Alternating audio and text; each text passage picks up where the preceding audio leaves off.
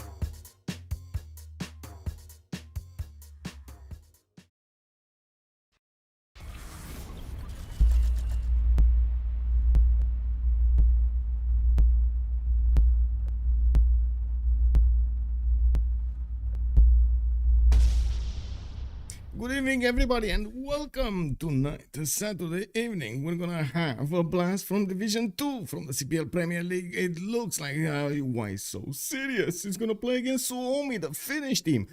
We have seen them actually quite a few times, especially Suomi over here. We have covered them in the past few months, and we do need to see what they're gonna do tonight against. Why so serious?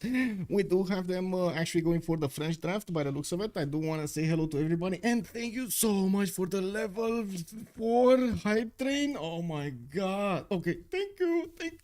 Let me actually see what we have here in the chat.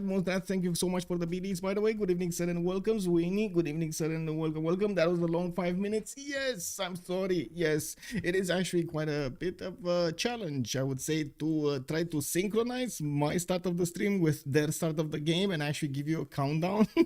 So I do try my best to figure it out from the information I have from the players, what I do see is happening, and so on and so forth. It's an ongoing process, I gotta say. I would have loved actually to have everything start on time and everything be there on point, but it is what it is. Honey Dave, good day, sir, and welcome. I did also notice we do have an anonymous gifter here dropping quite a few subs. Thank you so much, sir. I'm not sure if it's 1 or 2 or something, but thank you so much.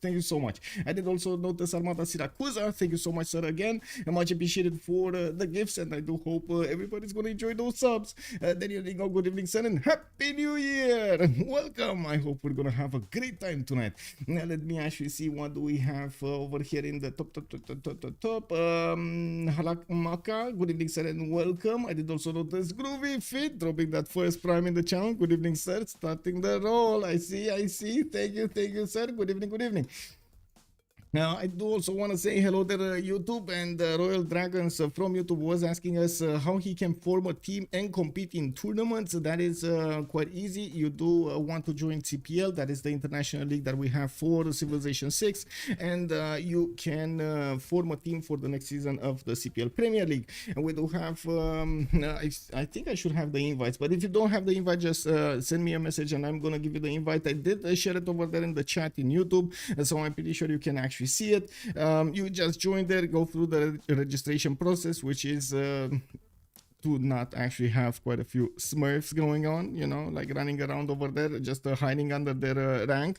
So we did try as much as possible to separate the seeds over there.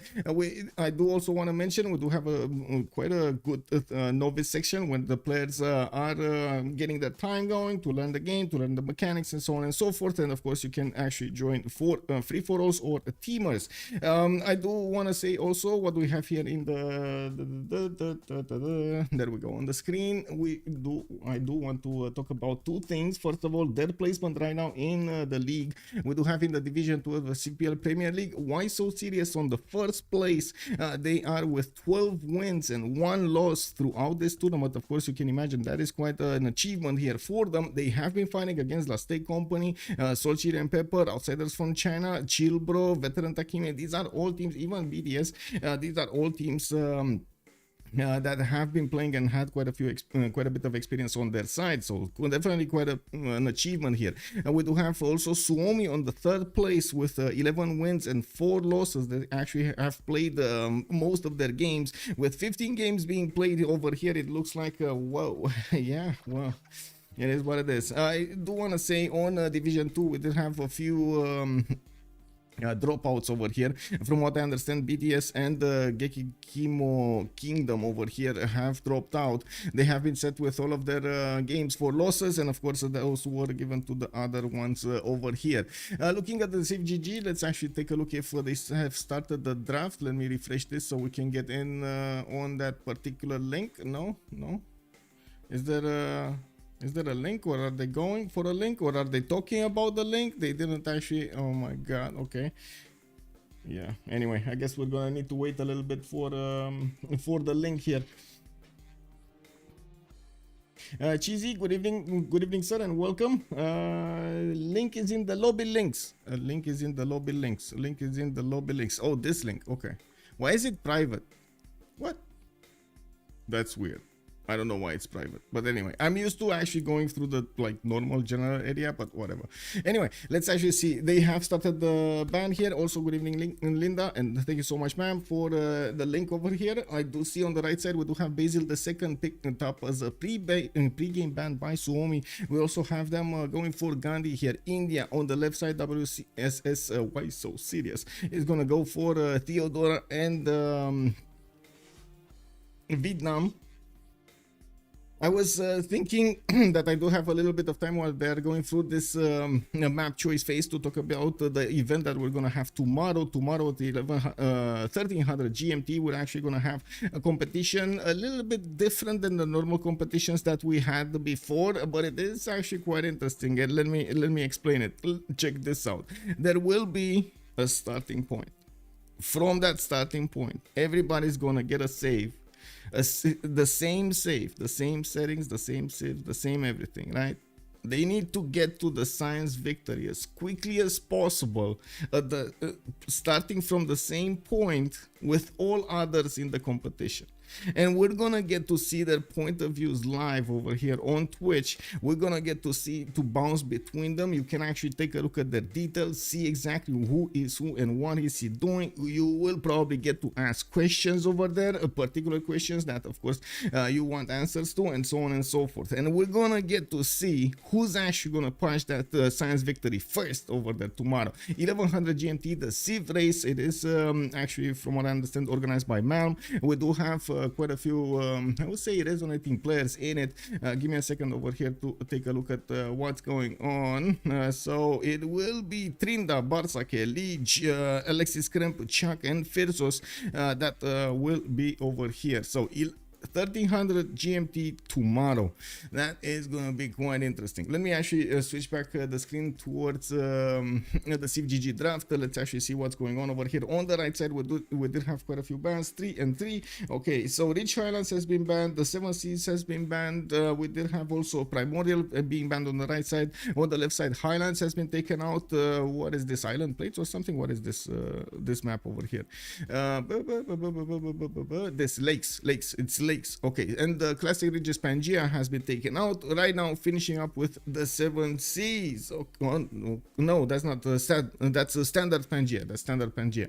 I gotta say, I didn't really actually in my mind, I didn't make the connection between the pictures over here and the actual maps. I'm more looking at the text below them. So yeah, anyway, and so it looks like no more tilted axis today. They don't want to roll the dice to see who's gonna win at the end of the game. There, we've seen Comanda yesterday managed to do an awesome victory with some incredible gameplays over there from Kabachok. And who's playing Tokugawa? Oh my god, that guy playing Tokugawa, man, unbelievable. HQ, I believe HQ was playing Tokugawa, man. He did actually get to fight 2 versus 1 against his opponents and managed to win on different sides.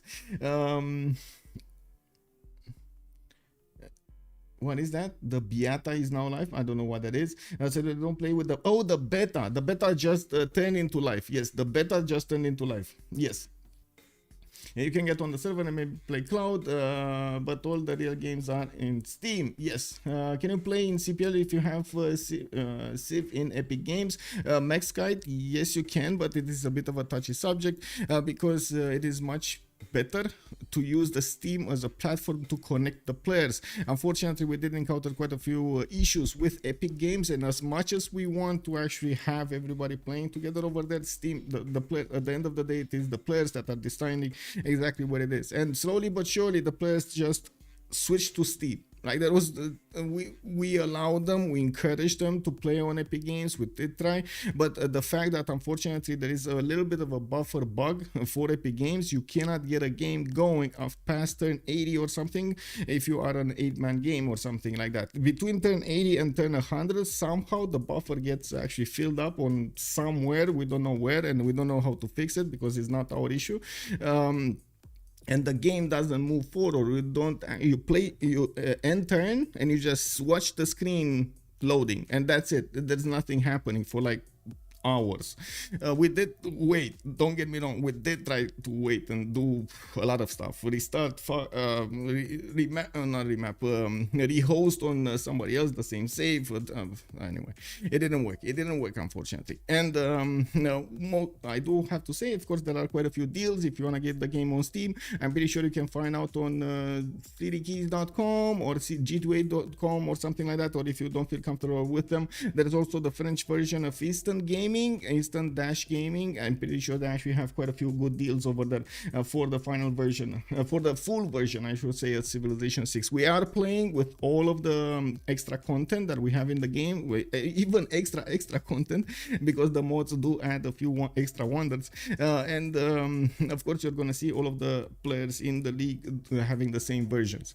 We do have quite a few picks in Civilization bands here, and it looks like they are starting up on the picks for the leaders. I do want to say on the left side, Why So Serious is gonna go for Dido, Scotland, and Portugal as a band. And since they did pick up 7 Seas as a map, you can imagine they will want some coastal civilizations being picked up. I'm not sure exactly what the balance will be, but we're gonna need to see between these land and naval civilizations. I'm pretty sure they're gonna want to get some advantages from somebody pushing somebody else from their opponents to get some pillages to try to slow him down from doing an army and so, or developing his empire and so on.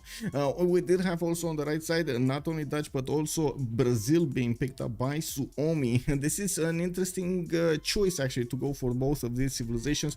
They do have a little bit of a different playthrough over here, and of course Brazil on the 7 Seas, it actually showed up extremely cool and powerful when it comes to that special battleship that it has. But unfortunately, like the other players say, you have to survive to actually use that at that point in the game. So we're going to need to see how they're going to try to use the map tokens, and if they would get lucky over here for Brazil to get a spawn in which he will survive.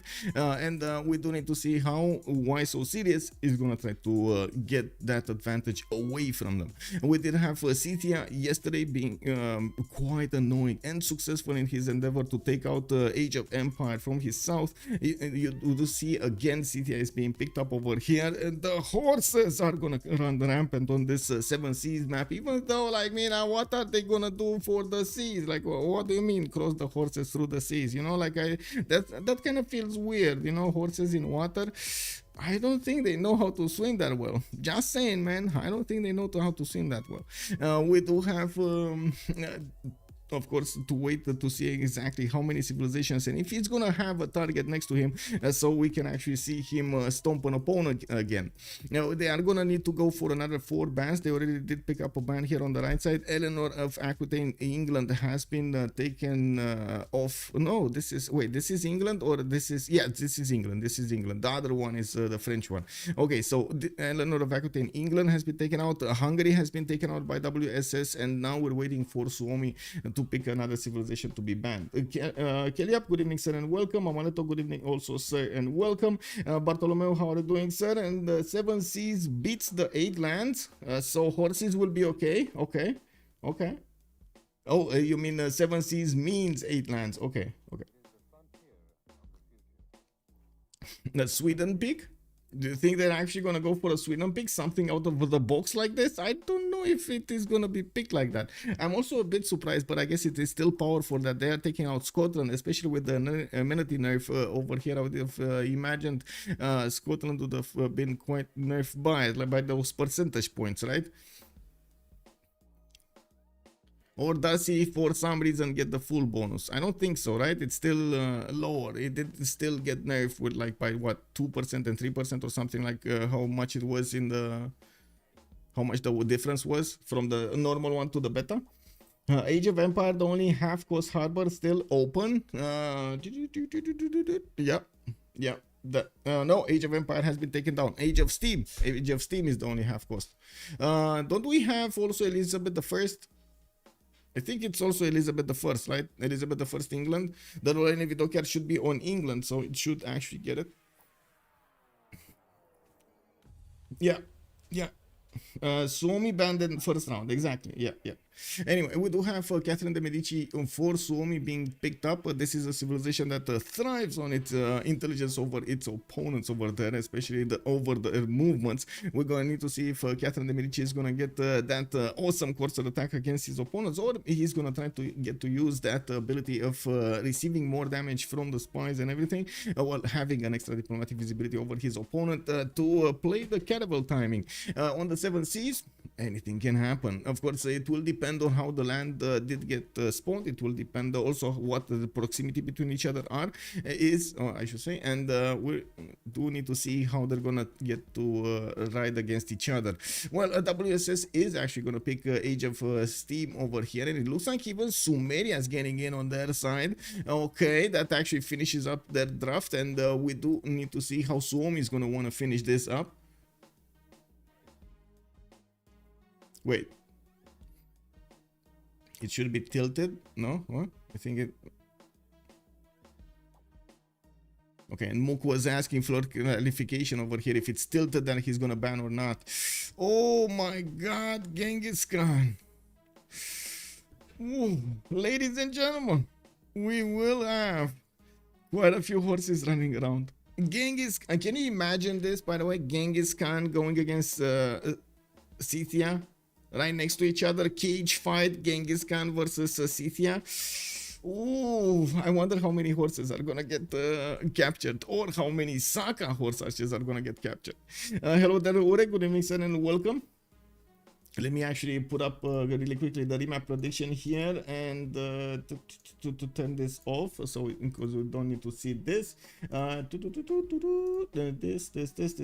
This. Give me a second. Clicking a lot of buttons, need to get to the button. There we go. This, how many remaps? 0, 1, 2, 10 minutes, start with prediction, and let me put up the poll also for YouTube here. Just a second. Oh, they still move the button. By the way, I did actually give them some feedback over here. They should really move that hamburger button that you have next to the text. It's unbelievably annoying. I can't even access it if I don't write more text over there.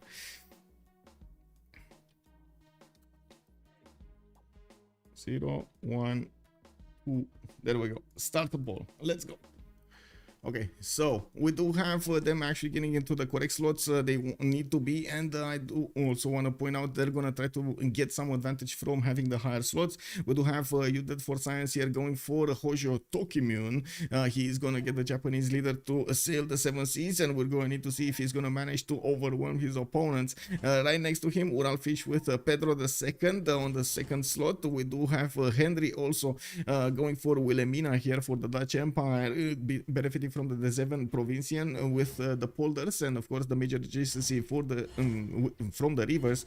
We do have a SahChicken that needs to pick up something here, and by the looks of it, right next to him, Rakas is gonna need to reconnect, and he's gonna pick Catherine de Medici, the Black Queen. I do wanna quickly scan around here so we don't have any 0 MS. Okay, it's fine. Now we do have Mukmuk going for Victoria, Age of Steam, and Adam the Engineer will with Tomeris. Looks like Pupumestari actually is gonna be the one with Genghis Khan. You can see these warmongers being actually left over there in the lowest spots because nobody's actually gonna want to get some passive points for generals. I'm pretty sure these will try to get those generals, will actually want to go and push their opponents if they have the opportunity. We do need to see how the game is gonna start here, and of course we do have the remaps going on. YouTube, hello YouTube, hello. Hello sir, Battle Cruiser, welcome. Hope we'll see planes this game. You think? I mean, yeah, that would be cool.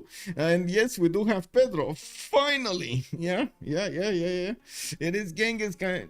Good evening, sir. Let's see, how are you guys voting? It looks like we got some high rollers here in the chat. We do have some people that are putting just in the 0 option a few points, you know, just 10 points here, 10 points there, trying to actually get as much return as possible from their 10 points. Okay, let's go high rollers.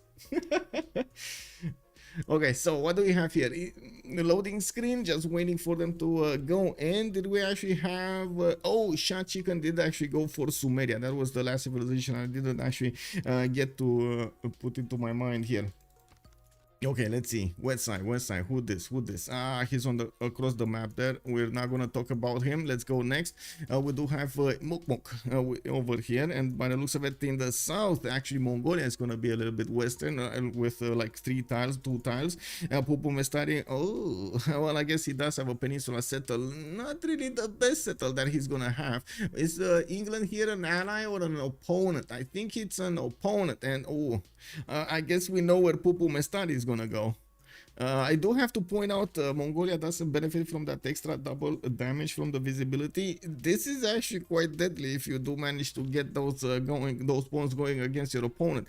We do need to see how Pupumestari is going to try to get out of this situation, because yes, he might have the opportunity to go against England on land, going through Candy and trying to push forward towards the north, while Age of Steam here will have the opportunity to come against his capital and maybe try to take it out. So it does depend on how Pupumestari is gonna do the next turn without him knowing. If he actually goes on the coast over here, of course it will be much easier for that city to be taken over. If he doesn't stay on the coast, well, I mean, there's gonna be a lot of time needed for those boats to become powerful enough, advanced enough to actually take over the city of Mongolia.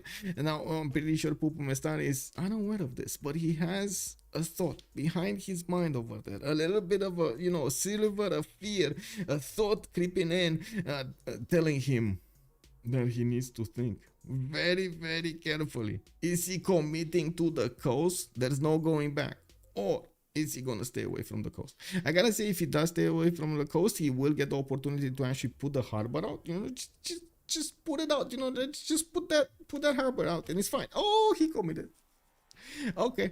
I mean, he made the decision. He's not gonna come back after this, right? If he actually fails his attack over there in the north, the city of Karakorum will probably be under siege by quite a few cannibals and frigates at that point in the game. So yeah, that's gonna be a problem. We do have to see how London is gonna play this. Mukmuk is gonna get his scout out in 3 turns, and I do see, of course, he's gonna have a decent land to the south. I mean, I guess only 1 city will be placed here, while he's probably gonna try to cover the northwestern side a lot further on. He does have an inland one that he can actually settle next to that volcano. No lake there to actually put out one of those harbors. Again, just put it somewhere, you know. Anyway, it is what it is. Now we do need to take a quick peek over here on Scythia. What's Scythia's target? Is he gonna have a target? No. Whoa, you died for science. What is this? Scythia, their allies. Who this? This is Rakas, France, Catherine de Medici. That is an opponent. He has a target. It's a 1-tile choke target, but at least he has a target. And of course, we do need to see how AdamTheEnginerd is actually gonna try to play this. If he's gonna go for some form of photo settle. To be honest, it is a bit dangerous to go for the photo settles there, but it is what it is. And we do need to see also if they're gonna keep this map at the end of the day. He has a lot of land to develop, and he could definitely try to sim. It's not ideal to actually sim with Scythia, and I've seen it multiple times. So yes, people did try and could not make it. I've seen also some very successful cases. I would actually blame it more on the land than anything else, but yeah, I'm pretty sure player skill did actually have quite an impact over there. We do need to take a look also on Catherine de Medici's spawn. A decent amount of fresh water to the west and to the east. This is coastal water here in the south, not really ideal, but yeah, he can definitely make it work. Definitely with the 2-3-1 ivory tiles, he's gonna find a way. I'm pretty sure he's gonna find a way. He can even put a city here to try to stop the bleed from the south. Unfortunately, that city doesn't have a lot of 2-2s to work around him, and yes, he's gonna get the incense and so on, but yeah, that's gonna be expensive, not gonna lie. That is gonna be expensive. Oh well, it is what it is. Looking at Hojo, we do have Kyoto with quite a bit of gold from this Coco tile. It's only 213, unfortunately. It doesn't have that extra production point that you would get on a hill, but yeah, you know, he's gonna have more in that second city to the north with the 3 extra Coco tile that he's gonna get. That's gonna be pretty good. You just need to get the plantation and get back the point, you know. Anyway, I do see he's gonna go for a builder first, and he is probably quite salivating after that fish over there to the north. I'm pretty sure he's gonna want to improve it quickly. He does need to get sailing for it, and of course we do have it over here 3 turns out. That will be, well, that builder will actually need to move a little bit before he gets to dip his toes in the water for the fish. In the north, Amsterdam is going to be on the same seas as no, oh my god, it's not, but it's fine. Kyoto can put a connection city and could try to go. Ooh, this is actually perfect galley timing over here, perfect galley distance to go against Henri with just those +5 galleys that Japan does benefit from and is known for. I'm pretty sure Amsterdam is not going to get harbors or probably boats in the early game, and we do have Amsterdam here going for pottery first. He's going to try to open up with campuses, and he does have a few rivers to actually make use of for that extra adjacency. We do have settler coming up in 3 turns, and I do see he's gonna have a banana for the extra food. While he does have the rivers, he also has some reef tiles here to benefit from.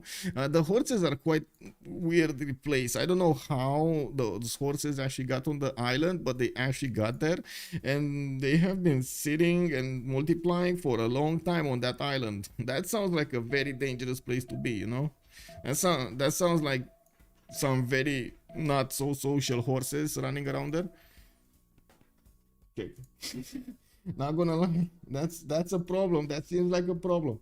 Bartolomeo seahorses, exactly, right? That's how they evolved them. Perfect 1 versus 1 for all members.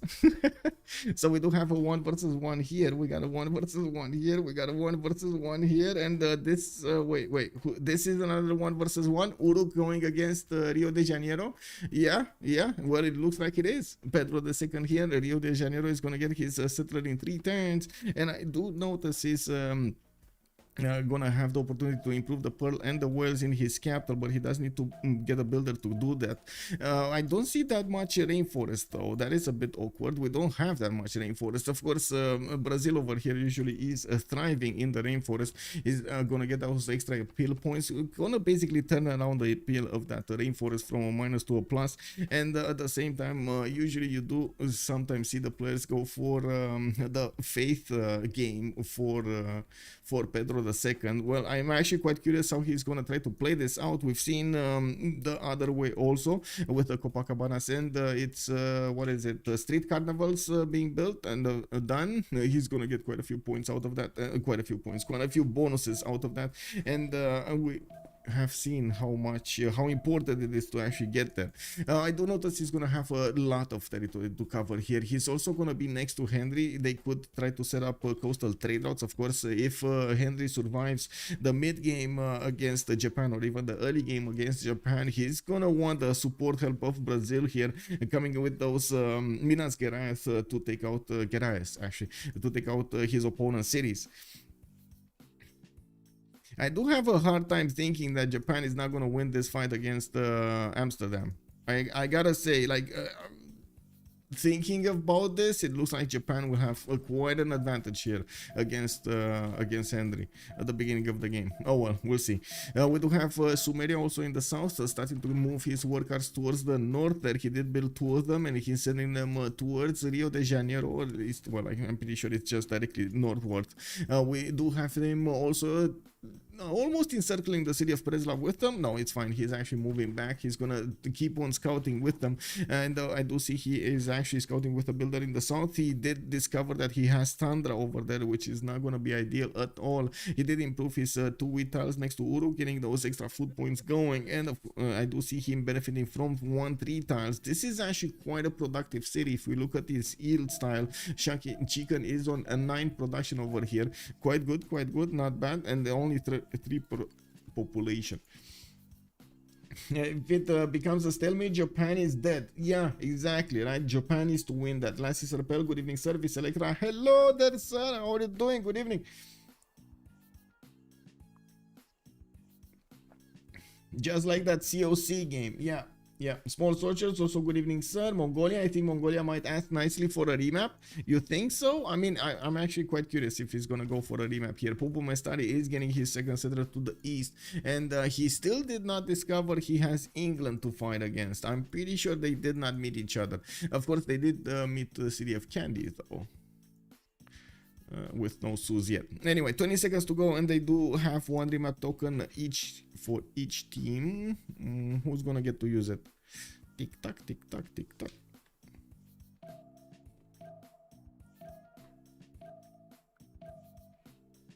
Whoa! Both teams used it.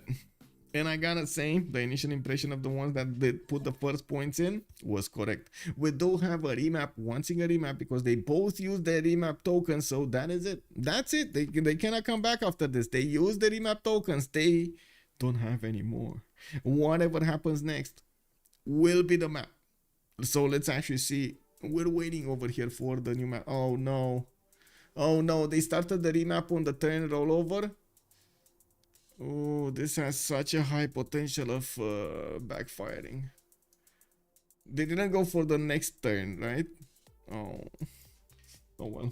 One remap voters, yes, exactly. They nailed it.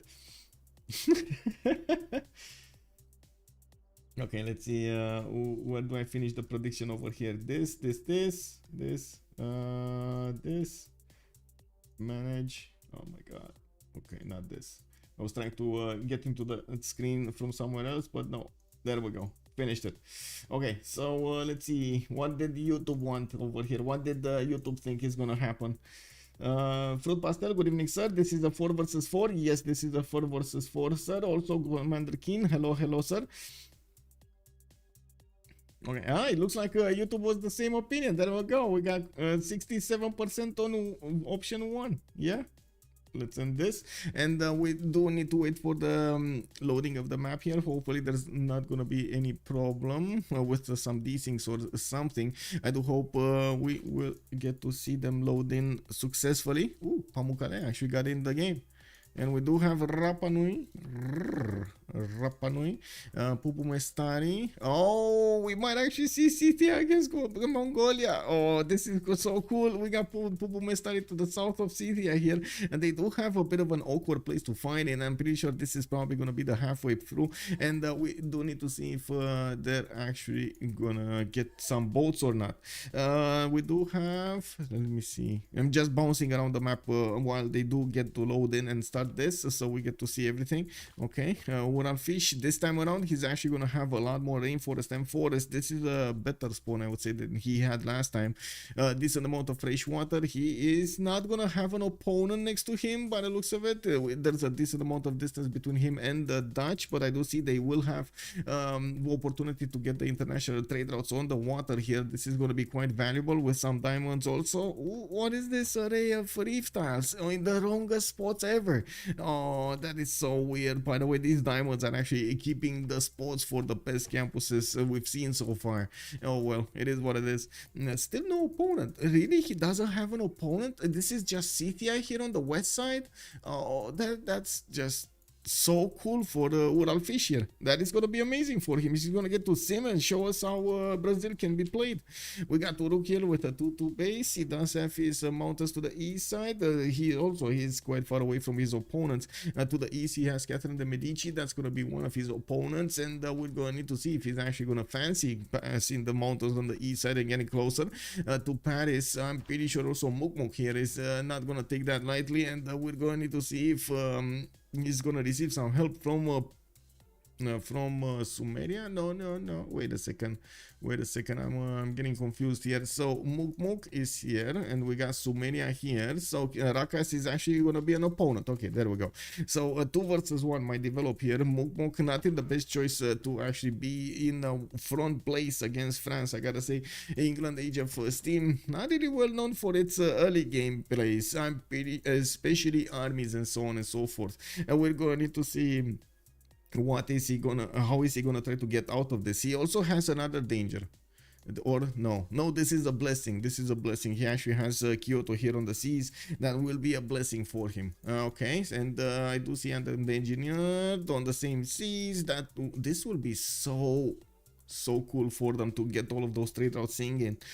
Okay, Karakorum is definitely gonna be get attacked at battleships by the looks of it. If he doesn't get his feet wet with some boats, I'm pretty sure we're gonna see Japan over here try to stomp his lands well before those battleships get there.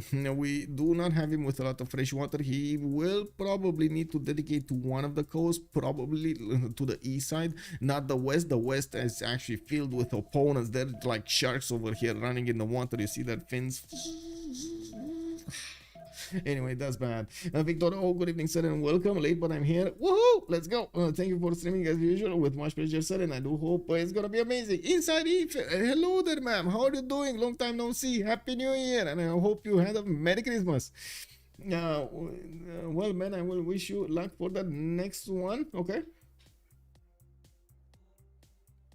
The winning streak continues. Let's go. She knows. She knows. Okay, let's see, what do we have here? Kyoto. So let's actually just take a quick pick on them more in detail.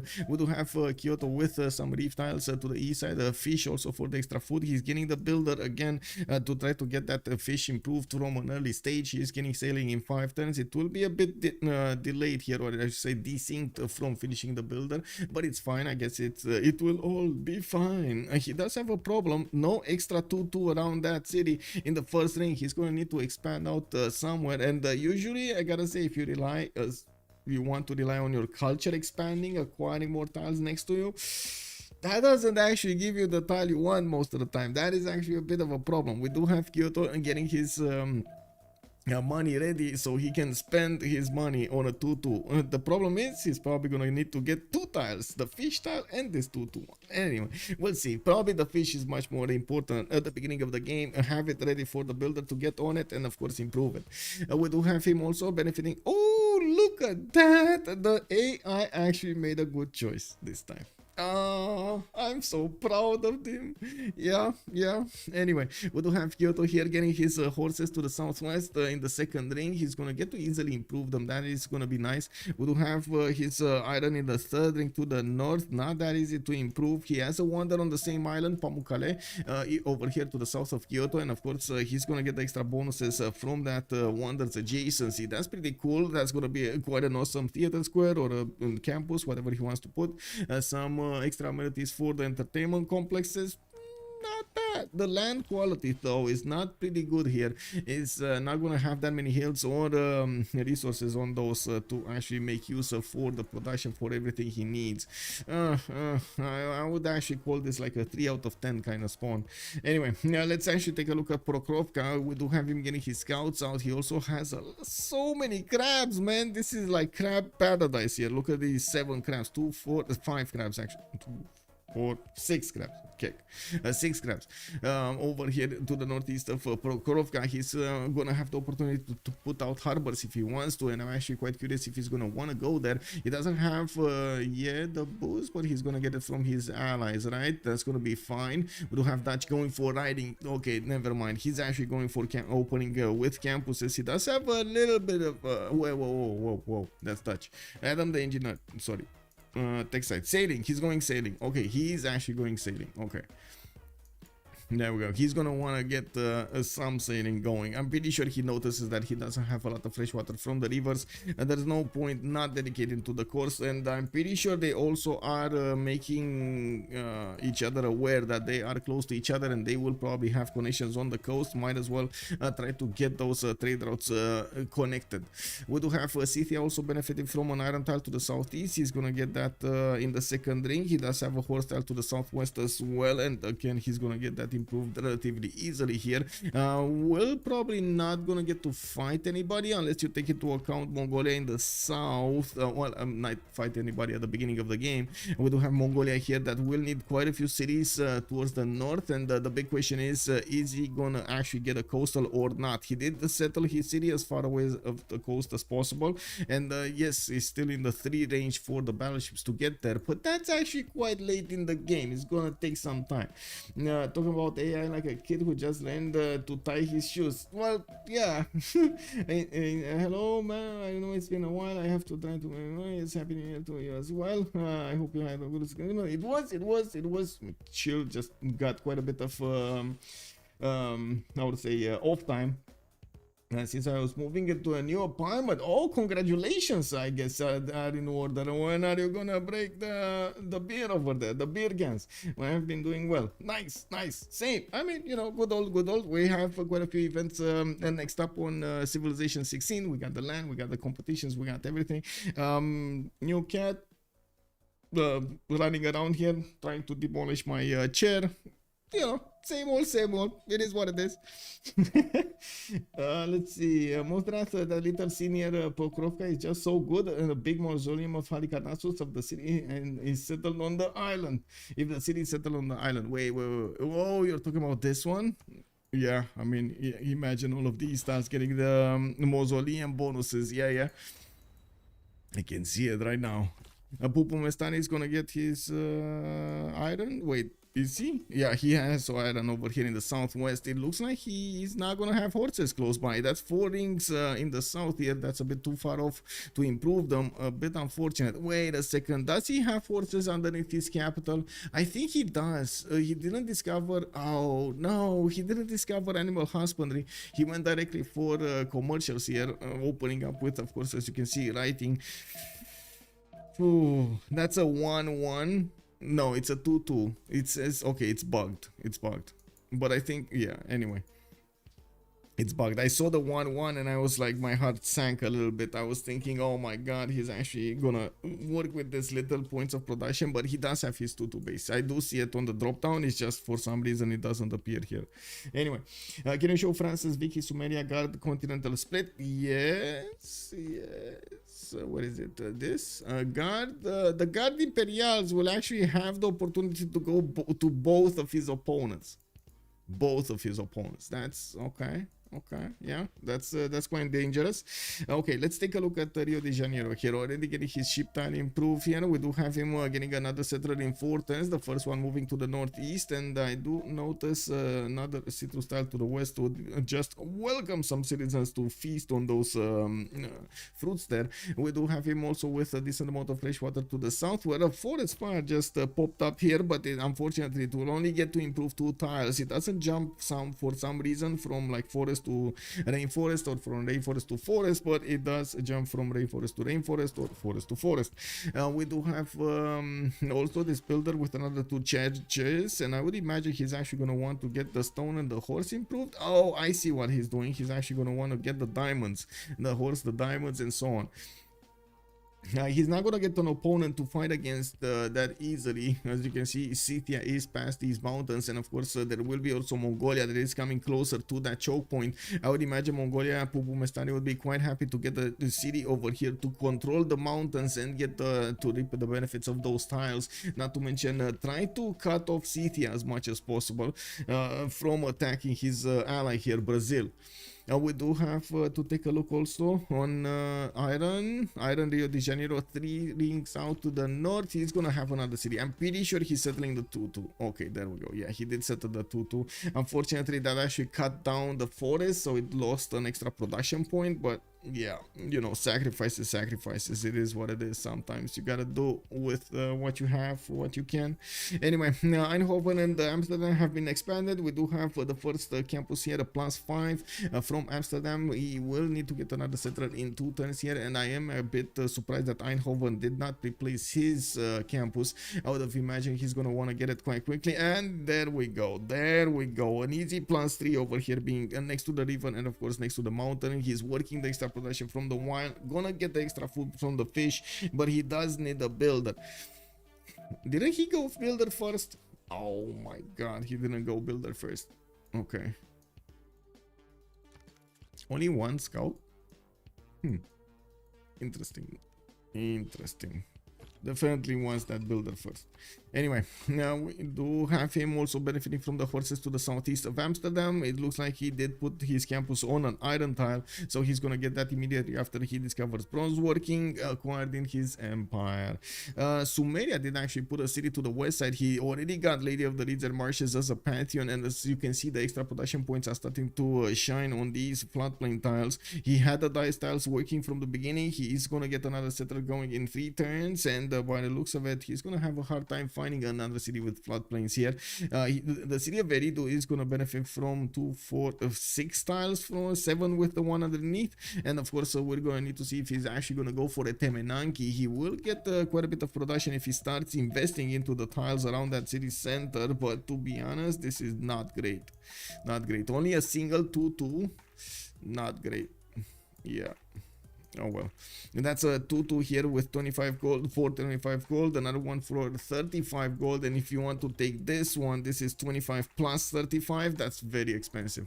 And this is just counting at the lowest cost possible, because the cost will increase as he discovers the tech side and the civic side. So yeah. Anyway, maybe first scientist on Discount Harbors, MNC, good evening sir and welcome. Ferno also good evening sir. Honda Spaceship, woo, whoa, boom, boom, boom. Good evening sir. Reef with no fish are 1 production tiles until ship. Yes, rule of thumb, tile has to be at least 2-2 to be workable. The crabs are only 2-1-3s, improved until colonialism. Really nothing can be worked there.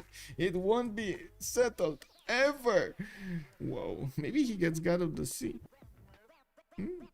Maybe he gets God of the Tides and gets extra culture from those 6 extra culture with the gold from the crab tiles. But yeah, these reef tiles are gonna be quite bad. Maybe Auckland.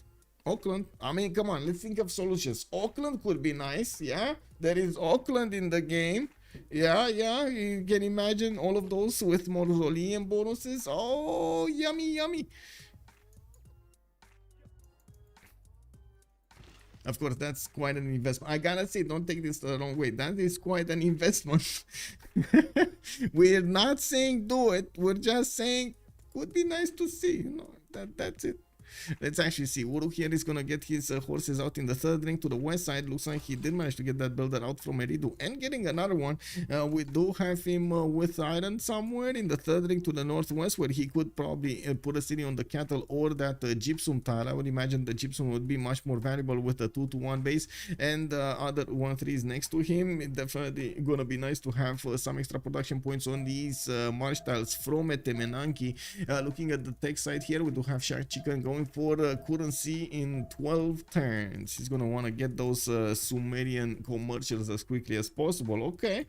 We do have Paris actually sending a city to the north, Rouen. He did settle it right in the face of England here, and I say the face of England because there is a warrior there that is just sitting, watching, like popping seeds next on the deer tile, and he's well, he's trying to keep an eye out for these French citizens. What are they doing there? What are they up to in that city? There is a builder coming with a scout here. It looks like Rakas did actually manage to convince one of the builders from Mexico City to join their empire and take over the world here.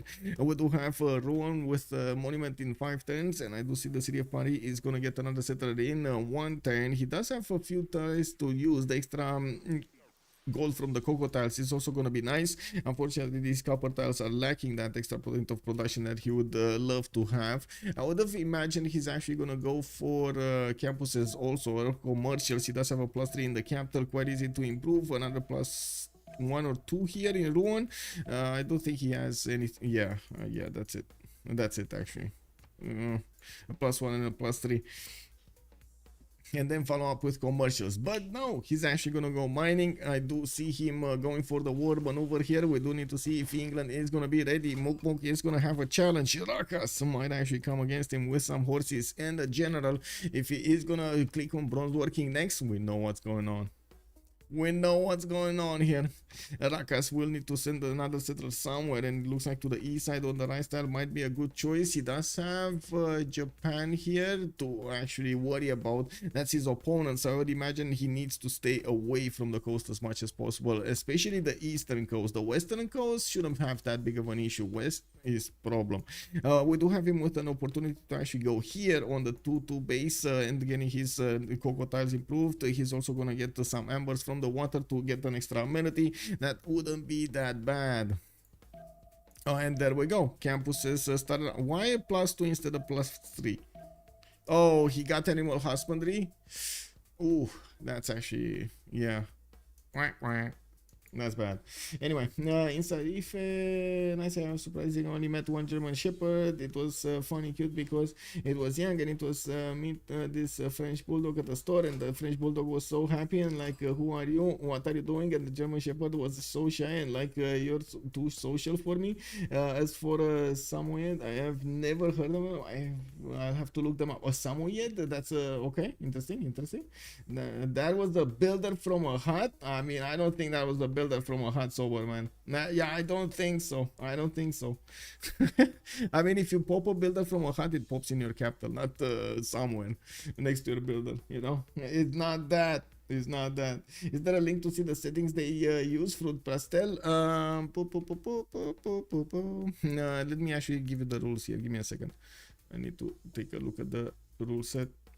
Get you the link.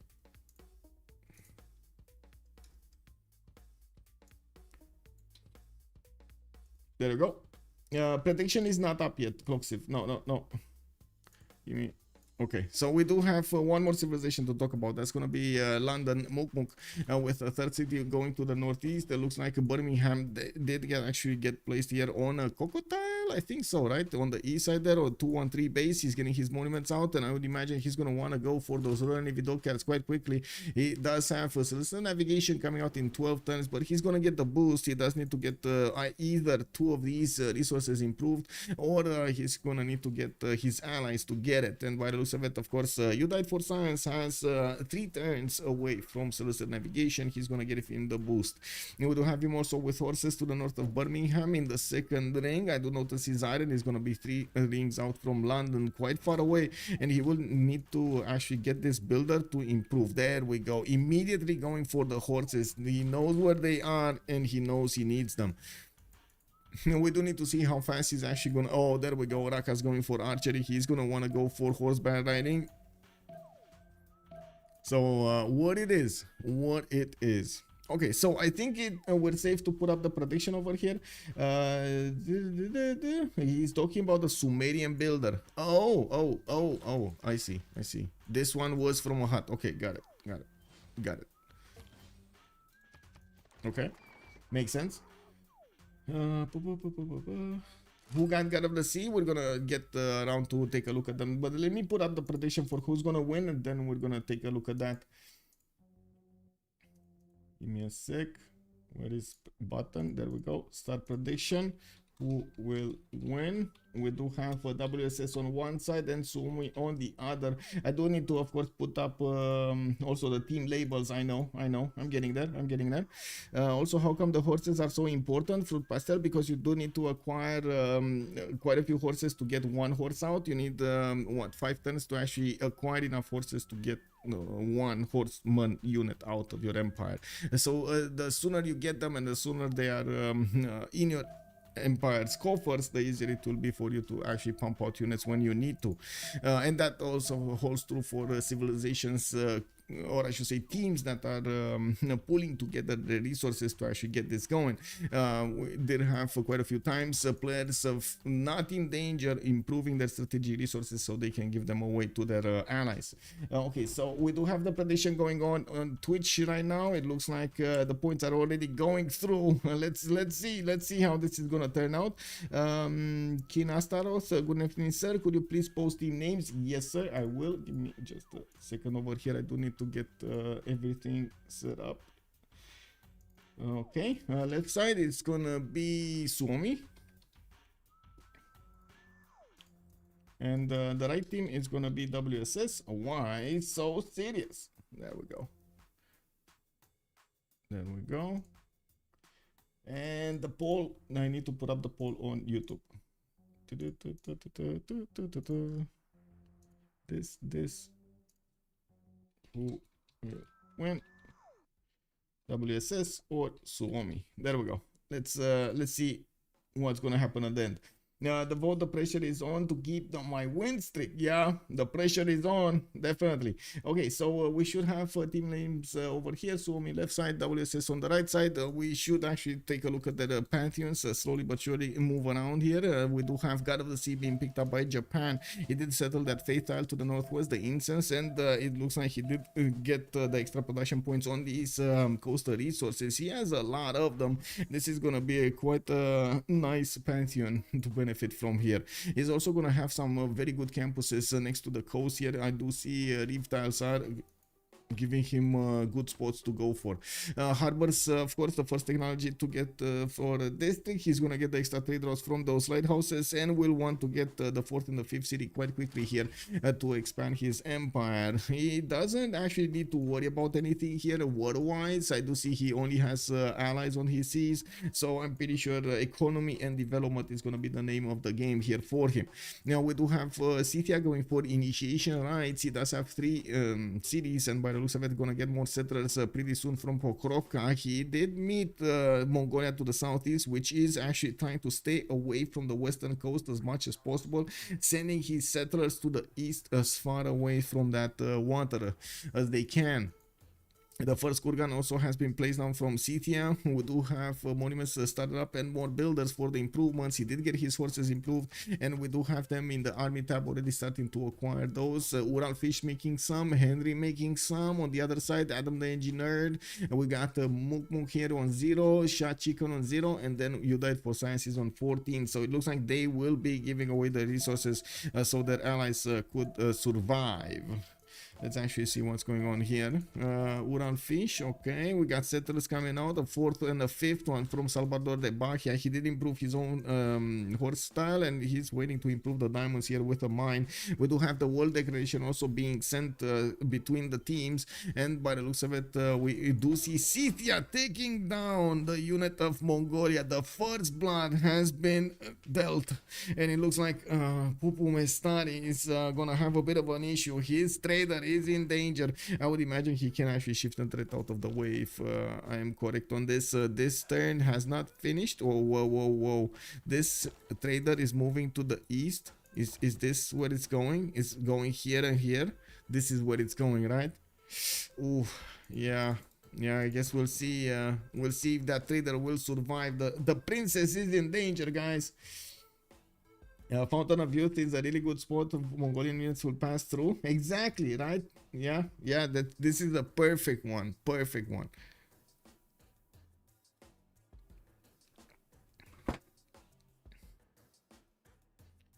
What do we have here? City Patreon got us picked up by Uralfish, opening up with commercials, 3 of them, and I do notice he's gonna get that 4th city out soon. Dutch did go for religious settlements, and by the looks of it, Henri here, Netherlands, is gonna start to improve his coastal resources. He did go for 3 campus opening, and has jumped up to 14 science with 5 culture, 28 production though, improving his horse style, gonna give him that advantage. He does need to get his amenities improved. I do see he has quite a few of them. The diamonds are gonna be easy to improve. These amber tiles, or I should say the amber, is gonna be easy to improve, and he did settle on a 3rd. Oh, he did settle on diamonds. Never mind, he did settle on diamonds. Just get those ambers improved. The amber, and guess when he's gonna get his irrigation, he does need to get the wine also. We do have him with a potential kill here on Hong Kong, or maybe the city of Vatican, between him and the Sumeria. I do notice also Sumeria is starting up on his Temenanki, 5 turns away from finishing it in the city of Eridu, where he did get the Lady of the Reeds Marshes to improve all of that territory. He got all of the farms going, and of course just waiting for the final bonuses from Temenanki. Choosing to go for Magnus Internals, he did get another Ziggurat here to give him those extra science points, culture and faith points, and of course the extra food. We do have him with the farms, also with a decent amount of production here in Uruk. 653 6-3s are definitely strong. Opening up with commercials for the extra trade routes, and I don't see him actually going for the 4th and the 5th city. I would imagine he might actually want to go for his ancestral hall before he expands. I think that would be a bit slow though. We do have Goddess of Festivals also being picked up by France. A bit surprising that he didn't go for the coastal settle on the west side. I guess he didn't know that he doesn't actually need to fear anything. We do have him putting the city of Toulouse to the north, and that is going to bring him a little bit closer to Mukmuk's empire. Getting the campuses opener here with a +2 and a +1. Unfortunately, he could have actually had a +3 if he didn't discover those horses, but you know, the damage has been done. It is what it is. We do have him also with a few builders that need to improve his strategic resources. He has his iron really cheap, he has his horses really cheap. It's a pretty good opener here for France to go and stomp his opponents. Mukmuk is definitely going to have a challenge to defend that city of London from the aggressors. Yeah, we do have also Goddess of Tides being picked up here by Mukmuk. He's gonna get the fish with the extra culture point, and of course we do see the first one in London showing that point out. Unfortunately, it is kind of bugged, but at least you do see it. That's a 3111 tile on the fishing boats. He does have another builder coming up from London, and I'm pretty sure he's gonna get quite a few other tiles improved. I'm actually curious if he's gonna prioritize these how to say, these coastal resources more than for example, getting the extra production from the stone tiles or something like that. Oh well. 1026, we aren't that far off from switching the era into the next one. We do have Mukmuk that needs to get that extra point here, and it looks like he's putting his Noe Nevidokia right now. He's gonna get it in enough time. That is enough time to actually get the 4 points. He's fine. He's fine. He actually needs to pre-place them from all cities. So Sheffield put one down. London did not want. Okay, there we go. He's putting one down. Just you know, he was taking it slow. He was thinking how to play this. So no, what's the next card? What can he use there? The phone or iPads, they're just drunk sometimes, yeah, or the user is a bit drunk sometimes. My iPad does that to me. Oh, wait, what? Phone? What? How did it in the phone? What? Nice. I don't have a ton of points because I spent them to get a why you bully me. But I have almost 10 votes now. No, okay, yeah, yeah, okay. Why you bully me phone? Oh, I mean, that must be a very special phone. A why you bully me phone.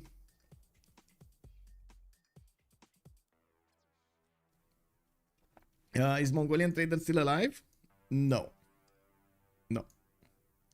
That Mongolian trader died, and AdamTheEnginerd is actually gonna get another scout next to the city of Ulaanbaatar. I don't think he's actually gonna get to do that much damage against that city center. And of course, we do see Mongolia is bringing more slingers to fight this off.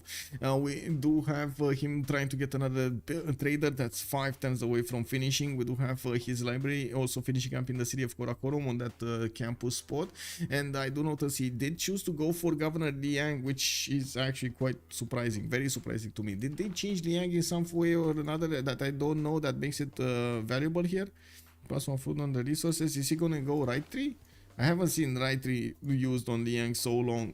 1, 2, 3, 4, 5, 6. No, 7, 8, 9. No, I still no.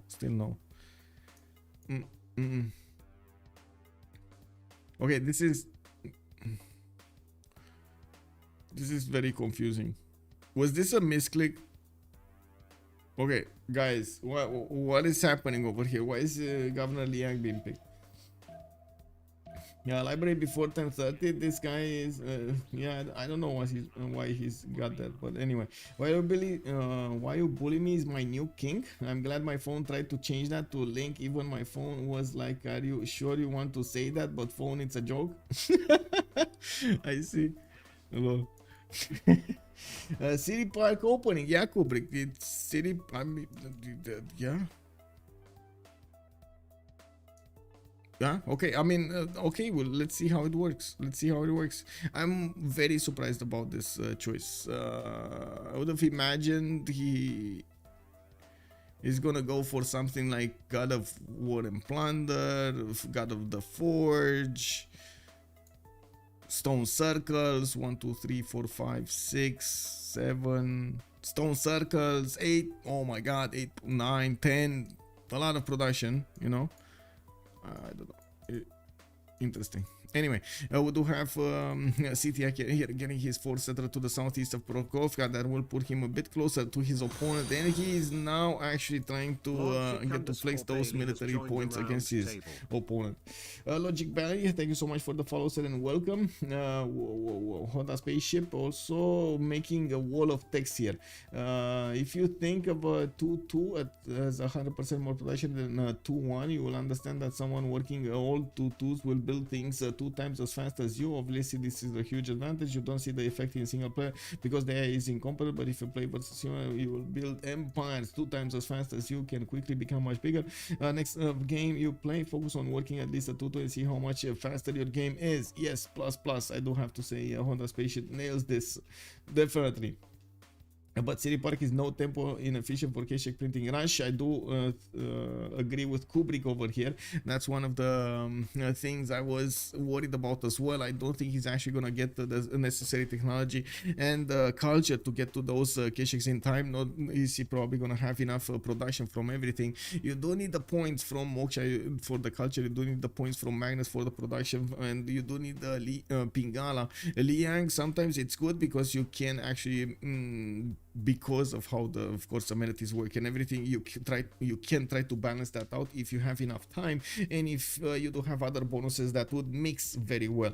Mongolia doesn't really have bonuses that mix very well with Governor Liang opening, but I gotta say there is a bit of an asterisk there. We have seen Zulu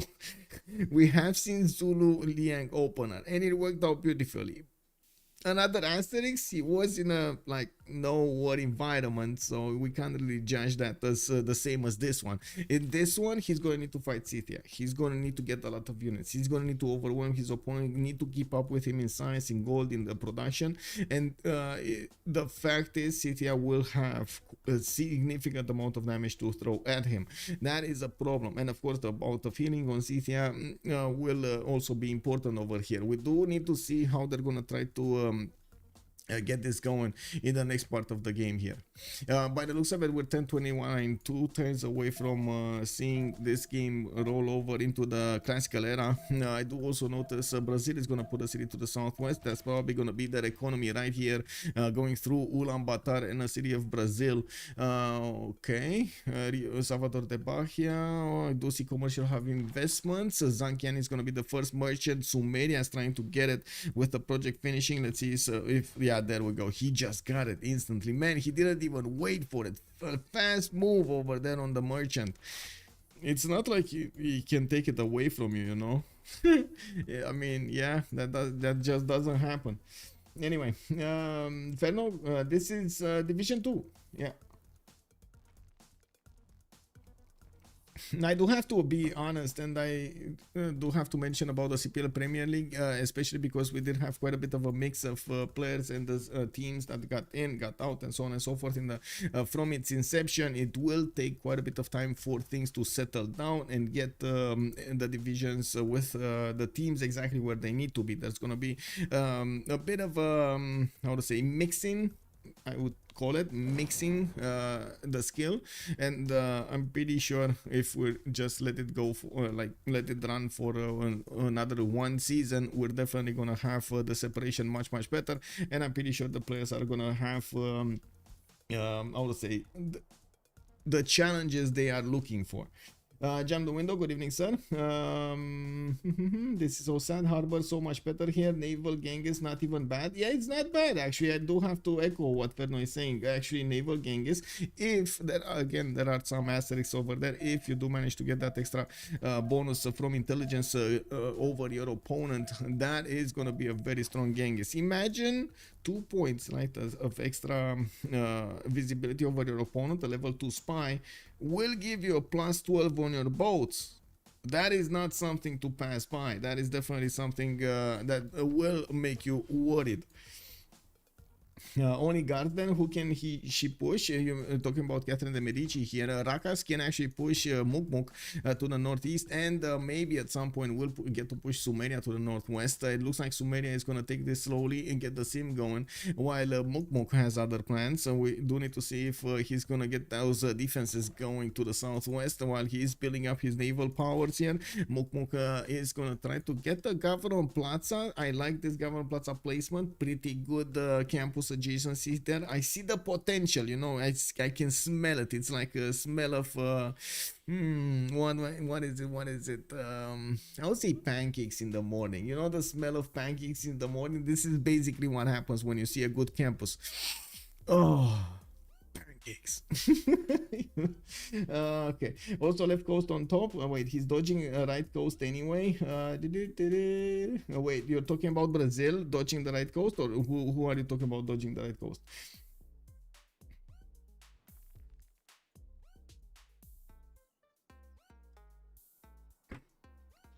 Maybe Mongolia, like he's dodging the left coast. I saw him projecting science. Did he get Hypatia, or was it a harbor discount? Let's actually take a look. Hypatia will be taken by Netherlands, yes, next time. I do see France actually getting... No, he's not getting anything. He's gonna get his Governor Plaza to hit that campus and make it a little bit better. And I do see he chose Moksha to mix in his capital, giving him those extra culture points. He's starting to improve his resources. And we just got into the 32nd turn, so we can talk about their golden ages. Penbrush and voice on Pupumestari. We have seen actually players start to choose to go for the fourth option, and it is a bit surprising again, because the fourth option, we've seen it yesterday being used successfully by multiple players for their war and their development of their empires. At the same time, we actually have seen it quite good, keeping up with everybody in the game, allowing the players to keep up with everybody in the game, even though they kind of had a different approach, right? The more warmonger approach of the game. I do have Pupumestari here with 17 science and 15 culture. He does have 10 gold a turn and not that big of a military, but he is pushing out the Scythian warriors outside of his borders, and I do see him trying to get new settlers out. There's not that much of a pressure here from AdamTheEnginerd with strong units, but I would imagine he's gonna get horses at some point. We got Rakas also going for his bronze working and political philosophy in one. I do see the city of Rouen already starting to train alongside Paris those horses, and I do see also his big ally is going to establish in the city of Rouen, getting the goddess of the hunt to give him the extra culture points. Doing quite well, 13 science and 26 culture. Definitely needs his libraries here, and to keep pushing Mukmuk. You know, I do see Henri also with 29 science and 23 culture, choosing to go for the Pembrush and Voice Golden Age. Impressive opening here with very good campuses. His Governor Plaza is going to hit 2 of them and going to get those extra points working for him. Multiple builders coming out. He's getting his audience chamber. A bit of a surprise. I would have expected here Ancestral Hall to be a preference, but I guess it is what it is. He has a lot of good land here for him to use the rivers. And I say good land because he has rivers. Nothing else of this land actually is that interesting, but yeah, rivers, mountains, a lot of science. Like, this is gonna be quite nice for Netherlands. We do see him also managing to take over the city of Hong Kong. It's gonna be his for quite some time. Here he is to the west side of France, and they at some point might actually get to trade with each other. We're gonna need to see when. The first encampment being put down. Looks like Rakas is going to get it from the city of Toulouse and Rouen. And this actually makes me wonder why he didn't go for the fourth one, for the fourth option. Well, it is what it is. We do have Pedro II also with a Penbrush and Voice Golden Age. Pedro is with 4 cities here, getting his settler out in 3 turns. He does have Mongolia to the west to trade with. By the looks of it, they are already setting up that possible trade route and allowing Pupumestari here to get the gold going. We do see also him putting campuses alongside those commercials. His Governor Plaza is to the east, where he is gonna get a pretty cool campus here. Went for city patron goddess, and I do have to mention he did not go for a religion, obviously. We do need to see him try to use these bonuses without that religion.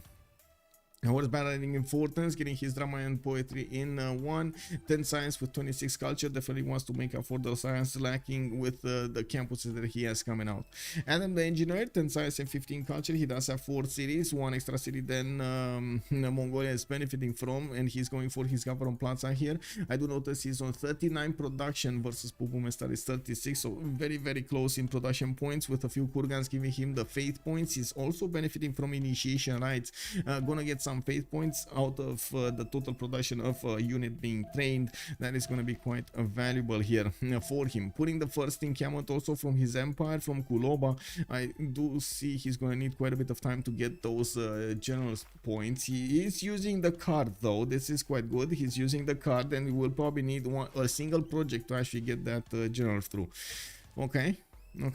Quite a few builders also available for him to use to improve his territory. 4 of them from what I do see, with lighthouses coming around. Gonna get those extra internal trade routes to give the extra food and production from Governor Wagner's bonuses. He is getting pushed out from the Mongolian border though. Mukmuk did get these units where I thought he's actually gonna put a city. What is the new Exodus bonus? It's what is it? +2. Give me a second. I can actually put it up on the screen here.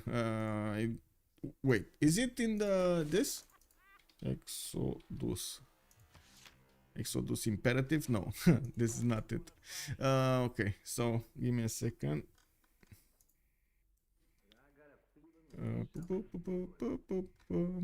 Okay. +2 horses and iron per turn, 50% production for military units, -1 maintenance cost for military units, +1 production and culture for encampment and its building. So if you are opening up with encampments, the fact that you're going to get the extra production and the culture from them, it's very valuable. You pay less for your units, you get more resources. That is pretty good, I would say. Pretty good. Gonna get outscaled so hard. Just compare Mongolia with Scythia right now. Probably dies at Cuirassiers field cannons. Yeah, not gonna lie, this is gonna be quite a difference. Unicorn Pig also, good evening sir. Only worth making the campus near the beginning. Fruit pastel to arrive. Okay, early production food scales much more than science and libraries giving. Yes. Just don't pick Mongolia. I don't think Mongolia is the problem. As in, I'm pretty sure you can make Mongolia work in most situations. It's gonna be quite a pain to deal with Mongolia, just like with Lotaro, right? You are there for a mission. Disrupt the game for your opponents. That's the mission. Okay, audience chamber finishing up in Amsterdam in 2 turns. I do notice the traders are not that big anymore. Only 1 trader here from Dutch. He's gonna need to get his harbors out quite quickly, and he started building a few of them. Needs the extra population level to put them down. Amsterdam is only 4 pop right now, and he definitely wants to get that city higher in population. We did have Sumeria finishing up his at Temenanki in the city of Eridu, and I do notice Sumeria with Pen Russian Voice Golden Age. He's on 27 science and 22 culture, getting to 1 turn a campus here. Only a 1-point campus, but still he's gonna get the libraries and the universities later on in it, while he is placing a few more cities around. I do see another settler is making his way towards the west. Probably the Crocodile is gonna be the target, and we do need to see how he's gonna follow up with his other cities. The extra trade routes are starting to get to connect his empire towards the capital. Of course, Liang giving the extra production points on these floodplains, while Uruk is benefiting from Governor Magnus bonuses towards those trade routes. I do notice you died for science here, 15 science with 29 culture. He does have Hojo Tokimyo's empire in 4 cities, getting his harbors out and a few boats, audience chamber in Kyoto. And I do see God of the Seas giving him so many production points already, 1, 2, 3, 4 at the moment. He does have more resources that he will need to get to improve, and I do notice he definitely needs to get more settlers here. I'm again a bit surprised about audience chamber choice, but I guess he doesn't have a lot of placement for his cities, so yeah, I guess it is what it is. Yeah, I don't think he has anywhere to expand. This is kind of weird. I guess he can actually go for these islands in the southwest, but I'm pretty sure he's not gonna want to disembark on France's territory here on the west side with a few cities, or maybe he will. I mean, I wouldn't mind seeing some samurais going against the French nation. Would you mind seeing some samurais going against the French nation? I would imagine no, right? Every religious civilization goes monumentality. Yeah. What happened to religious bonuses? They got deleted. Yeah. Exodus was really never picked. Yeah. I'm gonna need to do a patch video, by the way, on this and update the patch notes on CPL.gg. The update did catch me by surprise. I don't know how, but I didn't actually think it's gonna like they announced it and then they updated it instead of like anyway. It is what it is. And we do have Ulaanbaatar getting a campus here from that city center. It's only a +2 while he's struggling to get more science and culture around. I do see Adam the Engineer still keeping up the production high and the gold going. 45 gold points already for Scythia, getting a few more kurgans for those points of faith as well. We do have him with a new traders coming around. I do notice he's already sending them externally. He's not gonna go for internals here, even though that's a bit surprising. He did choose to go for Governor Magnus in the capital. Maybe he is choosing to use Governor Magnus to increase the chop yields and not use him for the internal trade routes. We do have him 2 turns away from horseback riding, and I do see of course him going for his encampment here. He does need a few chops to get it quickly, and of course Mongolia will probably gonna need to get to one of his own encampments. France is making a few general points. He did plug in the card a bit of time ago, while of course next time he's gonna get his encampment, he's gonna start rolling those points in again. He is starting to improve also his plantations here, only still on 3 cities, getting his audience chamber. And again, this is a bit surprising. Wallow's Throne or Ancestral Hall could have I think Wallow's Throne actually. Wallow's Throne ERL against England.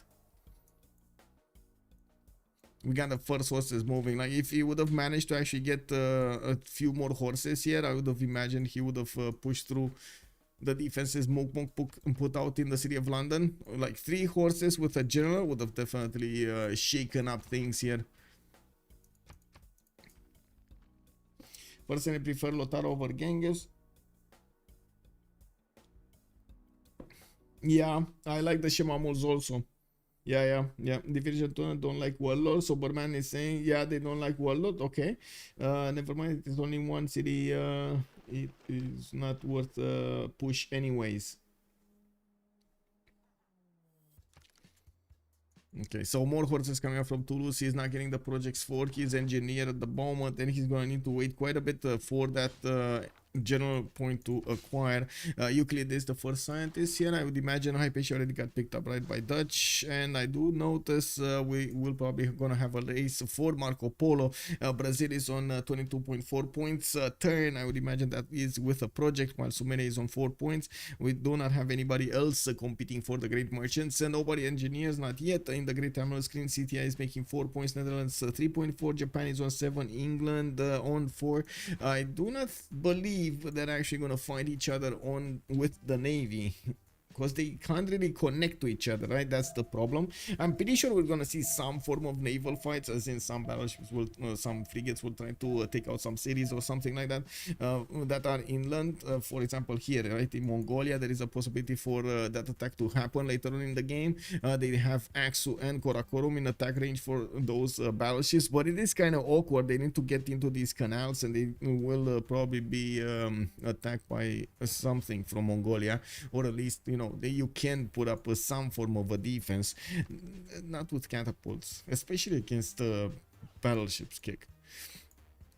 Anyway, now Magnus Ulaanbaatar, we do have campus going in. A bit surprising that he's going Magnus here.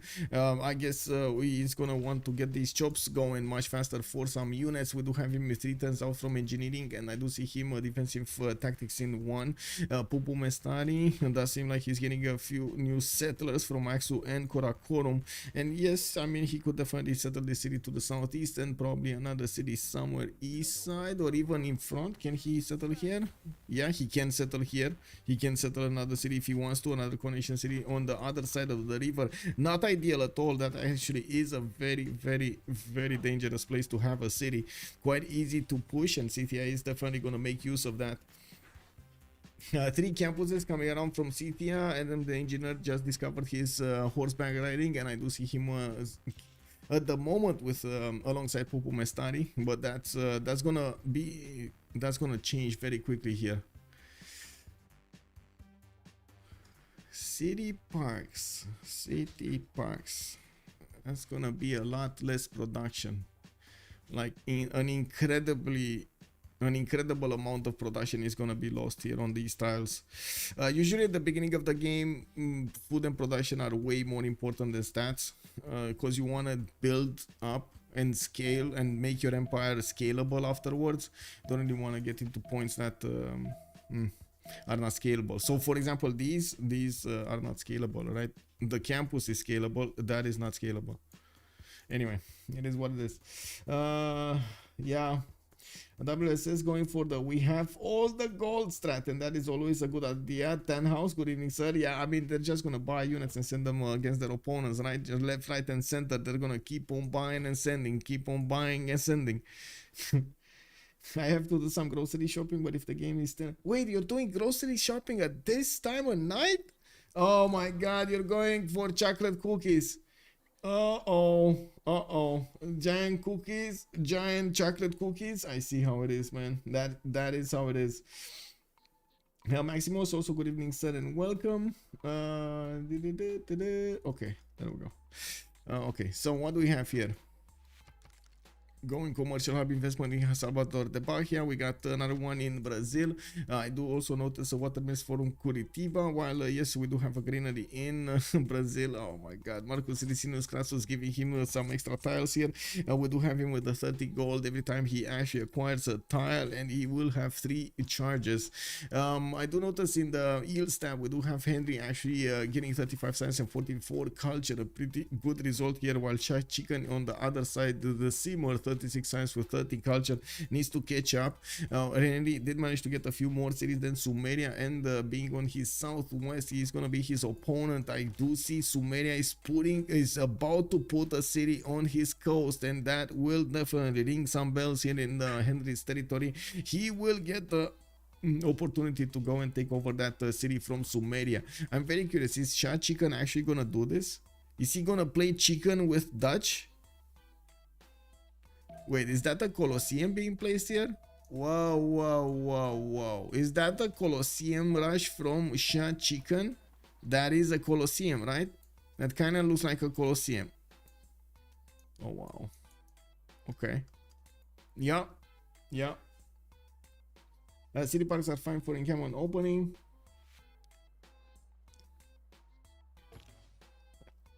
Yes, I tend to agree with Soperman's comment over here. City parks are fine for encampment opening. Encampment buildings can make up the production loss, but coming with campus library opening is just not good. Yeah. Ooh, Mishui, thank you so much for the prime, sir. Good evening. Thou shall be knighted primer. Me_Shui. Let's see who got it. Sumeria got it. Sumeria got an extra trader of capacity and a free trader. That's pretty good. I do see Colosseum Fortens out, and it looks like Sumeria did actually put that city down. We do have Henri now with a mission. First of all, he's going to expand. Second of all, getting his harbors out. And the third, preparing for war against the great Sumerian invaders. Can you imagine the nerve of Sumeria here, even chopping a galley and sending his admiral back? I mean, that is some disrespect right here from SahChicken. He couldn't even try to make that admiral have a little bit of a dinner, you know, get some lunch, walk him through the new city, show him the monuments, and then send him back, you know, not like that, not that just step on him with a galley. You gotta be nice with it, you know. Anyway, okay, did Shah slaughter the Brazil? He did, but isn't that a cliff that would disable attacks from mid-range ships? Which, okay. For Sumeria's coastal city? Oh, I mean, it works. You can still attack the city. It's fine. Easy DB outplay both gold merchants. Yeah, melee ships can hit any coastal city. That is true. Yeah.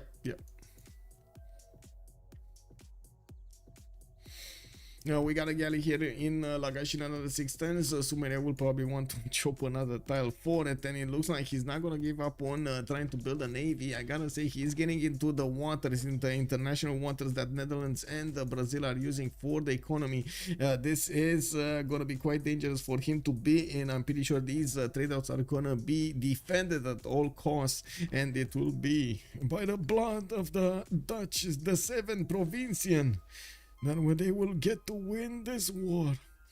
And the Netherlands getting his harbors out for the economy. He's already on 39 gold a 10 and starting to get the admirals out with so much science and culture. I would imagine he's not going to get the problem, have a problem to go for cartography and of course frigates, follow up with frigates. I really hope we're actually going to see press gangs being used today. Just saying. I mean, if you're going to go to war, press gangs, very good bonus, very good bonus. I kindly recommend it. I warmly recommend it. If you want to go to war, build a navy, you want to get press gangs. You know, it's just, yeah, you gotta do it. It's basically like eating Nutella on pancakes. You gotta do it. Like, there's no other way. Guys, does anybody here not like Nutella on pancakes? And what is it with me and pancakes today? Oh my god. Anyway, WSS has a lot more gold. Dutch will get Irel so hard by this one city. You think Dutch will get Irelled? This is so, I mean, I can't wait to actually see this happening. Is Dutch gonna get Irelled, or is SahChicken actually gonna get to lose this city? Yeah, I mean, you know, Nutella on pancakes, that, you know, it is what it is. Now Sumeria can Irel, yeah. He can Irel everybody, exactly. I would imagine over here Sumeria would have definitely had a chance to send a few units to Brazil just on the land, you know, not needing to dip his toes into the international waters of his opponents.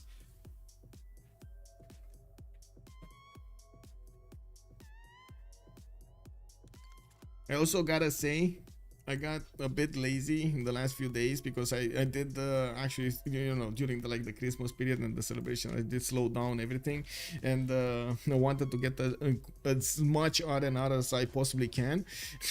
And for 4 days straight, I have a craving of one of those shawarmas from how to say, from the market. Every time I find an excuse to not go there. I mean, it's you know, it's good for my body that I don't eat it, but oh my god, that would be, you know, you gotta get out of the box sometimes. You gotta get your things rolling. It is what it is. Your cravings. But I don't know, with Mongolia on the other side, he will probably take some resources and money from his teammates. The one tile horse push, yeah. I know, I was thinking the same. Ferno, oh my god, yes, exactly. Like 3 horses and a general would have like made Mukmuk here and definitely pay for his transgression. So if having the city of London so close to the French land, I don't know how this could happen.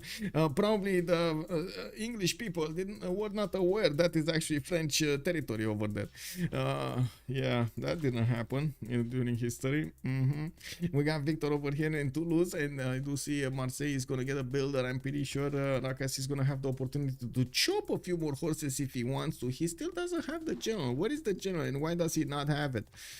He is not making the project. 2.3 great general points a turn. Scythia is on 1, but he's getting close. Oh, finally we got some Saka horse archers moving around, and now that these horses are starting to get out, I do see new horses coming up from Pokrovka. AdamTheEnginerd is making at this point in time 25 faith a turn. That's a unit every few turns here for him. That's pretty good just from the faith, and of course whenever he's gonna build more units, he's gonna get more faith. It's just like a match made in heaven. And we do have him with the new campuses starting to give him the size. He's on 28 and 38 culture at the moment. Ooh, Frankie 4 Fingers, thank you so much for the prime. Primer. Frankie 4 Fingers. Mongolia has the same production for the last 20 turns. Wait, really? He stagnated like that? Yeah, I mean, it does look like he did manage to get the encampment down. Did he actually use the chops or something here? Because it does look like he built it a bit too fast. He does have a campus going here of +4, and I do see he's on 25 science and 26 culture. Only 12 gold a turn with 39 production versus AdamTheEnginerd, which is already getting 55, getting to improve most of his styles here. And of course, with the extra production that he has from these Kurgans in the faith, is managing to get a lot of bonuses. I do see Mukmuk has received the good relic from a goodie hut. Joined the round table.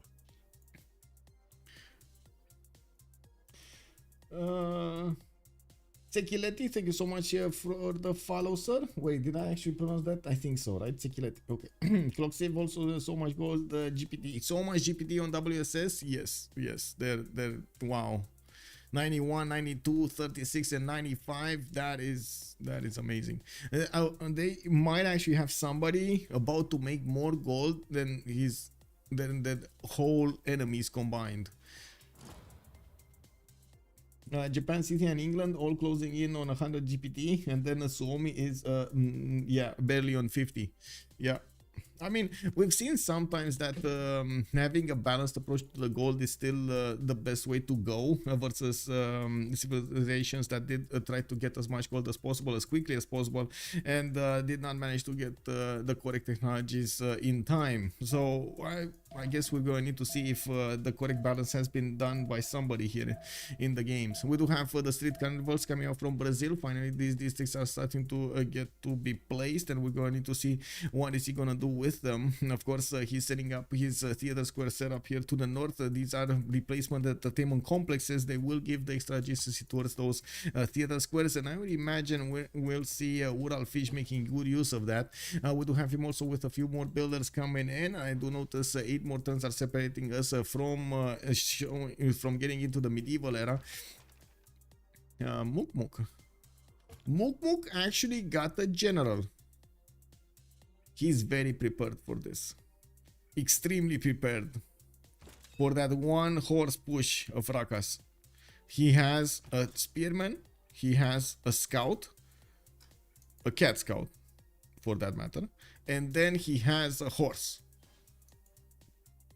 Yeah, that's preparation 101. Oh, settlers going to the south. Is this Habub? Or this is a tiny brother? Oh, this is his tiny brother. You see, Habub would have been bigger. This is just a tiny 3-tile dust storm. The gradient dust storm. This is not the big boy Habub. I mean, to be fair, all England needs to do is not die. Yeah, exactly. That's it. Snoodle, good evening, sir. Did Sumeria finish Colosseum? That's a very good question. Yes, he did. And by the looks of it, SahChicken is going to get the theater squares now next to it.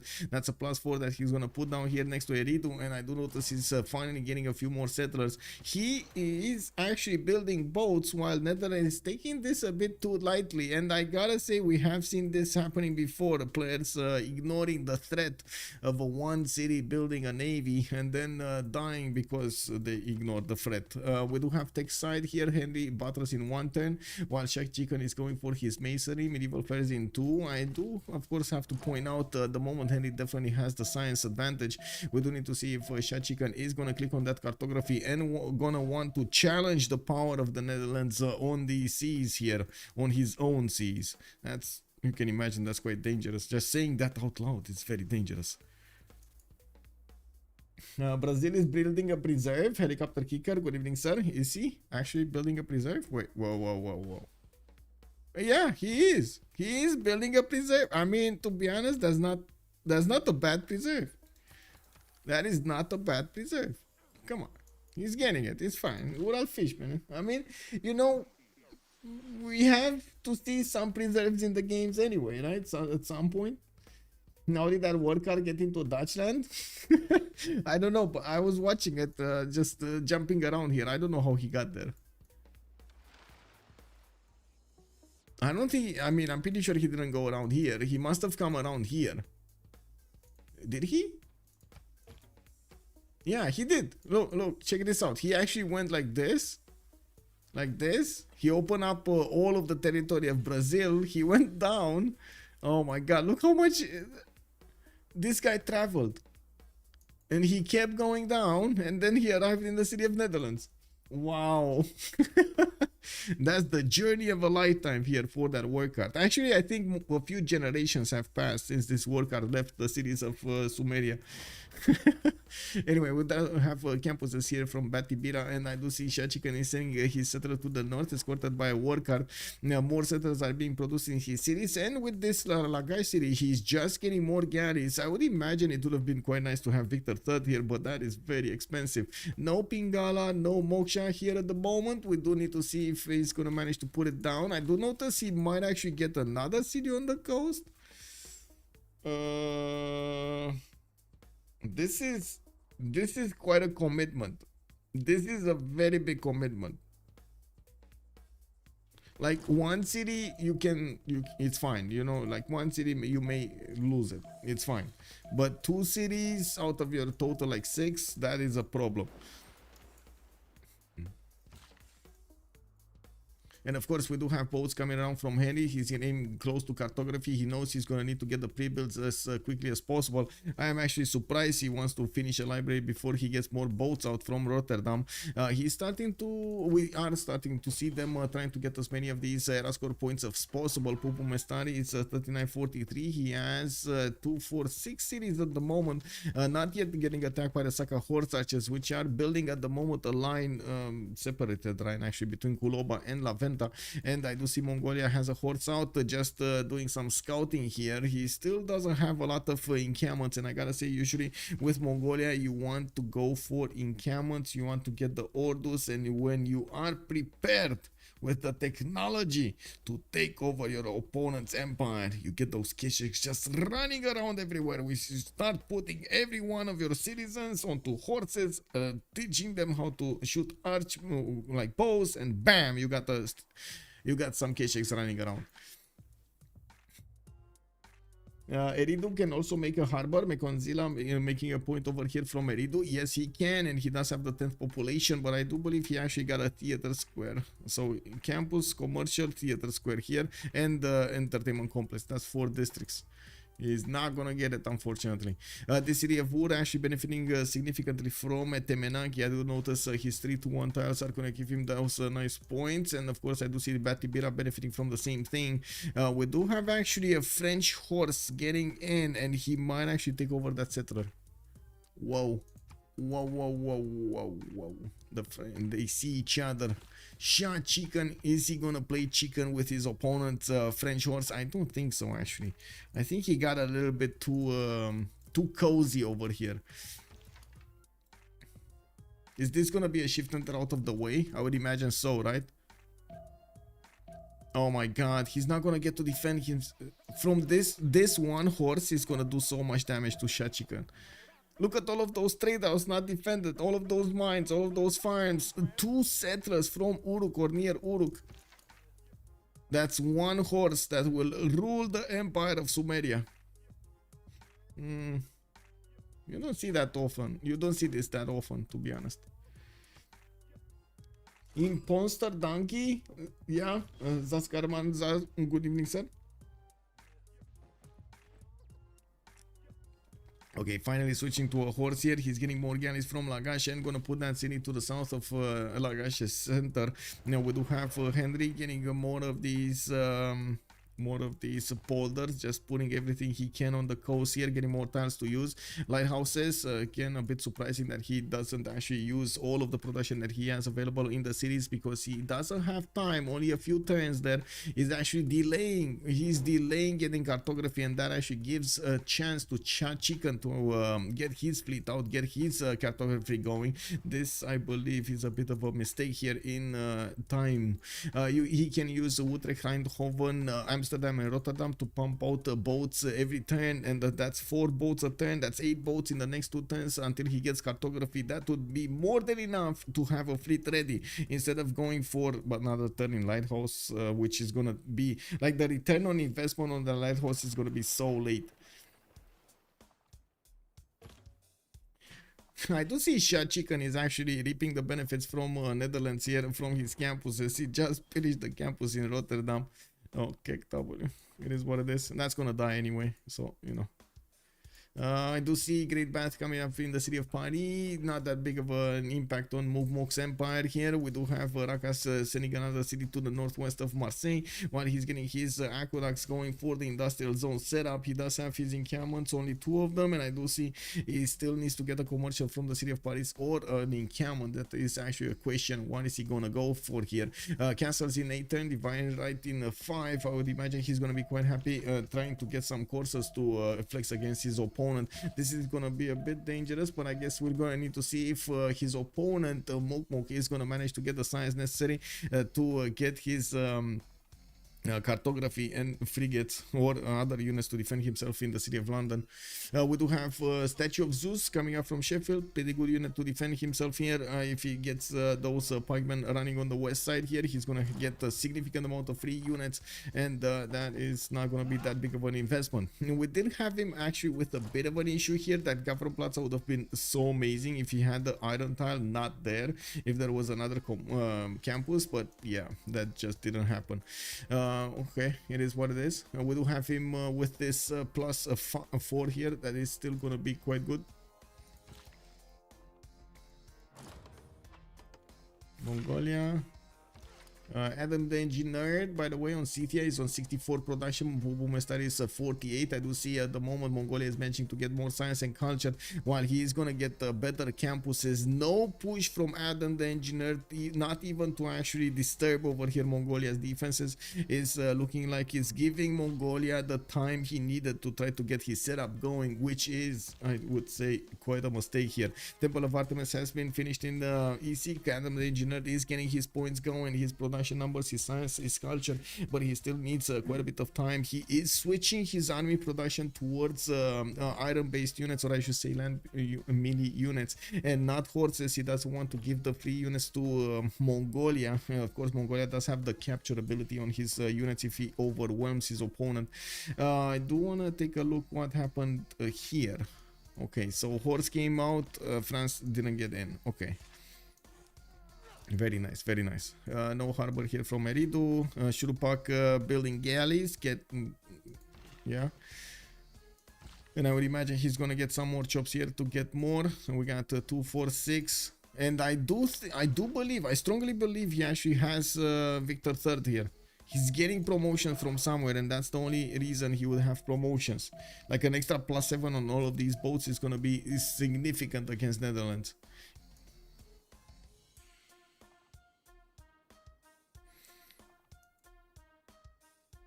Good evening, Andy Robo. Somos you, bienvenue. Sumeria just making all the production and only Brazil over 100, yet still a good chunk behind him. He won't have an admiral. He won't have an admiral. Yes, that is a bit awkward over here for Sumeria. He didn't have enough points, or I should say production, to get his harbors out and try to get an admiral. And as you can see over here, we do have the others making a significant amount of points. I'm very curious that he's taking this on, by the way. But I guess that is surprising, and maybe that's why he's doing it. To surprise over here Henri. He might actually catch him off guard. Because Henri is going education, he's going mercenaries. While SahChicken is 3 turns out from getting cartography. I don't know if he has mercenaries. Give me a second. He should have enough culture. And he should have had enough culture for some time. He doesn't have mercenaries. Okay. Oh well. Let's see. 3 turns out from the next golden. We do have Pupumestari 42-43, and it looks like he's quite shy of his golden age. He's trying to get this Liang to actually build the city parks everywhere in his empire, while sending more settlers is the name of the game, trying to acquire as many city spots as possible. I do also notice finally next turn he's gonna have this campus finishing in Korabalga soon, while his opponent has kind of stopped building units. He's gonna need to recognize that these many times are going to be quite a problem for him. We got Rakas 40 out of 48, needs 8 more points to get to the golden age, while he does have probably the chateau available for him. That's 4 points. I would imagine he could try to get the boat out from Bordeaux or Levy city states. He does have an industrial zone here in Toulouse. That's going to be a splendid one, a +4. And another encampment coming out from Marseille. In his capital, he's putting a theater square. That is going to be a +4, but that is going to be 1 turn, or actually 2 turns too late here in the city of Paris. Paris. We got Henri with 1 point out from getting a golden. He's not gonna have a problem to get it. It looks like he's still going for the extra economy here, and I gotta say, oh no, oh no. Okay, guys, I think I need to get to say something here. First of all, I didn't actually set up the map title, and I'm very sorry about that. Maybe it would have been nice to have this reminded. Just saying. Somebody could have said something. The map is TBD, but it's not TBD. Henri is fine. Him and Ural are Suomi's hope. This is the thing is he won't really get to sim with these 2 Sumerian cities. That is the question, Ferno, and I want to ask a quick poll. I'm gonna do it right here on Twitch. Give me a second so I can put it up. Let's actually write it down here.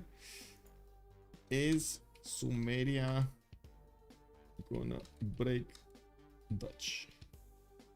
Yes. No. Mew mew. Or kick double. Okay. I think we have enough time.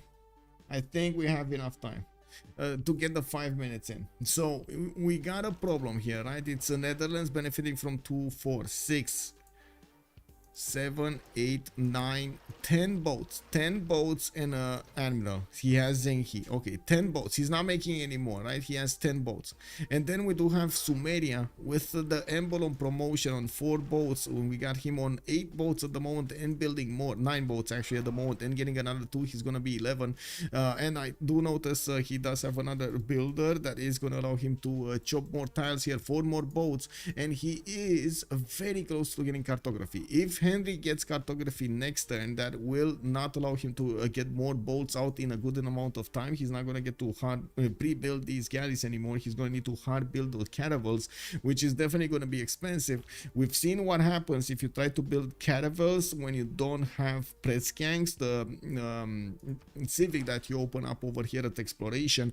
This is going to be quite a problem for him to balance out. Yes, Ferno is saying he's fine. We might see him be fine. He's going to need to follow up with quadrims. He's going to need to follow up with Dev7 Provincians. Quite a bit of mastermind, big brain moves to stop Sumeria from expanding. Unfortunately, as you can see over here, Sumeria did get these 2 cities to the west side, and he has a mission. He has a mission to go and control these seas, take them away from Netherlands. What about the gold? Yeah, well, I do see Uralfish is starting to make 113 gold. That's not a problem for them anymore. Henri is also 60, pretty good stats, 84 and 63. Rakas 24, Pupumestari is on 33. I don't think they have a gold problem. Yeah, I don't think they have a gold problem. And yes, code time. And those are Victor 3 galleys, all of them. Look at them, just coming out every turn here, every turn, bam, bam, bam, bam, galley after galley after galley, choo choo, let's go. Oh man, SahChicken is actually making quite a bit.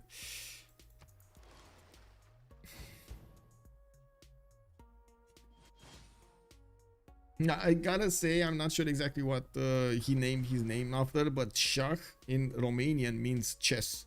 And well, of course, chicken in English means chicken cake. So, chicken chess, basically. That's how you would translate this name, right? Chicken chess. Yeah, Sumeria with a perfect Panama canal between Vatican City and his own 2 coastal cities, or double canal tiles from both of the coastal tiles. Oh my! Wait, canal from where? From Eridu, you mean?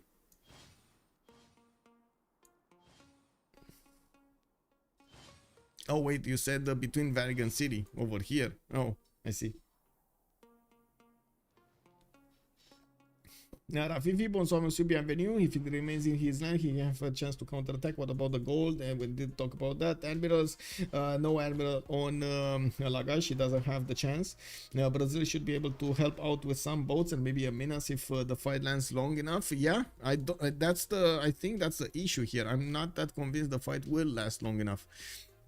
SahChicken did not get mercenaries from what I do see.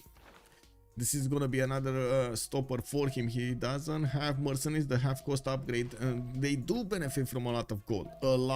So I'm pretty sure if he needs to, he's just gonna upgrade without mercenaries. So we do have the boats of Netherlands trying to get next to the boats of Sumeria here, and yes, we do see at the moment we do have Netherlands upgrading only a few of his caravels, 2, 4, 6, 7. Okay, 7. So he has a decent amount. Shurupak might be the first one. Of course, the main navy of Sumeria is being deployed next to the city of Lagash. From Eridu, he did grow into a tile here that he could actually use for a harbor.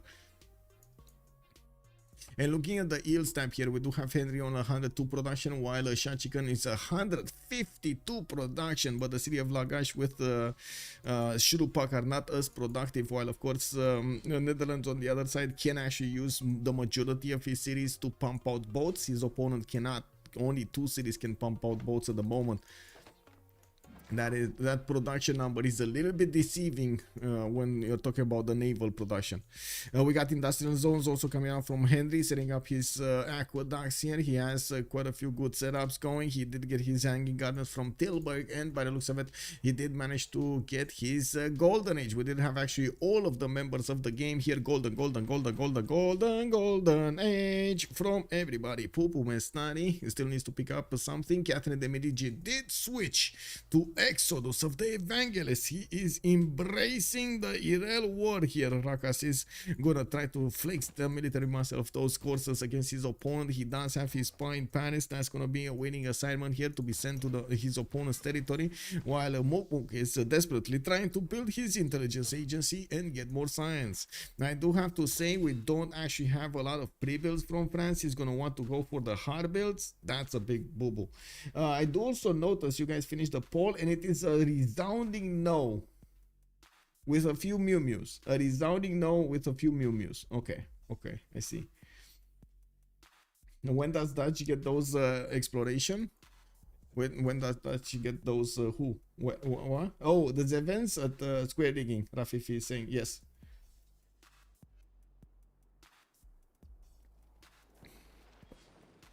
Oh, I totally forgot 2 things. We're gonna have a pause in 2 minutes, and by the way, if you do like and enjoy the content and you're watching this from YouTube, don't forget to click that like button over there. It definitely helps me out with the algorithm. Thank you.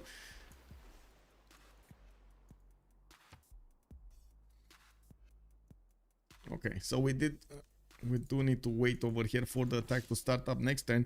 We got Sumeria with Abu in the water, and he's starting to get his quadrims going. Walls going up in Shurupak, while next turn he's gonna get cartography.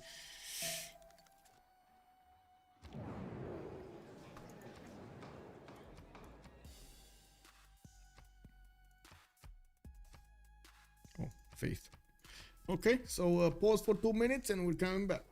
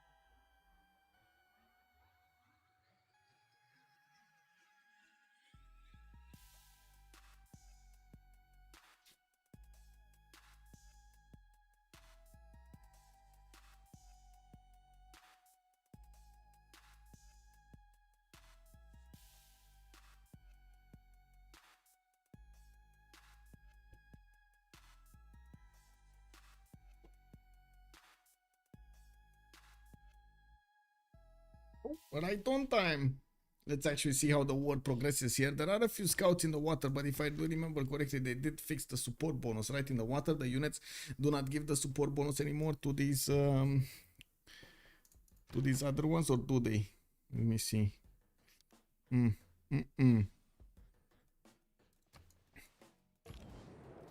Okay, so Shurupak did get the walls. The first attack is starting to come around, and we will need to get through the Sumerian boats quite quickly. Looks like SahChicken is gonna clump them up next to the city of Lagash, where he does actually have victor, and I'm pretty sure he will get the extra +3 points over there for the defense. We do need to see how quickly he can actually upgrade. If he can upgrade, I do not know if he did get that. Okay, he switched to monarchy, and he still doesn't have, that's the major problem here, he still doesn't have mercenaries. He's gonna need to upgrade without it. Now Pupumestari went for Penbrush and Boys Golden Age here with a 2467 series. He is managing to get his horses out from Korabal Gasun and building up a few more encampments. He has the first Keshek out and about, and you do see how much damage he does to the Scythian horses. Of course, these swordsmen over here are preparing to defend against this. This is very surprising that we do have such little warfare here between the two nations. Rakas with Exodus of the Evangelist over here on 6 series. He's starting to build up his courser count, and might actually want to get to attack Japan. No, sorry, not Japan. England here. Mukmuk to the northeast. We're going to need to see if he's if that is actually going to be his choice. Hard building coursers, it's quite tough to handle. We do have also Henri, 93 science with 72 cultures. He chose to go for a second Penbrush and Voice Golden Age, while he has his quadrims getting ready to promote into the 7 provincians. He is going to need to get his Niter generated, and you can see he's going to open up military engineering soon. A divine right also in 1, while he's building up more of his science potential with the campuses and with his libraries. I do notice he does have a general an admiral for his boats, actually 2 of them. He has well, only 1 of them is available here. Zenki is the one giving the points, not Artemisia. So this boat over here doesn't get the points. But, well, I guess Sumeria will need to... Oh my god! 74 damage against the Caravel 61. I think, boys, that's an issue. I think that is a major issue.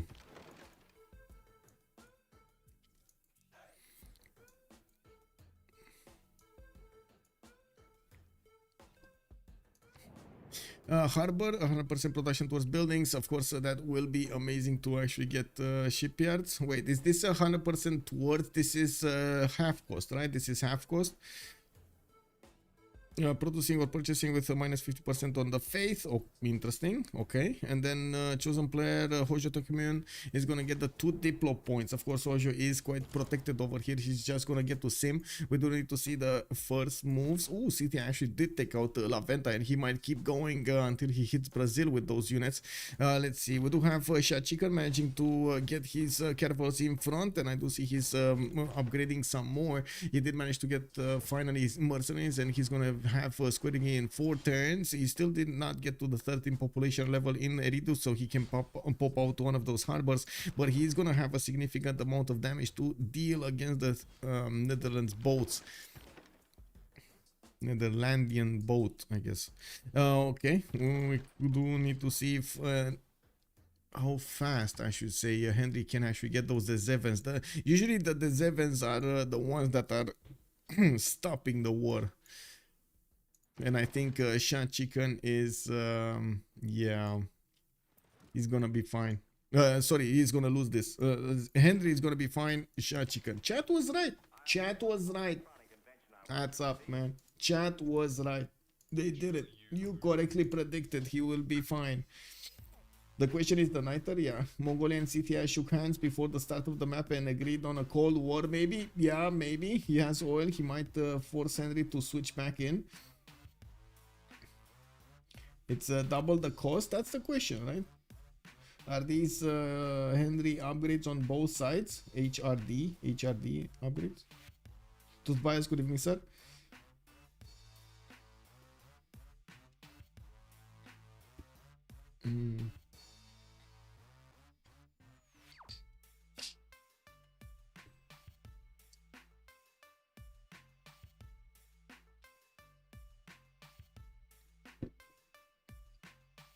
Oh, notable upgrades. Okay. Yep.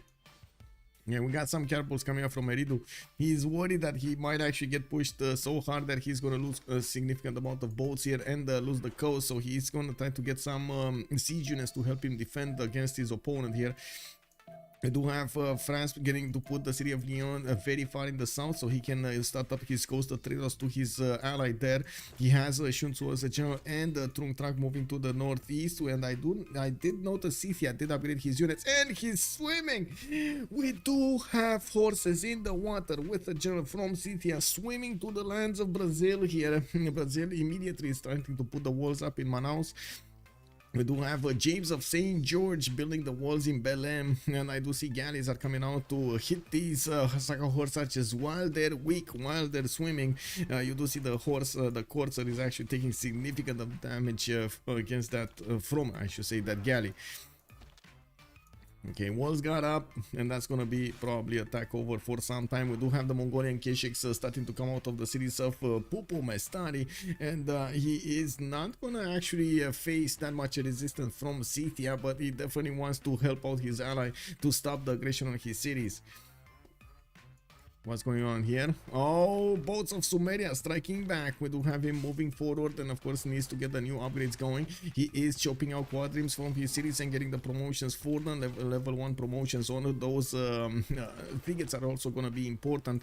We do have him with Abu, but I guess he's not going to be that useful at this scenario. And he still does not have the ability to get one of these admirals. I'm pretty sure he's not making any points. Yeah, he's not.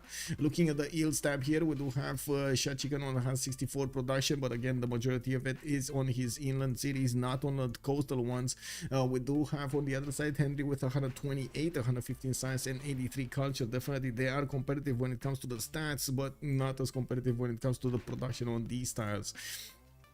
I do also notice we do have Uralfish on 143 science and 67 culture. He's definitely managing to be up there in the top part of the screen with his stats getting pushed by his opponent that he's gonna get to deal with. I guess a few pillages might happen, but nothing extremely serious will be done to the Empire of Brazil here. I would imagine AdamTheEnginerd would have loved to actually have a surprise attack on Brazil, but I think it would have been much more efficient to just get them around, not allow his opponent to react that easily.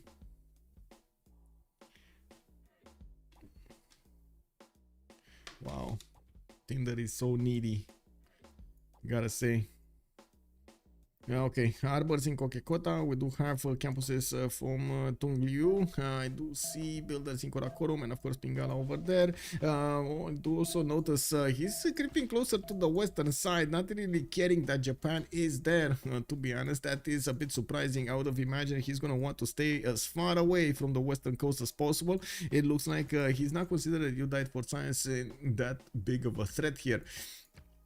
Pupumestari, well, I guess he doesn't know. That's why he's not considering. He doesn't know the whole Japanese empire is over here. Nobody actually discovered Japan, so they don't know. Okay. Anyway, let's see where there's Evans. So SahChicken, tech side, 210 square rigging, 110 diplomatic quarter. I do see Henry is discovering medieval fare, so he's gonna have a stab at what is it, Merchant Republic over there for the press gang card. Well, I do also notice 1, 2, 3, 4, 5 of these events are just standing by to get their upgrades. We do have need for niter here and gold on the Henry, and I'm pretty sure he's gonna get it. He doesn't have an issue on that. They don't have an issue on their team with gold availability. The per turn we do have Uralfish with 157, Pupumestari 32, Rakas 24, and Henry on 80. I mean, they do know, yeah, they do know in some aspect, but he doesn't know how many cities, he doesn't know the strength of the cities, and well, I guess he does know about the cities, because he can find out over here, 2, 4, 6, 7 cities, for example. Ooh, great scientist. Uh-oh, wait, I just got distracted. Ip Kaldur is gonna be the next one, and who's gonna make the points? Who's gonna make the points? I see projects over here, campus research projects from Japan. He's gonna want to get that. Wait, Japan should actually know about this, right? Anyway, it is what it is. He can't do anything about it until battleships in any case, so he probably doesn't care. Can this city be... Oh, he can actually canal through in Gazargamu. and get to the west side. If he wants to, he could actually go towards Henri. You died for science over here, might actually do that. He is getting a fleet out in Tokyo, and by the looks of it, we do have a builder here. Is this the plan? And Gazargamon gonna get walls. That's gonna be sad. Or is he gonna want to put another city and canal out? Okay, it looks like this is a stalemate between Sumeria and the Netherlands. At least he's keeping the city of Lagash and Shurupak safe for a little while until we're gonna see those the sevens get into range. Of course, you do see quite a bit of damage being pumped out of these boats against the Sumerian caravels, and we're gonna need to see if and when they're gonna start trading, if the moves will be on point.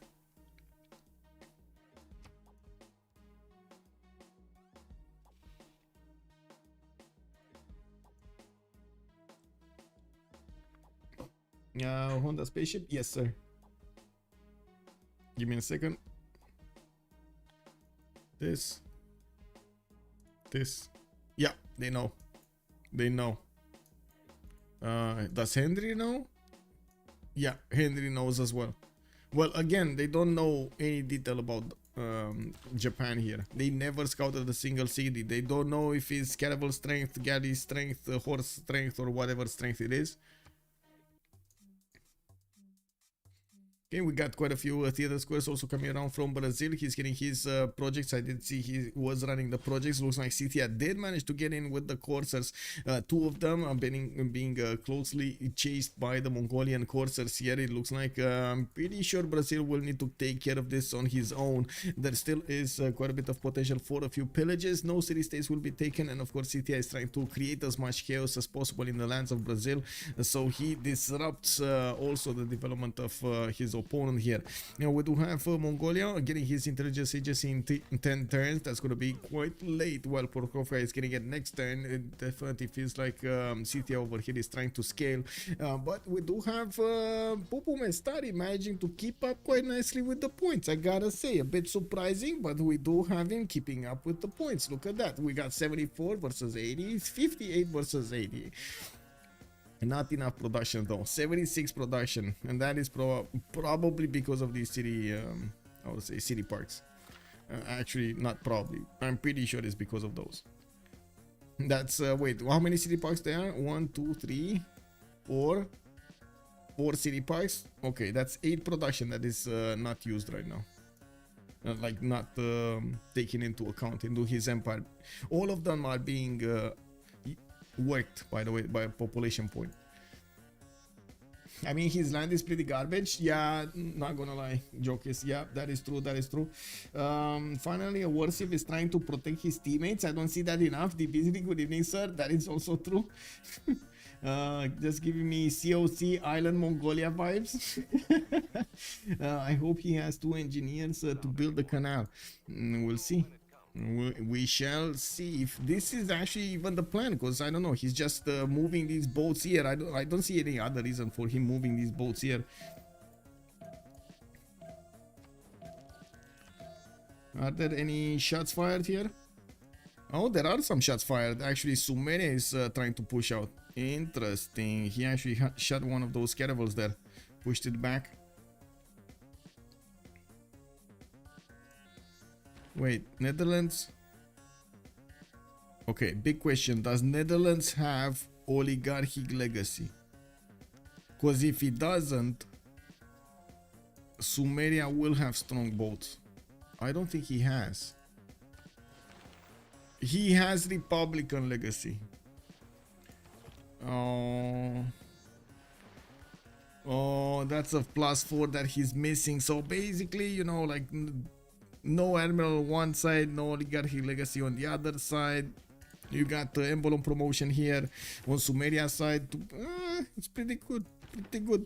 I mean, definitely it doesn't look like Sumeria can push with the caravels against the sorry, Netherlands cannot push against Sumeria with the caravels, but he can use the Zevens to do the damage first, and I'm pretty sure he's gonna get to hit 3 with 3 against 1. It's just a matter of time. This one can start his attack run soon. We do have Sumerian catapults also getting on that choke point to the south of Eridu, and yes, he's gonna try to use those quadrims to get them upgraded into frigates. SahChicken is trying to get them soon enough. Why is he not upgrading? Niter? No Niter? One Niter. He has Mukmuk has Niter. You Died for Science has Niter. It's just a matter of giving. Oh, okay, there we go. They're trading and upgrading them. So yeah, remember the poll said Henri is fine. Does chat still agree? Henri is fine. Henri being Dutch, of course, and the Sumeria over here on the right side. SahChicken, chicken chess actually. Well. They know where Japan is because that's not the only place he can, because that's the only place he is, but they don't actually have vision of a city for a spy. Yeah, exactly. Honda making a very good point here. Yeah.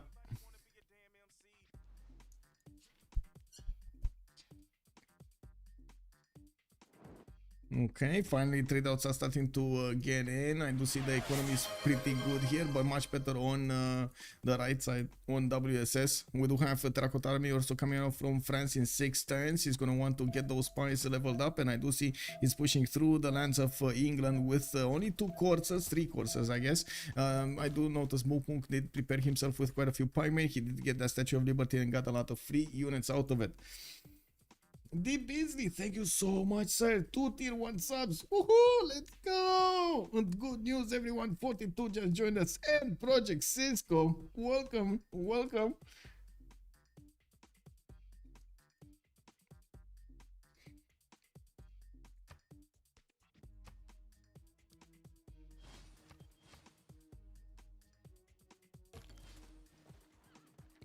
Battery RAM for the scout. Yeah, I mean, you gotta get those hamburger scouts out and about, you know, you gotta do it. It looks like also the Scythian courses are being caught up by these Brazilian knights. They should be, yeah, they should be fine. We do have some courses in the north of Manaus, but again, that city is not going to be taken over. Maybe, but I doubt it that the horse is going to make it on this style. We're going to need to see a few first moves here from Uralfish to handle that. I'm also pretty sure we're going to start seeing a lot more action here since the Sumerian frigates are starting to get out. You can see how much damage they're doing against the Netherlands, the Dutch caravels, and I would imagine he can double tap them quite easily. He did keep on hitting these caravels of Dutch with his own caravels and acquiring some experience points, of course. United Primer. With Brody the Butthead. Oh, Brody Butthead, thank you so much for the prime, sir. Much appreciated. We do have also to talk about this damage, right? It looks like he's gonna shave off around 30% off, around there, like between 25 and 30% off the strength of a caravel at 1 hit. If he does hit 2 times, I'm pretty sure the caravels can make quick work of this Netherlands boat afterwards. And there we go. He's making space for 2 of his frigates to get in and shoot down one of the caravels. He does want to be prepared here because there are the 7 provincians also getting ready to shoot back.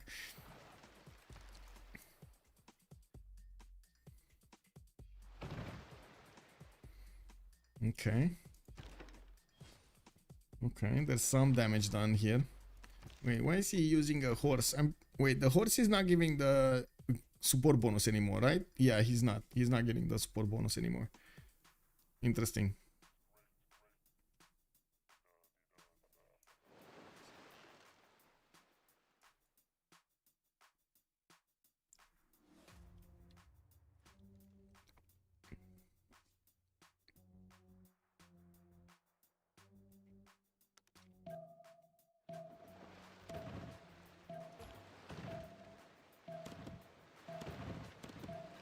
Okay, so 1-per-1 trade in the caravels. We might actually see that second caravel from the Netherlands being taken down. That does have a promotion. If Henry gets it out of the way, he can get its health back. And we do see there's a bit of an opening here for these caravels to start attacking directly against the 7 provincians. These are much more squishier than, of course, the caravels would have been on the front line. You don't really want to have them in this in this kind of a position to be attacked from.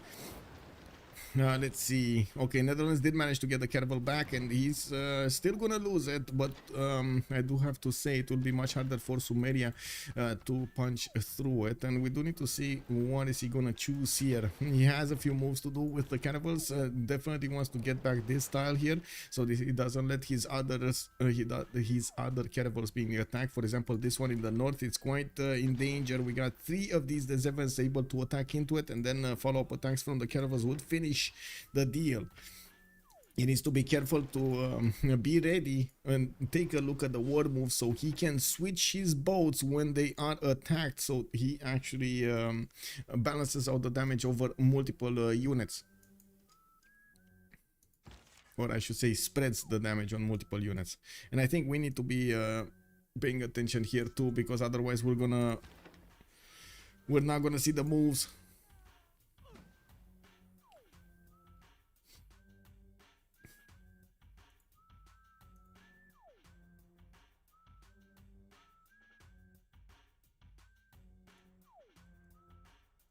Give me a second. I just had to click on something and totally forgot. Did Sumer get terracotta? No. Sumer, I don't think he even built terracotta. He doesn't have an encampment, but it was Catherine de Medici getting terracotta. I want to see the moves here. That's why I'm not switching screen. There are still quite a few upgrades moves that can be done, and I'm very curious how this is gonna develop. It's very important because, again, the Netherlands is having a hard time actually hard building these. Oh, no, he's not. Okay. Oh, finally, he got it. He got it. Okay. Netherlands over here. He finally got his press gangs. Yes, there we go. Press gangs, 100% production towards industrial era or earlier units. And, of course, 2 turning caravels is definitely going to be a good way to go. You do have... a caravel here from Sumeria moving from Shurupak. Looks like that border was allowed to disrupt, and there we go, the last moves coming in. We do have Sumeria getting hit by a few of these frigates. He also took a few hits and on his caravels, and I do see Netherlands boats did survive here. This one though might not survive next turn, and this one getting hit or 2 tapped. I'm a bit surprised that SahChicken didn't actually take this out. He could have just moved the frigate in front and took that out. Oh well, we'll see. How much gold are they making, and can they buy a lot of boats? No. Boats come in here. Okay, they're scouting and Gazargamu. First moves, yeah, we got first moves getting to hit Henri this time around. He's not gonna wait for the last moves. He's gonna start hitting Netherlands, and Netherlands is on the run with his frigates. Lost another caravel. His the 7 provincians are getting attacked. Henri is taking losses. Wow, his people are right now trying to get on the shores from the sinking ships. Okay, Netherlands getting to 1 turn his caravels from Eindhoven. I do notice he did manage to build quite a few of those industrial zones in the Ilstab. He still has more advantage, more production to bear against SahChicken. 192 points against 189 in the total empire of SahChicken, which I'm pretty sure is not dedicated here. The problem is Sumeria is getting to that critical mass point of having enough ships to keep on going against his opponent, and enough strength to keep them alive, which is going to create a significant problem for Netherlands if he doesn't take this seriously. If he doesn't get a lot of boats out and manages to get his own critical mass to take down his opponent's critical mass, well, that's a problem. And we got even the catapult getting in there.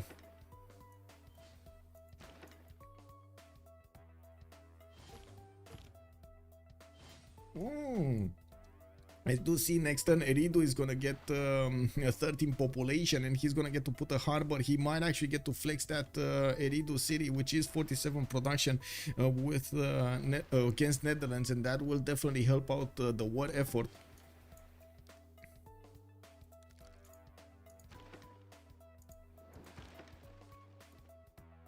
This one doesn't have a promotion, unfortunately. This one doesn't have a promotion, so he's starting to run out of strong boats to send against the front line here.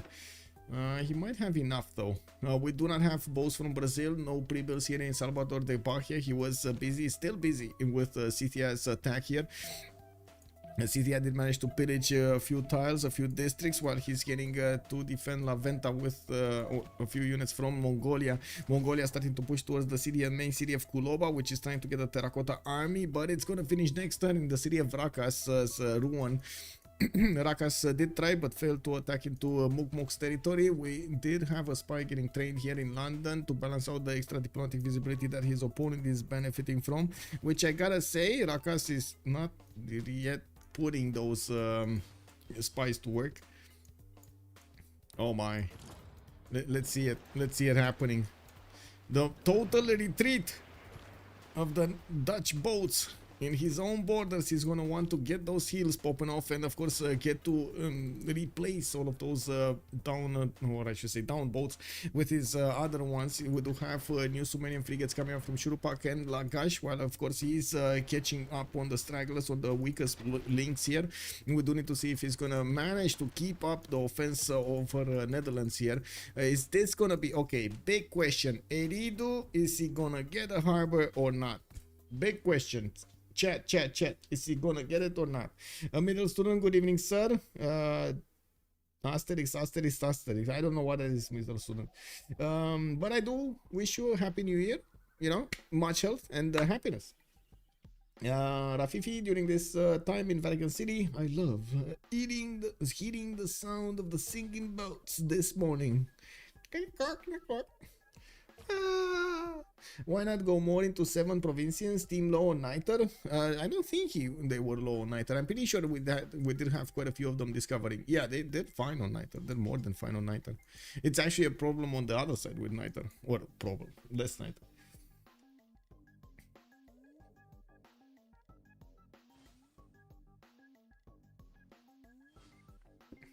Yeah, what gives when polder get pillage?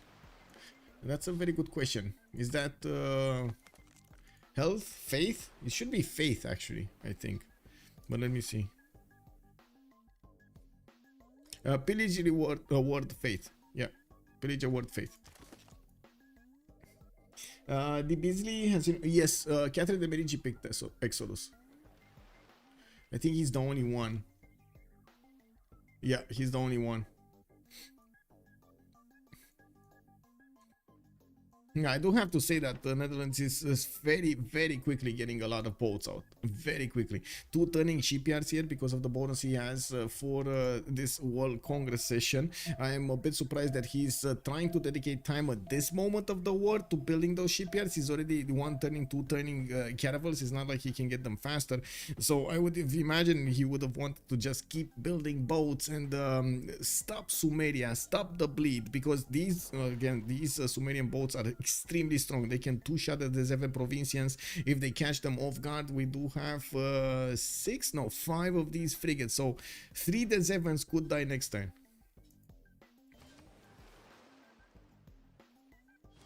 I wasn't here for the last 15 turns. Did anything major happen? Yes, Colorado, we are actually seeing it happen right now. Netherlands actually is getting pushed on his own seas by Sumeria, and as you can see, there are quite a few victims on this naval war. We do have so many boats going down here from both sides, don't get me wrong. They are starting to trade, and I think SahChicken did get a little bit overexcited here to push into Netherlands.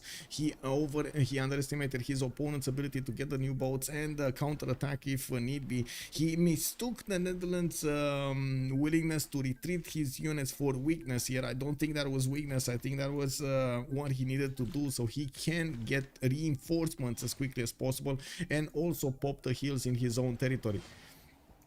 Ooh, Isun Sen coming alive here, going on the front line, also getting his first promotion. A bit interesting that he actually did get the first promotion instead of waiting to heal back himself for some damage after he did a hit, but it's fine. That's going to be a much stronger unit, very hard for these frigates to actually attack into.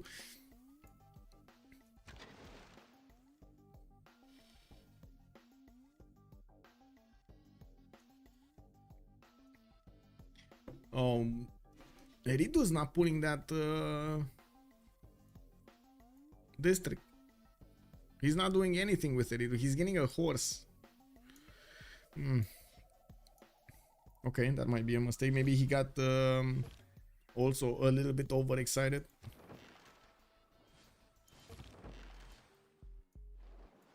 Okay, more frigates coming in. Oh, finally, Minas Gerais pre-builds here in Salvador de Bahia. Now we do have Uralfish with 113 cultural turn, 159 science, and I do notice he's not that far away from getting nationalism. Is over here, right? The enlightenment mercantilism. Yeah, enlightenment next turn. Coming up next turn.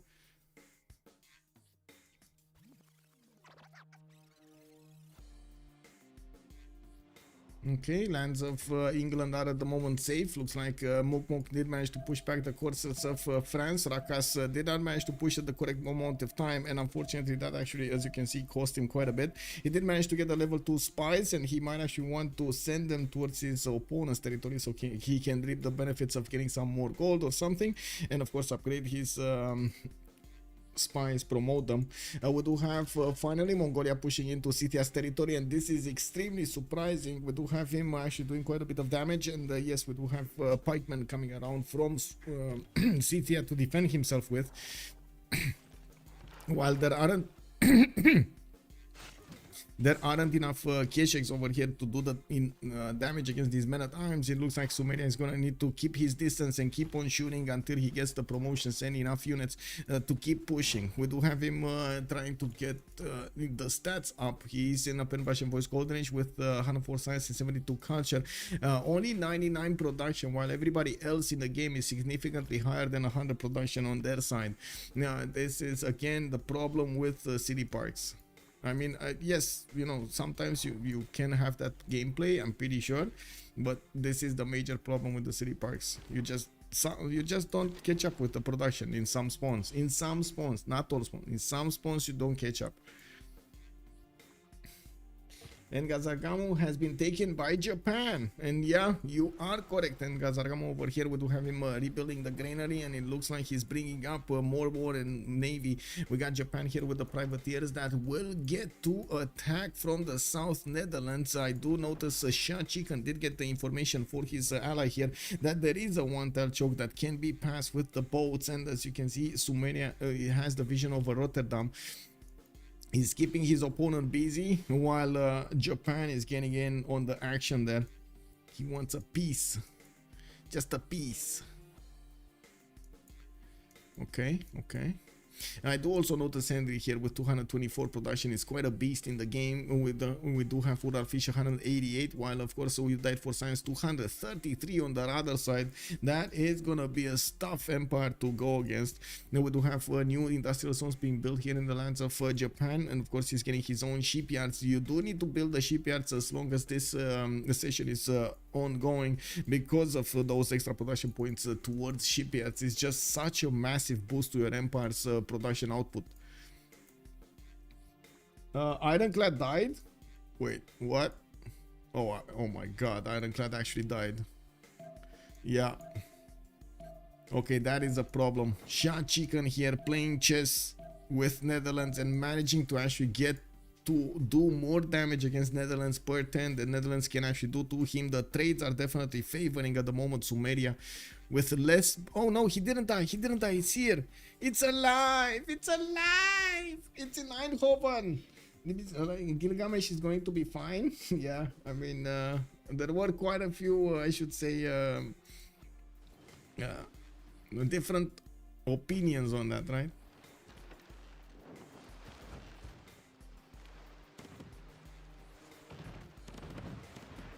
Okay, that's another boat gone. And probably this one will be gone too. Oh no, he's taking this. Pushing back the admiral, so these the Zevens don't get the admiral points, the +5s.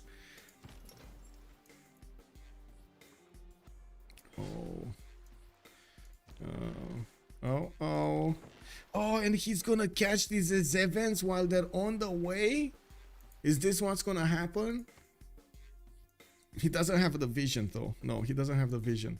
And I gotta say, he hasn't stopped building boats since he actually settled these cities, guys. He has been using Lagash and Shurupak to keep building boats for the last like 30 turns or something. Where is Japan's canal? Hello? Bonjour, Japan. Industrial zone in 1. Okay.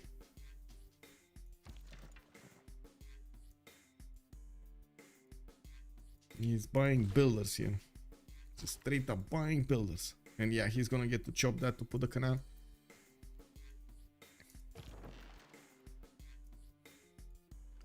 Okay, Mongolia versus Scythia, nothing really happening.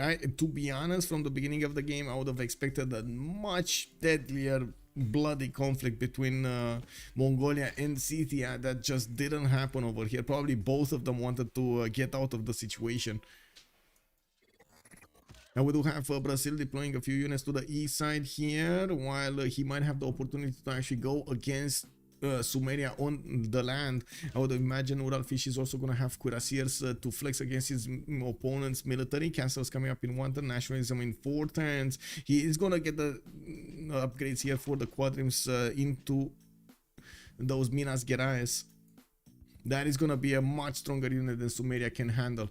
But they're also like, if he doesn't have enough of them, it's gonna be extremely dangerous. And the harbors are getting pushed. The lands of Netherlands are getting attacked over here by new Sumerian frigates. They're gonna catch the Netherlands, the 7 provincials, while they were trying to replace those ones that have fallen from the north. Japan is about to enter the war as well, with Engasargamo being taken and created as a in-between cities, between the seas here. Looks like it's gonna be a few more turns until Dutch realizes the danger he is in. Or I should say fully realizes. I'm pretty sure he realizes. He's just fully realize. He didn't fully realize. Yeah, Japan can build nice canal and clean Dutch. Yes, Kubrick, that is exactly what's going on here. Yeah.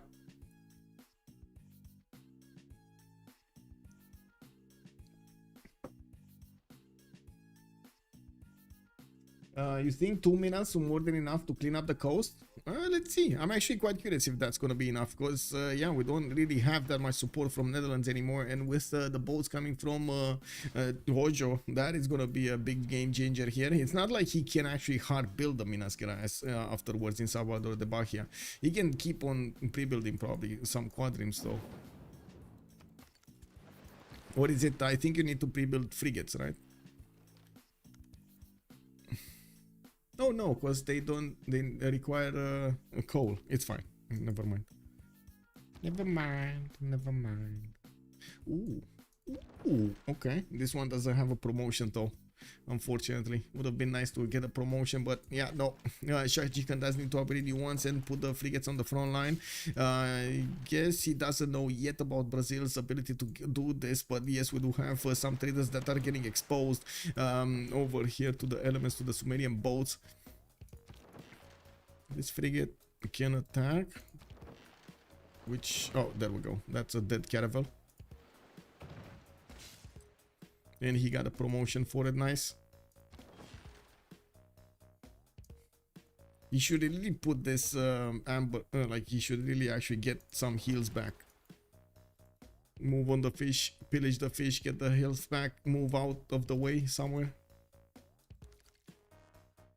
Oh well, it is what it is. That's a dead unit.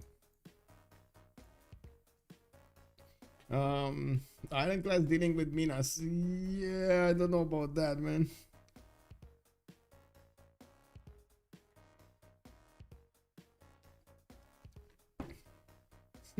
Justice, good Abend, my heart. Good evening.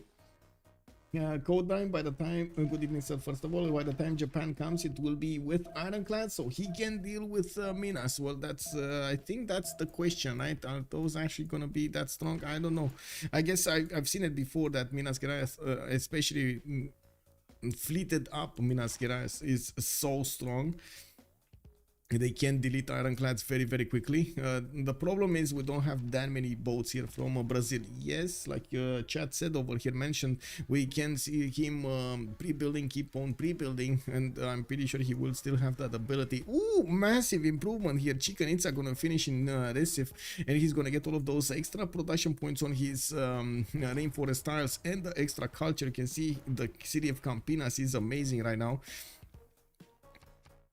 Some early moves being done here between Sumeria and the Netherlands. So we do have the retreat of the Sumerian boats next to Shirupak, and of course we're going to need to see if he's gonna get the attack going next. He did lose the frigate, by the way. He couldn't actually get the health back.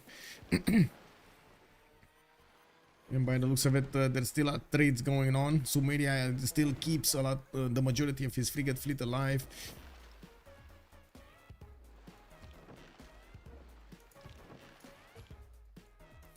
I'm very confused about Eridu not building that harbor here. It would have been such a good move. Anyway, city state control. What do we have? Mitla, nobody. Is this a pocket CS? Oh my god, this is a pocket CS.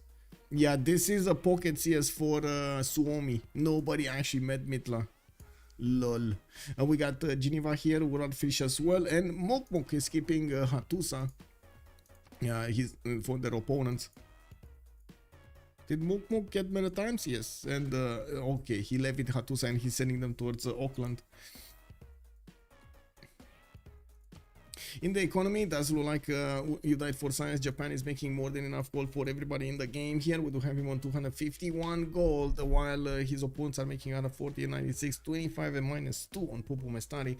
Mukmuk is also adding to those numbers with 113, and it looks like in the science and in the culture he's doing quite well against his opponent here, France. France is getting already some men at arms, and it looks like he is going for siege tactics in 6 turns. I would imagine he's going to want to go for his God Imperials and attack England at that moment in time. We will need to see if England is going to be prepared for that moment. That is going to be a significant problem. Okay, what's going on? Okay, Canal coming up in 4 turns here. He's probably going to get to chop it next turn with the deer tile here. And he's going to get to get all of these frigates through. I do notice Stirrups is coming up in 1 turn. And I don't think he has the upgrade button on his caravels. Yeah, he doesn't have ironclads yet. He does need his... What was it? Steam power, right? Here, this. He does need this. But for steam power, he needs a scientific theory, which is quite a bit of a pain to go for. Well, he does have 189 science points, so I would imagine that is definitely possible. Okay, Netherlands getting his ironclad to flex against his opponent again, and he kept on building boats. He did manage to keep on taking away Sumerian boats every turn, making use of his opponent's how to say mistakes. And as you can see, there are quite a few mistakes being happening here. Netherlands managing to take down 2 of the Sumerian frigates while only 1 did die. We do have another caravel that is about to go down. A 3rd frigate has been taken down with another one from Netherlands. It looks like more war is happening in the Middle Seas. Both of the Sumerian frigates have been taken down by the Dutch boats and frigates. We do need to see if he's gonna manage to get new ones out and about, but it looks like the majority of the Sumerians force has been neutered. We do not have him with an advantage right here.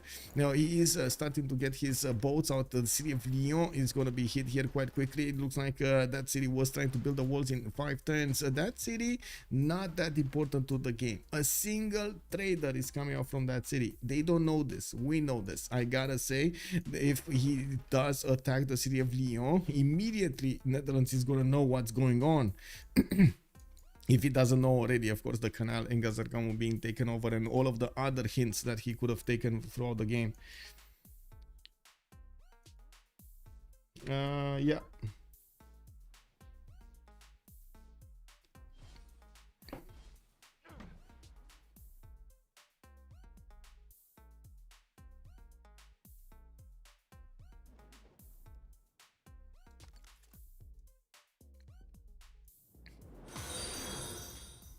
Ooh. Dabble 322 has joined the round table.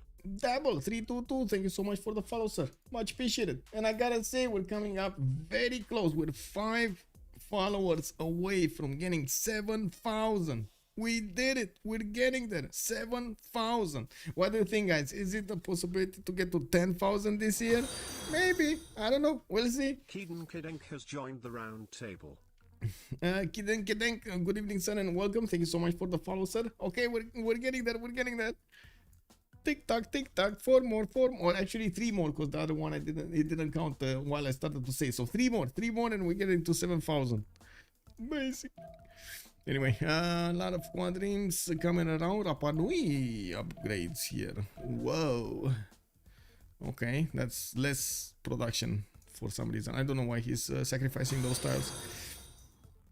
Anyway. Nabi 1103 has joined the round table. Oh, we're getting quickly. Oh my god, Nabi 1103, thank you so much for the follow. Mother of Jackie, good evening, son, and thank you so much for the follow. George Truman, Mother hello, of good Jackie evening, has son, joined the welcome. round table. And Zavijack011, thank you, sir, for the follow. Let's see, does this actually push it forward? It still says I have 6998.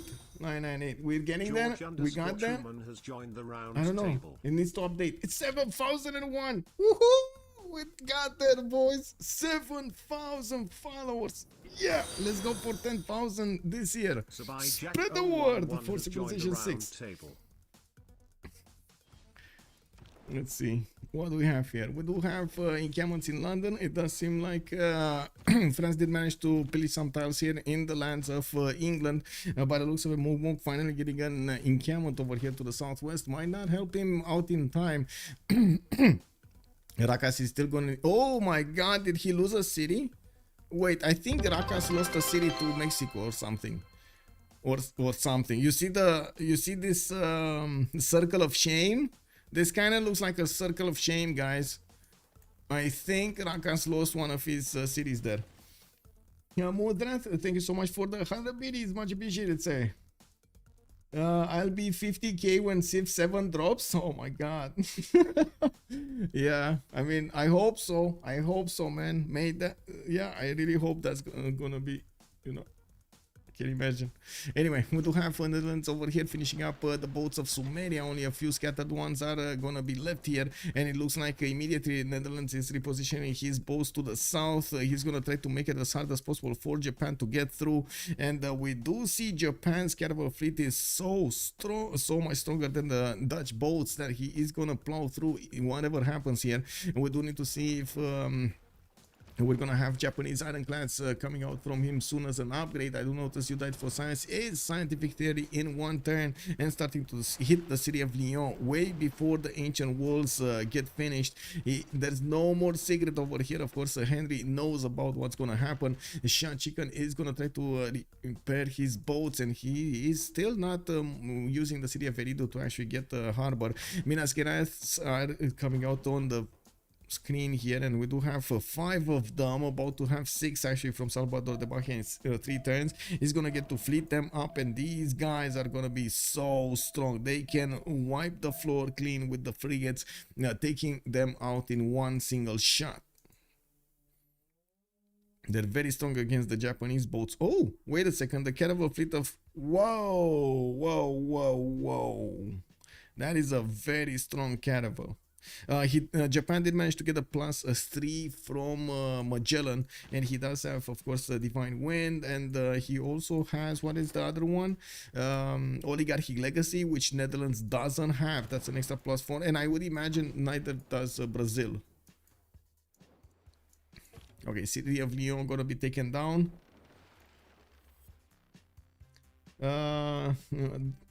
The Giving Tree, good evening, sir. If it ever drops, I'm pretty sure it's gonna drop. Yeah, that is a road. Yeah. France building a road to Sumeria. Oh, you think? Okay, so that was a road. That's what you think? Okay. It might be, but just a road to nowhere. Yeah, he's building a road. That is true. Thank you. Now looks like Sumeria is getting touched a bit too much by France here. Oh well, we'll see if France is gonna react.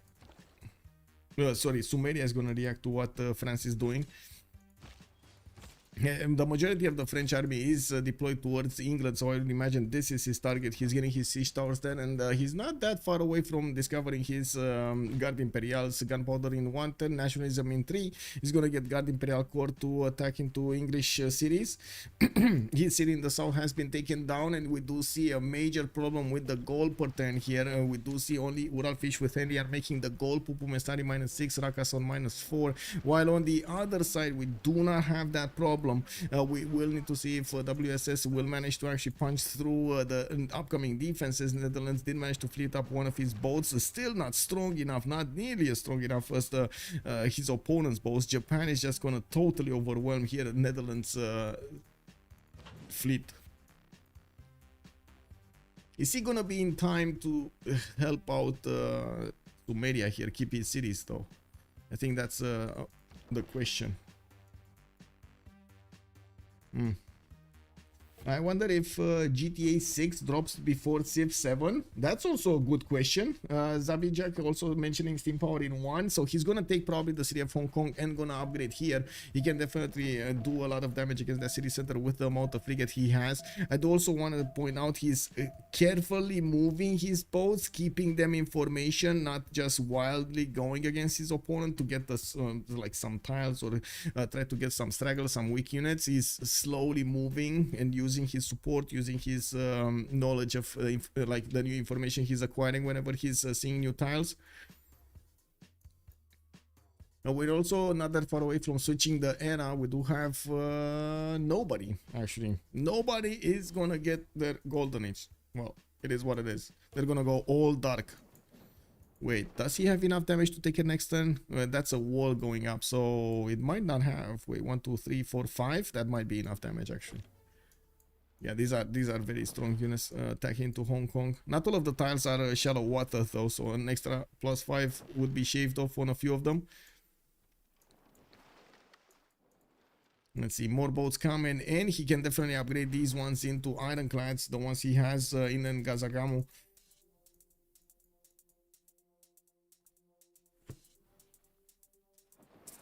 It's in development, yes. Okay, so the attack has started on Hong Kong. We do have also Rajendra Kola over there giving the extra points of movement and of damage. And as you can see, Japan is gonna get to wrap around the Hong Kong and deal the death blow soon. 1, 2, 3, 4 attacks. Walls are still up. Is there enough damage here against the city center? I don't think so. I don't think he can punch through the walls. I'm not getting the damage counter.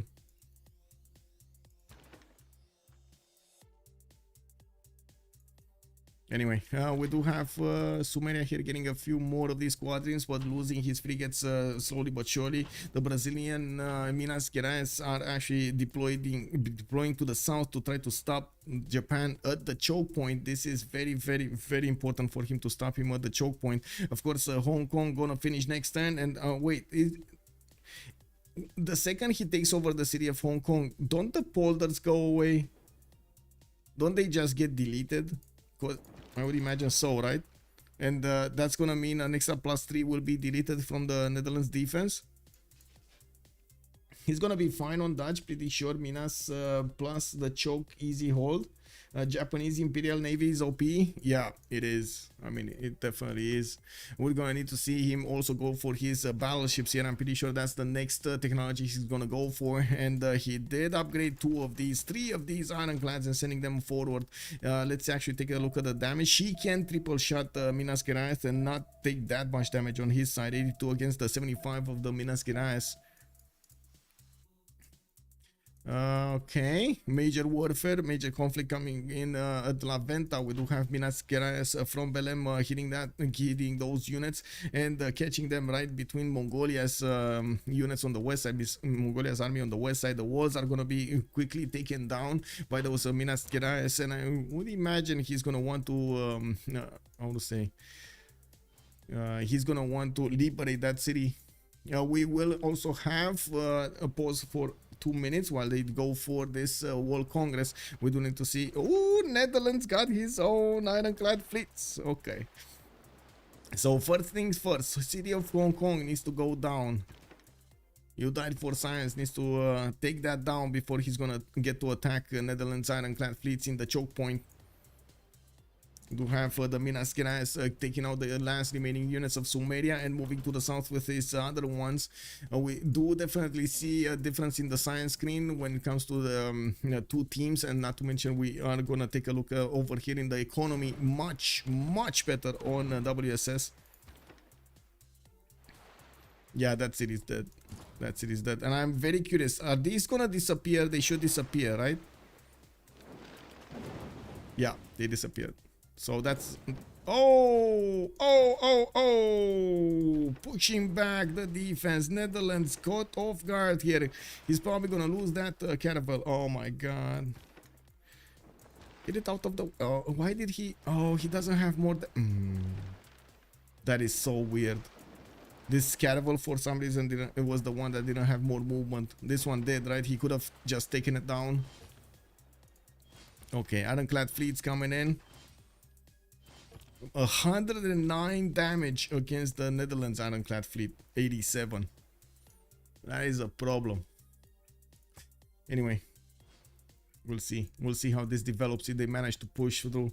I gotta say, Sumeria did amazing to slow down Netherlands. If Sumeria didn't attack Netherlands, I'm pretty sure Netherlands would have had a much stronger empire. Woo! City of Erido being taken down, cannot actually defend himself here. We got Mukmuk also getting to wrap around the Auckland. Looks like Mukmuk might have the opportunity to do some defense here. Brazil is sending knights to take the city of Erido. This is a disaster here for Sumeria after all of that defense attack that he did. Big brain and development here. He might actually lose to 2 Minas Gerais.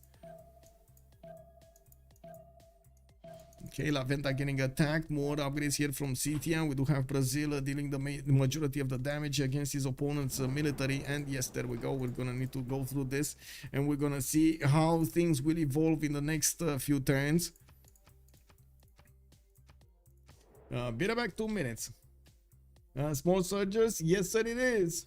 He can also upgrade that fleet. Yeah.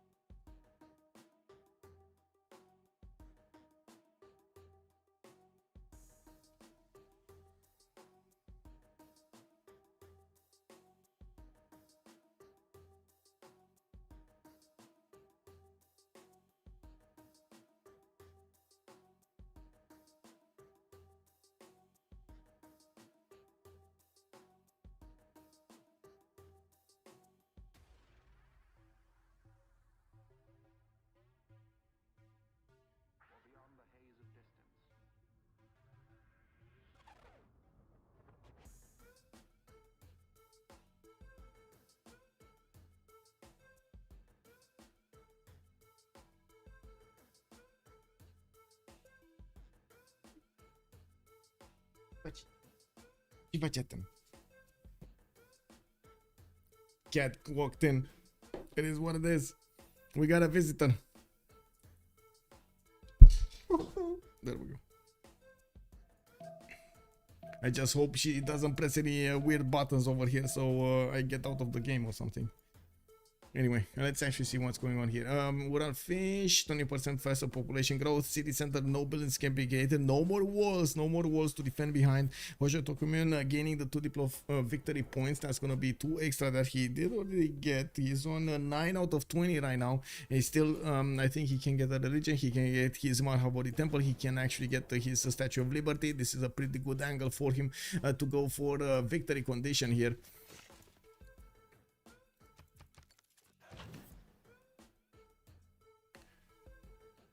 Give me a sec.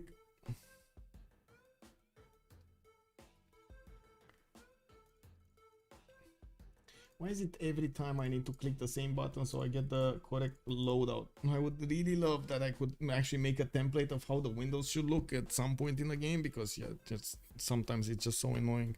It is what it is. Yeah, this feels yeah, competitive at the very least. Yes, Kitty.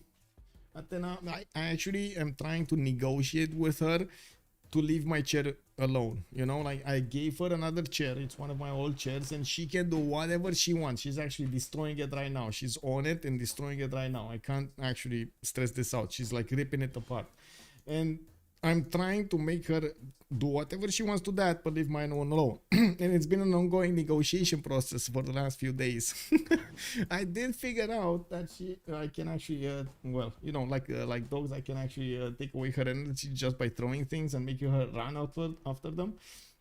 She's very curious, so anything that moves, she's gonna be extremely interested in. Okay, so we do have Japan managing to get through a little bit, just the tip over here of his fleet, with the ironclad getting through towards the Netherlands. You can see, he can see actually the, oh my god, the Minas Gerais, minus 14 insufficient coal. Alarm. That is a problem. Coal, I mean, you know, these boats actually need coal to work, and by looks of it, the Minas Gerais are not gonna have the ability to take on Japan here that easily.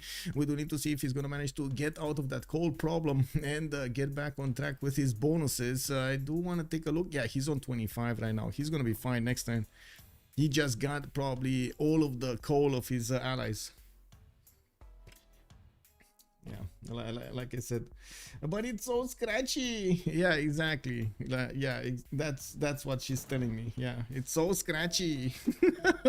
And I did notice she's trying to like as much as possible annoy me to get my attention, trying to not teach her that is the way, trying to stop myself from actually doing anything when she wants attention.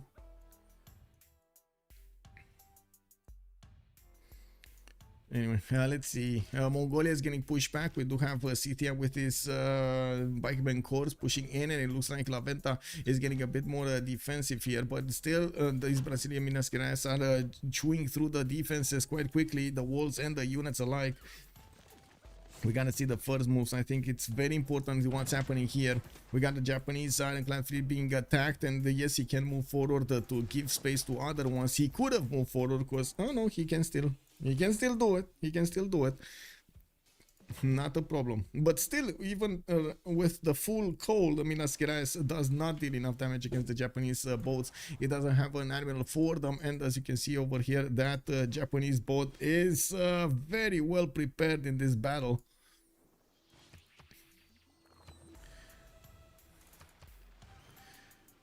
I would imagine also Japan is going to want to use the +5 card on him, right?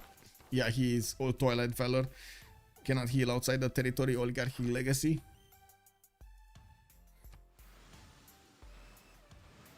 Okay, there we go. One ironclad fleet going in.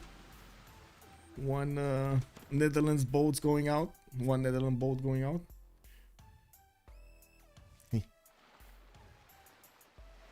I can't believe the tail. You guys see the tail? Oh my god, this is unbelievable. She has such a fluffy tail. That's unbelievable. Oh my, I'm telling you, it reminds me from like a squirrel's tail, you know, like that fluffy exploded tail. Wait, hey. My god, she's gonna break stuff. She's definitely gonna break stuff. Just need to move stuff around.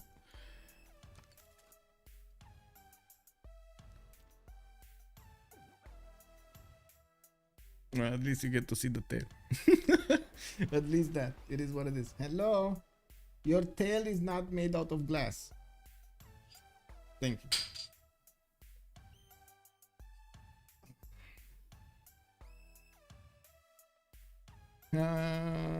Antonel, good evening, sir, and welcome. Cheering for Suomi, for Sweden. Woohoo! Yep. Let's see if Suomi can pull this off. Uralfish is definitely trying his best over here to get going. Henri is also doing quite well to keep Japan out of the box he is in. But I gotta say, Netherlands is starting to round off the steam, even if, yes, he does have ironclads. And yeah, Kitty started pushing buttons.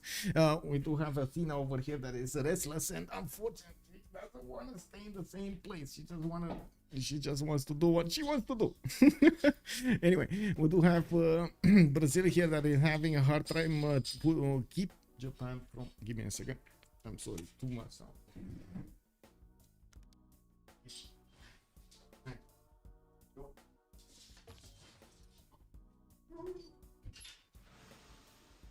There we go.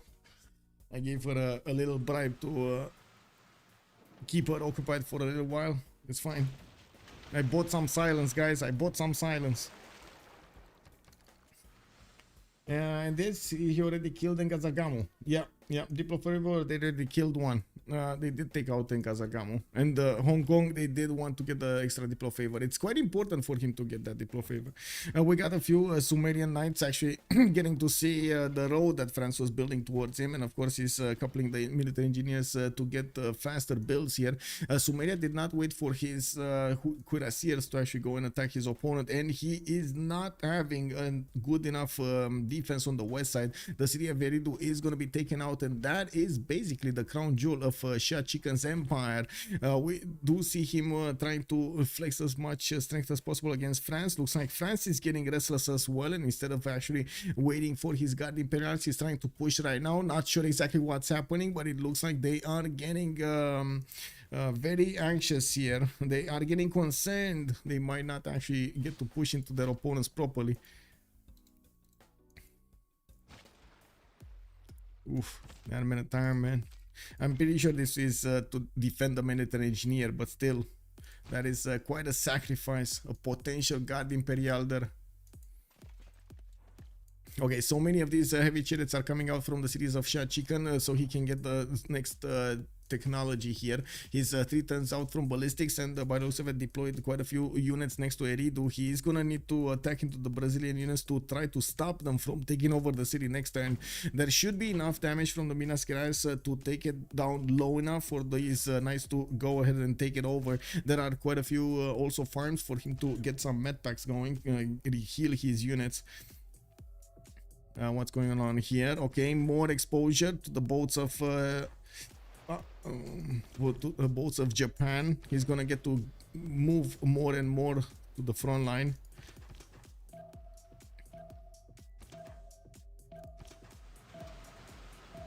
Definitely needs to take out those Minas Gerais. Wow, this is one hit away from getting a level 2. That's probably gonna make him invincible against the Minas Gerais if he gets the level 2, the +10 against ranged attacks. Yeah, +10. I'm saying from Sweden. Yes, sir. Sumeria lost that city. He did. He did. This city has been taken down. Eridu has also been taken down. Looks like it was enough strength to take it down there. And it looks like those knights are just gonna get to pillage his own built tiles. He's just getting to rip off what he built anyway.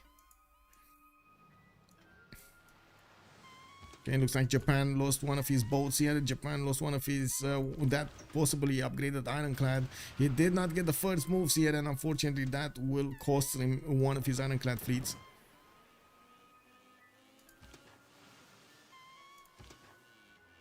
Oh, no more movement on this, but promotion. Interesting.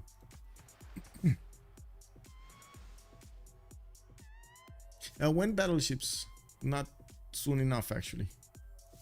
I do see Uralfish is going to try to get a few more Minas Gerais from the city of Salvador de Bahia. He didn't put a harbor from Recife, unfortunately, and we're going to need to see if this one city is going to be able to pump out strong enough units. We do have France with the ability to get those Guard Imperials, but I don't think they have the gold. They are struggling to get enough gold to upgrade them. He's trying to hard build them as quickly as possible, but that is a challenge. And of course, on the other side, there is no issue with the gold. We do have 108 points, 85, 211 points on Japan, and also -15 on SahChicken, which is trying to be as much of a nuisance as possible, even in the face of him losing a few cities here and there. He did lose 2, and he's probably gonna lose a 3rd one by the time this game is over. Japan is not actually reinforcing this. He's not putting more boats in the water towards Hong Kong, and this looks like it's going to be a stalemate through that choke. We do have ironclads being built up in Kyoto in Okayama. Maybe these are the reinforcements we were looking at. We do have him getting his coal power plants shining in the city of Fukuoka, and we do need to see what is he going to do for a religion. Statue of Liberty, 11 turns in this city of Okayama, and I did notice a holy site is getting built. Netherlands does have Zen meditation with stewardship, Jesuit education and sacred places here on Buddhism. Wait a second, Netherlands got a religion? Oh, he did. Look at that, Tilburg city. He did actually get a religion. Interesting, and it's a pretty good religion actually. He has quite a few bonuses from it, right? I do also notice he's gonna get Venetian arsenal importance from Utrecht. That's gonna be very important to get him enough production to 110 these ironclad fleets.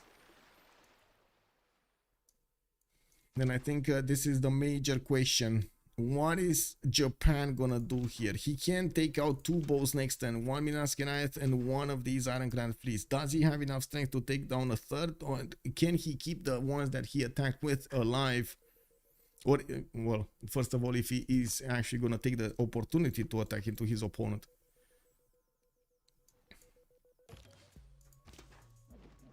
Well, oh no, it's the other way around. With that, he just took out 1 boat instead of 2.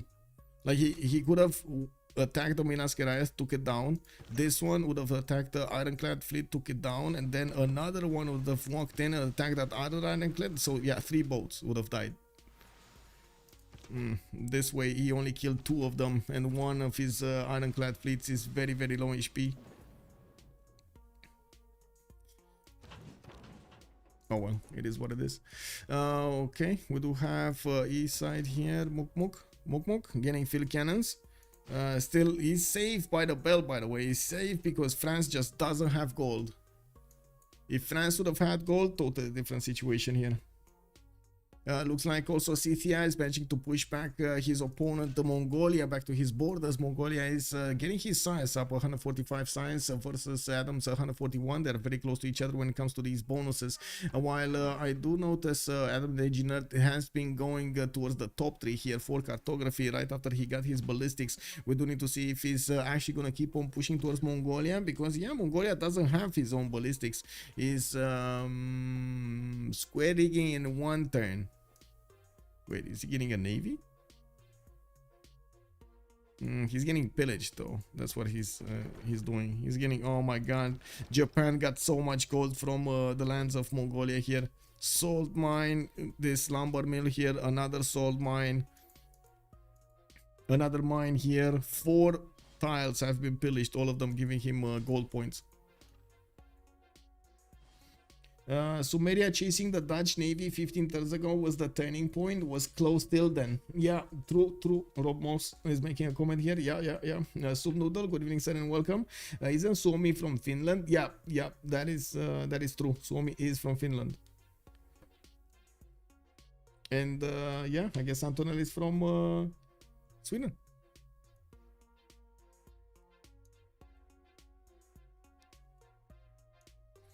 Okay, these Minaskeniath have finished their mission in Ridu. Looks like they're pushing forward towards the southeast, trying to help out more. Actually, there are 2, 4, 5. He never fleeted them up. He just kept them like this.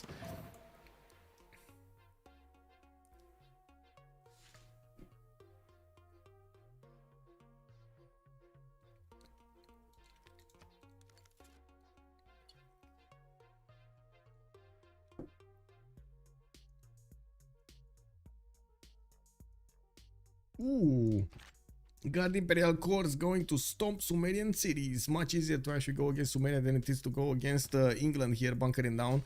So as you can see, Rakas is gonna take the easy option to take out his opponent Sumeria with the help of maybe some Brazilian units from the west. I think it's still this where the action is, right? So Japan managed to save his ironclad fleet, but he couldn't manage to keep the place to keep on attacking. I think he will actually. Yeah, that's still dead. And that's another one with a lot of damage here. 109 versus 87. That ironclad fleet is gonna go down.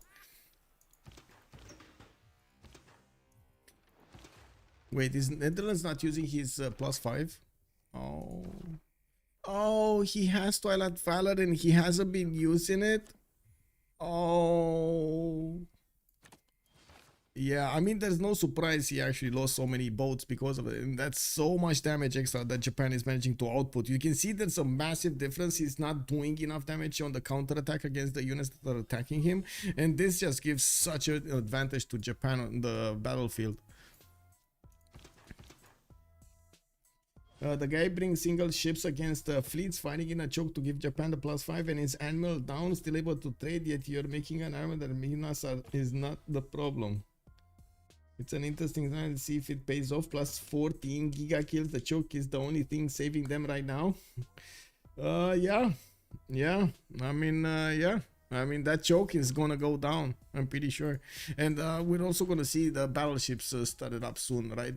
Where is he? He's rifling in 1 turn. You died for science is 2 techs away, rifling and refining from getting his battleships. And when he gets to battleships, I mean, this war is gonna be over. He has like 3 of them with promotions. Fleets, by the way. 2 fleets, actually. 2 fleets and 1 normal one. Can he get more? Yeah, he's sending. Look at that. He's sending more. Look at that. Look at this line of units. 1, 2, 3, 4, 5, 6, 7, 8, 9, 10. You know, look at his empire just building boats right now.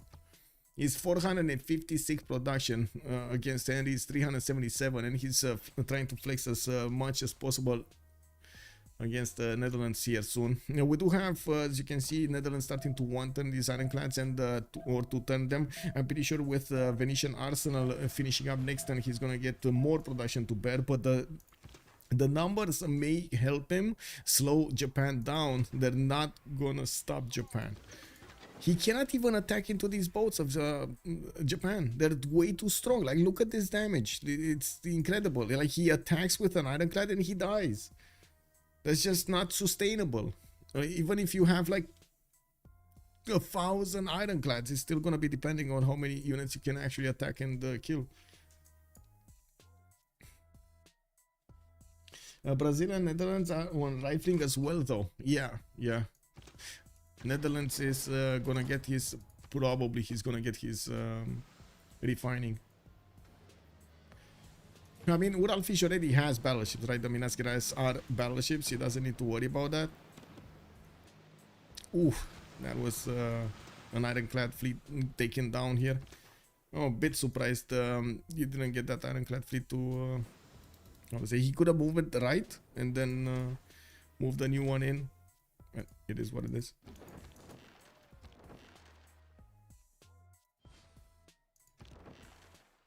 Oh, he can definitely take this down. Look at this. 90 strength frigate fleet against the Sevens Provincians 55. This is, I think this is one of the most difference I've seen between same class ships. 35 points of damage difference between them. Can it get bigger than this? Crusade, I guess he's missing Crusade. Oh my god. And an Armada. Hey, it could have been worse. Look at that. He could have had Crusade. He could have had Armada. You know, it could have been worse. Yeah, the 30 is insta-kill, yeah.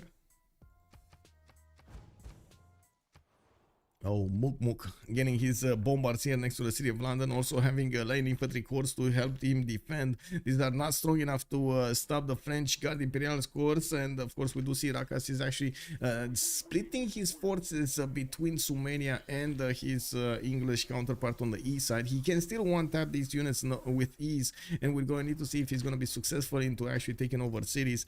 Now we also need to see if England is going to get to build a few more defenses here in the city of London. Can England get to steel walls? I think that's actually the only thing that helps him here. Steel walls. Oh, he's going square again. He's not going. He wants frigates, right? Okay. He wants to deal some damage with the frigates. Well, some damage. There's only one quadrime fleet, and that's about it. Statue of Liberty Nathan's from Okayama. We did have the points rolling in for Japan here. He is on 9 out of 20, and I would imagine he's gonna have a chance to get it next turn. I don't know if he can actually get it next World Congress. They are starting to catch up in the diplomatic favor. Maybe they can do something about it, like another liberation, but I doubt it. Most of the cities that could have been liberated have been liberated. Wait, did he just lose a frigate fleet or did he move it back? I think he moved it back, right? I hope he moved it back.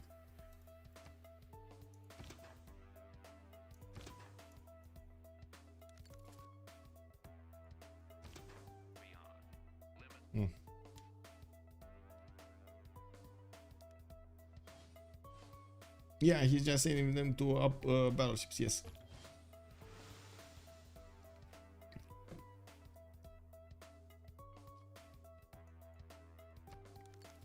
No, Vatican City is going to be taken down. That's another Brazilian city. And by the looks of it, of course, we did have Netherlands finishing up his Venetian arsenal. Filippo Brunelleschi also helping him out to build some more. Oxford University getting built in the city of Amsterdam. We do need to see quite a few more of these ironclads coming into the fight.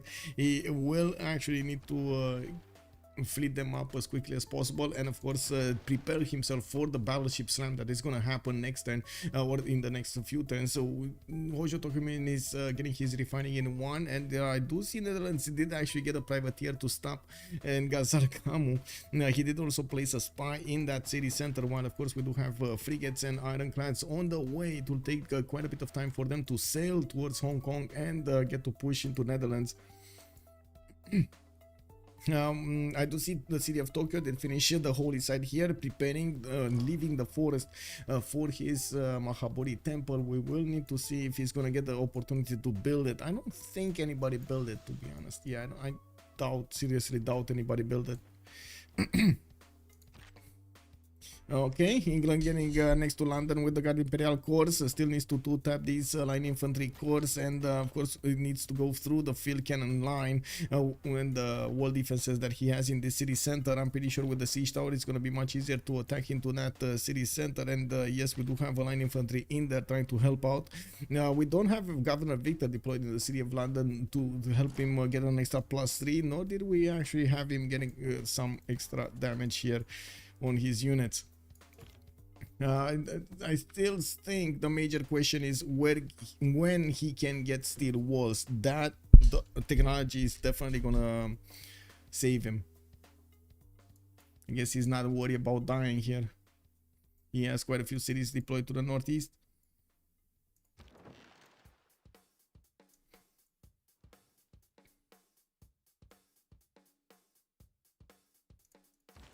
Okay, 6 turns for statue. Nobody's gonna go through that. No, the canal has been pillaged actually by that privateer. He tried to stop the reinforcements. Well, it's no matter, and Gazarkamo is gonna repair it, and yes, there is a horse nest standing on it and defending it. While we do have frigates coming around, I'm pretty sure they're gonna get to punch through. Netherlands is trying to put the ironclads to stop the gap here, and of course the ironclads are just gonna slow down the fleets of Japan. We do have more science at the moment on Wilhelmina with 222 points versus the 200 of Udai for science. He did keep an advantage, a significant advantage over his Japanese counterpart with more than, what, 600 points on his side? Yeah. Sparky05 has joined the round table. Oh, Sparkle05, thank you so much for the follow, sir. Much appreciated. Kuwait also, well, it was so much power. Japan ships still do nothing. Always only 2 ironclads. Why not move 3 plus frigates? Yes, I don't know exactly why he didn't. Maybe I don't think he wanted to push fully through this.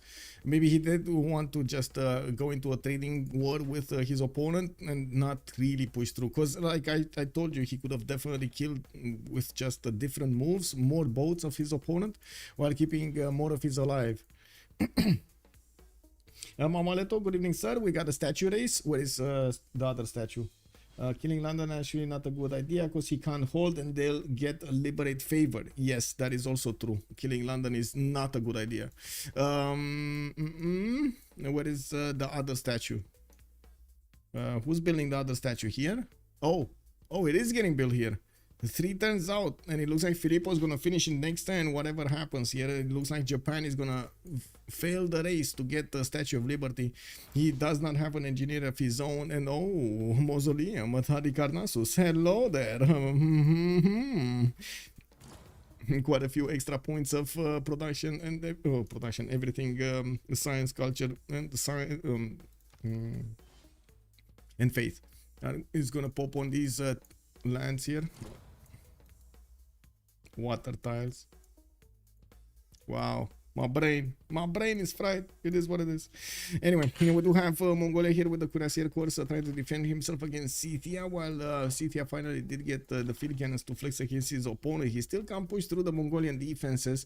This city has been taken over by Brazil and has been raised to the ground. Scythia did lose one of his city centers.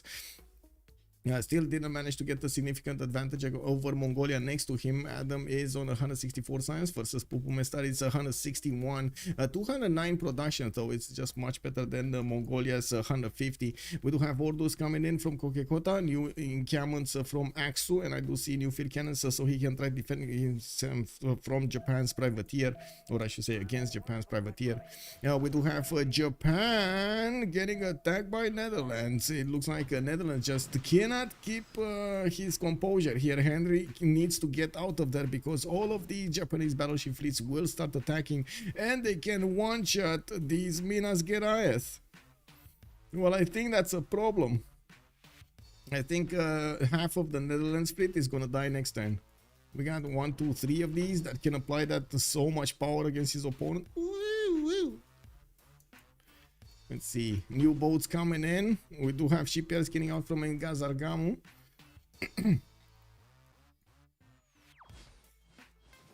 Okay, let's see what's going on. Oh, he brought more. Okay. Don't mind if we do.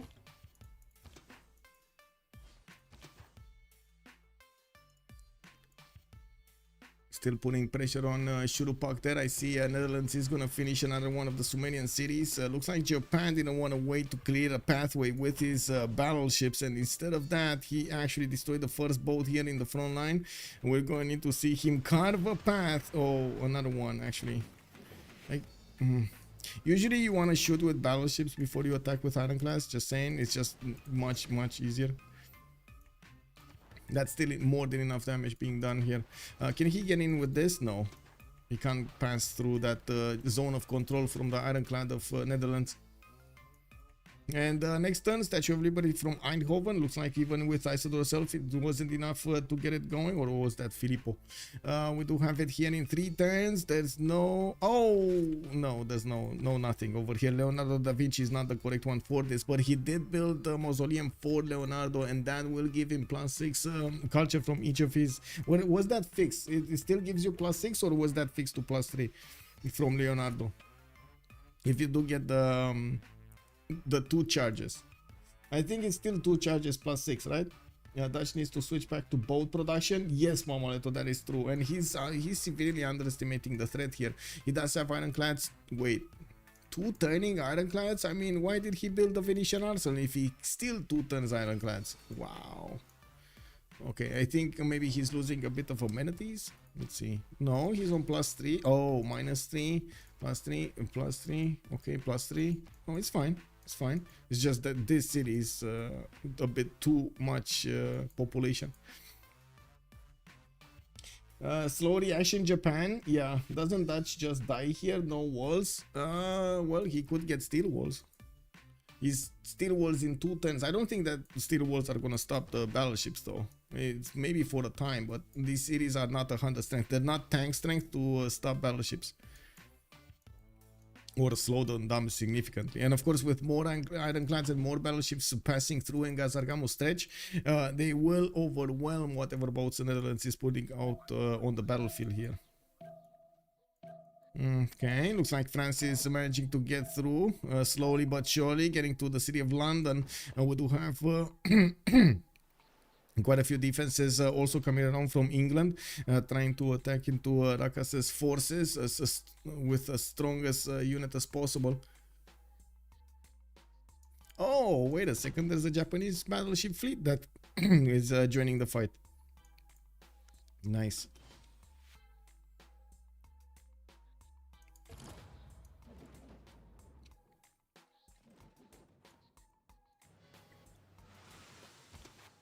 Ooh, promotion, level 2 promotion.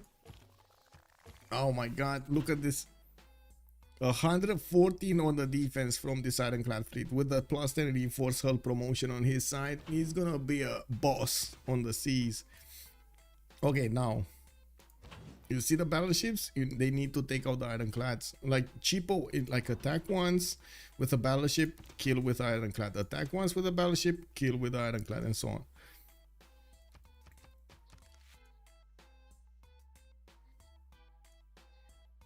Let's see, come on. Come on, Japan. You can do it. Japan has a permanent plus 8 and Dutch has no admiral right now. I think it's too much to hold. Yes. Yes. And also gold. Gold is and has been a problem on their side, but it looks like they managed to catch back up. Wait a second. The gold actually has turned. I'm wrong on this. Look at that. They actually have more than like 350 gold a turn, while their opponents are barely making like 250 or something. Okay, come on, Japan. You can do this, Japan. I'm pretty sure you can do this.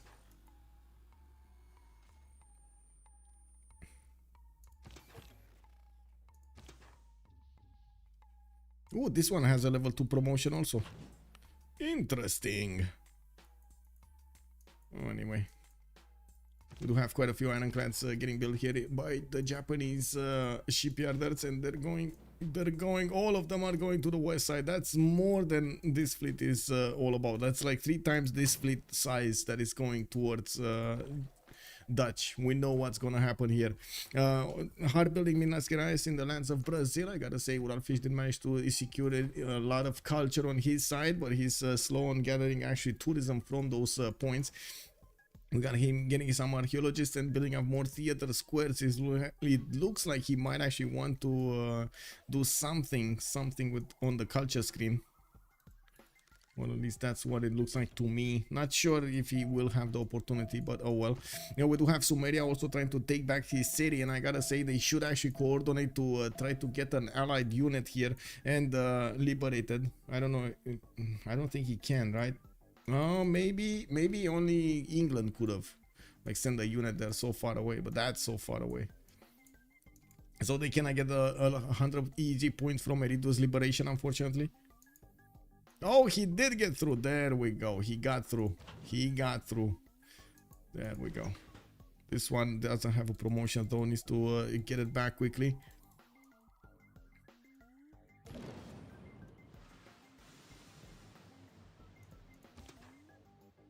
Ooh, Minas Gerais fleet. I think you are dead. Whoa. Okay. That was a bit aggressive here. He just wants to get his boats out. Ah, I just noticed what admiral Japan had. He does have the Armada admiral, Santa Cruz.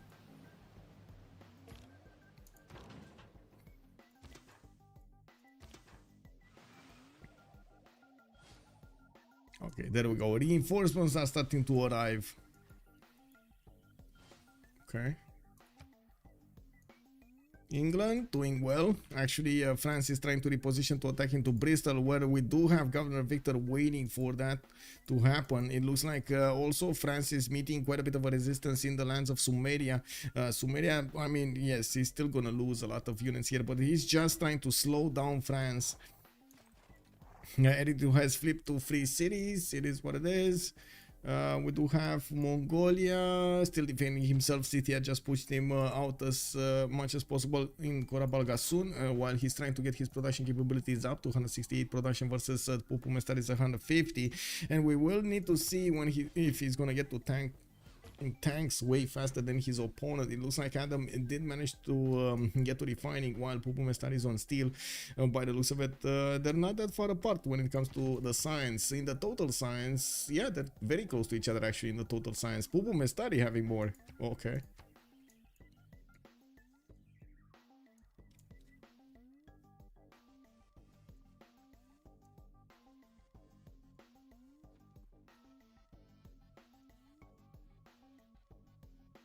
Only one Brazilian city on the coast? Yeah, yeah. He could have actually built that harbor in Recife. I don't know why he didn't put it. I guess he could have. And he still can get cities. One here, one here. Anyway, not to mention here. He just doesn't have a lot of production in Salvador de Bahia for the units. He's only on 39 production in that city center, turn 84. You can imagine that's just not enough.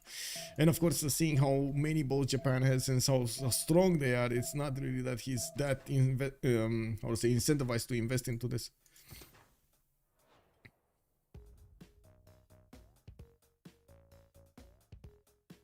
Oh, Words of Religion. That's a bonus that Japan doesn't have.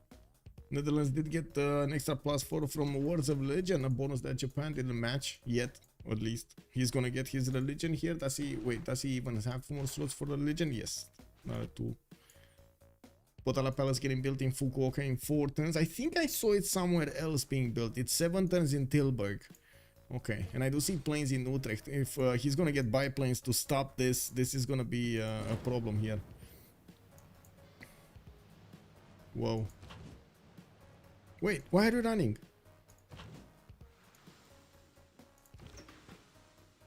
WTF? Why are you running?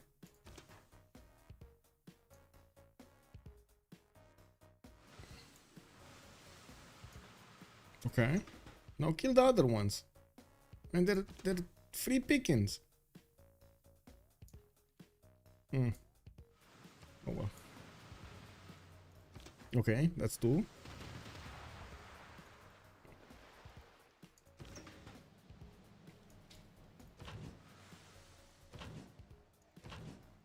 Oh well, it is what it is. The new reinforcements are getting in there, and it's not like these Brazilian units are making that much of a fuss here. Henri has been taken back and is going to rebel again in 3 turns with steel walls up. It should be. Yeah, there we go. Steel walls are up. Scythia still preparing some units here in Kuloba for the tank push, but it's going to take a bit of time, and I would imagine Mongolia is going to have his own tanks at the correct moment in time.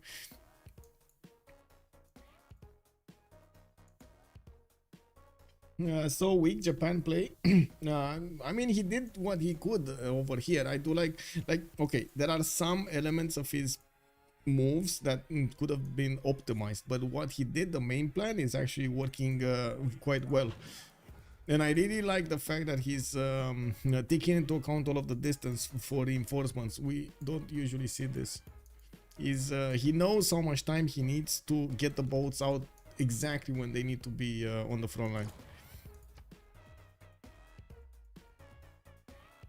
Looks like Japan. Also, he has other priorities, right? He's trying to get the Mahabodhi temple. He's trying to get to Sim a little bit behind all of this. So yeah, I can imagine. First of all, it's much easier for us looking at the screen and having time to process the information versus them, they are gonna need to make decisions based on like a few seconds of watch, of like judging.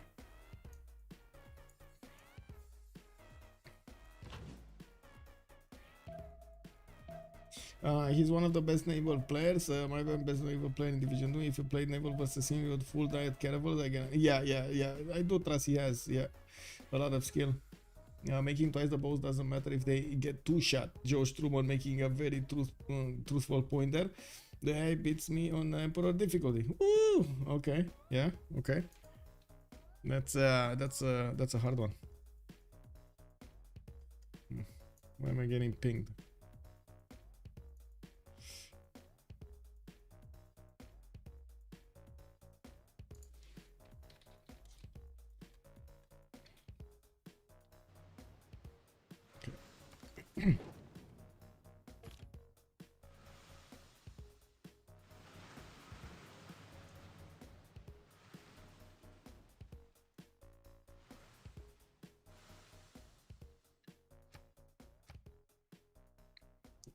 One of the things that he doesn't know is, of course, how many boats Brazil has in the fog of war. Looking at the vision, for example, let's actually take a look at the vision here on Japan, right? He doesn't see all of the boats, but he sees enough that he can think that there are more waves of boats. So he doesn't want to expose his ironclads unnecessarily.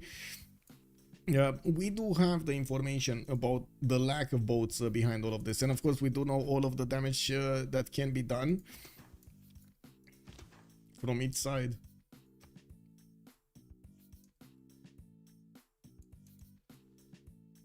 Wow, I think I annoyed WSS a little bit here.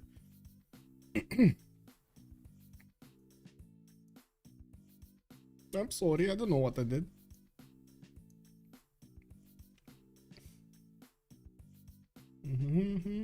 I really do think the distance plus Venetian will ruin Japan. It might be. We'll see. Who did jet for to Mr. Brasilius? No one yet, actually. Sumeria did lose a few cities, but is not dead. And by the looks of it, Japan came to help, so they're pushing back right now. Rusty Ranjit, good evening, sir. And just think how much resources he wasted for them. Yeah, he could tell by military score, perhaps. Yes, he could tell by military score, indeed.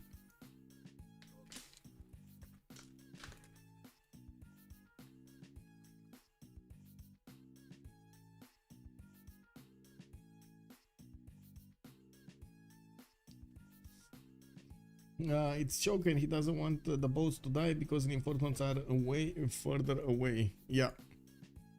Well, they're getting there. In the next 2 turns, they're gonna get there, and he's gonna do so much damage here. He's one-shotting, two-shotting most of these boats, and you do see how much of a critical mass of boats he's gathering next to Hong Kong.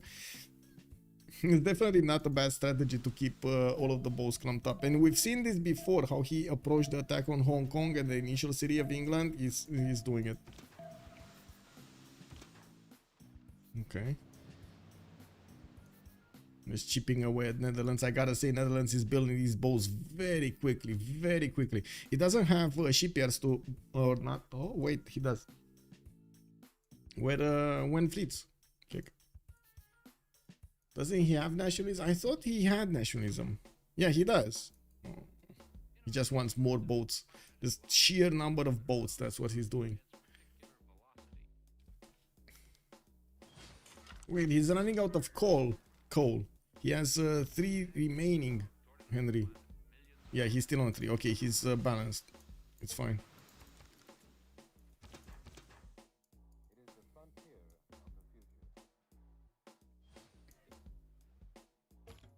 Okay, we should see the boats getting ready over there to pass through the choke point.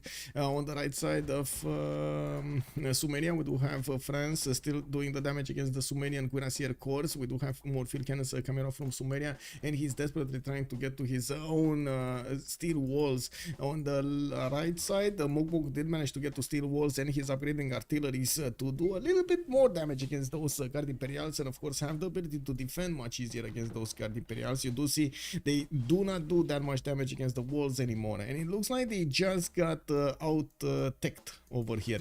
France couldn't keep up with his necessary science and culture for the late game, and as you can see over here, he has only 68 and 62. Not really the good numbers that you are expecting to win the game here. Now we do have also Japan needing to get this. Did he get Potala Palace? He might get it next turn. Let's see. Potala Palace here. It's 3-turn difference. He's gonna get the next turn. There's no chop here from what I do see. No ninja engineer that could be used by the looks of it. Yeah, no, nothing. Plane is being deployed in Netherlands and city of Rotterdam, and if he does manage to put it in this location, this is gonna be so toxic. Of course, as in, yes, he could plug the choke with one of those planes, and Japan is gonna need to figure out a way to get around it. Do we have any? Yeah, all of these tiles will get flooded. These 3 tiles, 4 tiles. Hong Kong can be taken down, no problem. By Japan. He can carve a way in. I don't think he can keep another city because he already took in Gazargamo, so that's a problem. He's going to need to get a settler here if he wants to canal out. Wow. Wow, wow, wow, wow. Wow. Okay, that ironclad, instead of upgrading, died, unfortunately.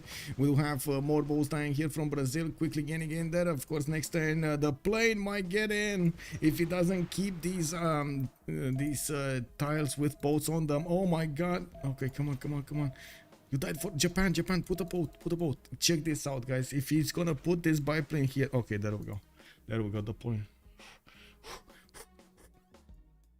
Yeah, we need to do some breathing exercises here, because this is getting heavy. Seaports, there we go. I think the Netherlands just got destroyed from Oxford. Pretty lucky. Yeah. He fleeted one ironclad and he died the next second. Yeah. Show goal per 10. There we go. We got the goal per 10.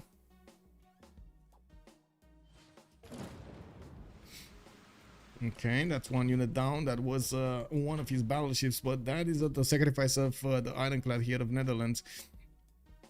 And I do notice most of the boats of Netherlands are just one tap away, and this is actually a bit of a curiosity that I have. I'm pretty sure Japan could have easily slowed down the losses he was incurring just by taking out, like doing the first moves against Netherlands and not allowing Netherlands to counter-attack with as many boats, if that makes sense. As in how I phrase it, if that makes sense. Okay, another freedom act over here in Brazil cities. He's going with tanks against Sumeria, and he's tearing apart his opponent's empire, but slowly, and it's not really going anywhere. We do have Japan here managing to keep off France from pushing into England. He's keeping his body alive here and helping him get more gold per turn. I don't really see that much gold per turn right now on Japan or Victoria or Tomanes or Sumeria. This is quite heavy. This fleet is putting quite a toll on them, but I do have to point out Japan just broke Netherlands fleet, and it doesn't look like the production from Venetian. Oh my god, it's happening again. The curse of Venetian is happening again. We have seen it so many times on the stream here that we did actually have players going for Venetian with good production, with everything, just didn't have enough time to get that critical mass necessary to stop their opponents. And of course the massive damage difference between the two same technology units here is just way too good on Japan. You died is not a first mover. Okay, that makes sense. Thank you for the additional information here. Sunday Pecha Hal 1718. Good evening, sir, and welcome. Honda spaceship has very slow PC. He has mega lance moves. Okay, that makes sense. Thank you guys. Thank you.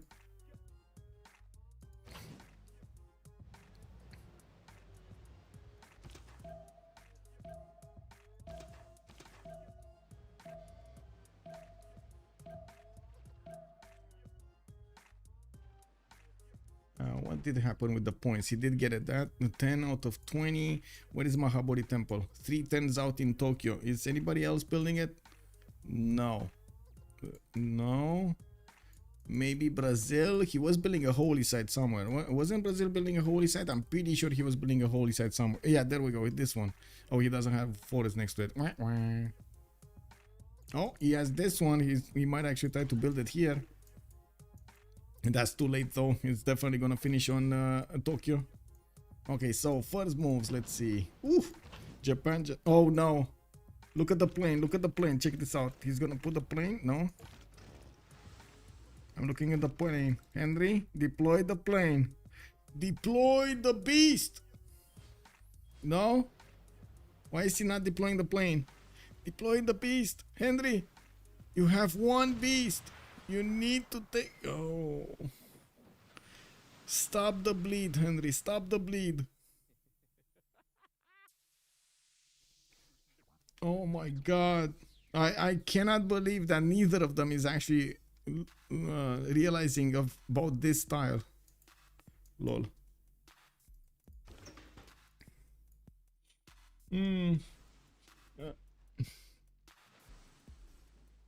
Oh, you can't deploy in foreign land? Oh, okay. Isn't he at war with Hong Kong? He should be able to deploy it there. What? Was that a change or something? Should be, the plane could get shut down by Hong Kong on that tile. That's not a problem. You just get free promotions. And Hong Kong is not strong enough to take out the biplanes. 75 Beanie.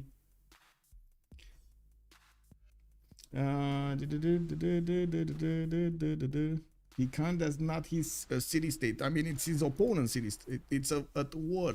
You should be able to deploy in at war. Anyway, it is what it is. So I was remembering you can deploy into city states and everything. Maybe that's my mind just effed up here. Brain fart. That is what it is. Oh, destroyers coming in from Japan. That's oh my god, that's gonna add more difference against the boats of Henri. 2 tons for his own combined arms, but by that time all of these boats will be taken care of.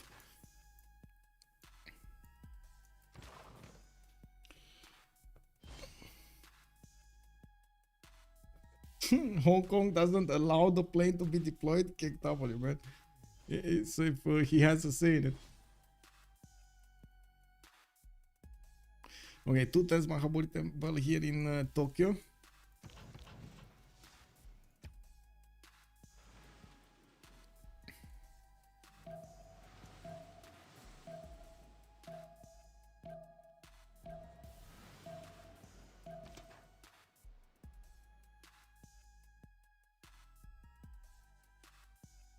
Kuwait is making a comment about that mechanic. Yeah. Gabriel, good evening, sir. Hello, sir. How are you doing?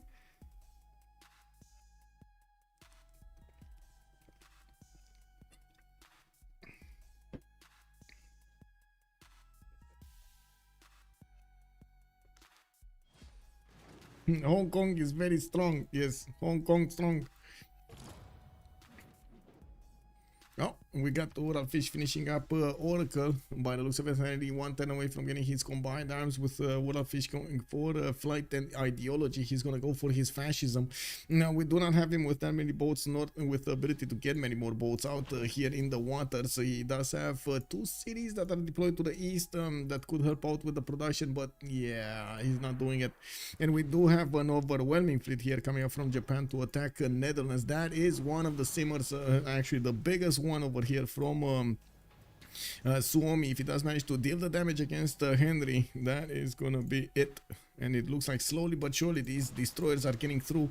They are managing to keep their health, not allowing their opponents to attack into them. You can see how the ironclads are dying if they try to slam into destroyer fleets.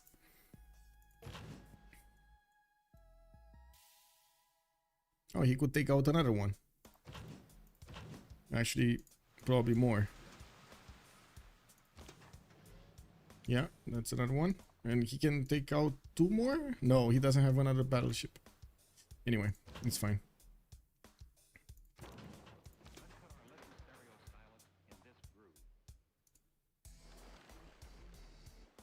So I guess Henri would need 3 planes to deploy here to stop the bleed. 1, 2, 3. Okay. That's, I would say penny bill. Weak. Gilgamesh, do you like the sound of Australian Austria? I got that, and I like, and I will get an Australian Austria Hungary soon. Wait, what sound? Wait, what? Gilgamesh, is this random or BBG? This is BBG. Yeah, BBG undrafted. I mean, they really wanted to play him. And to be honest, he did quite a good run here, but he's getting, I think, a little bit uncomfortable with the tank corps next to him and getting pushed by a few French Guard Imperial corps. Not really managing to take over his cities, but definitely doing a lot of damage. Woo! Mukmuk pushing out with tanks, with infantry, line infantries against the city of Marseille. France is going down. What a comeback from Mukmuk.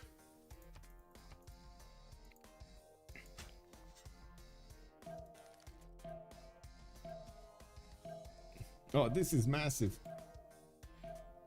You don't think you ever played that mode? You should try it, man. You should try it, definitely.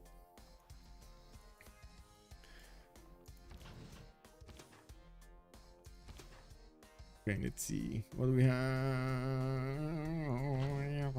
Japanese fleet about to start working on the main cities of Netherlands here, and 3 of them are gonna slowly be taken down by these battleships.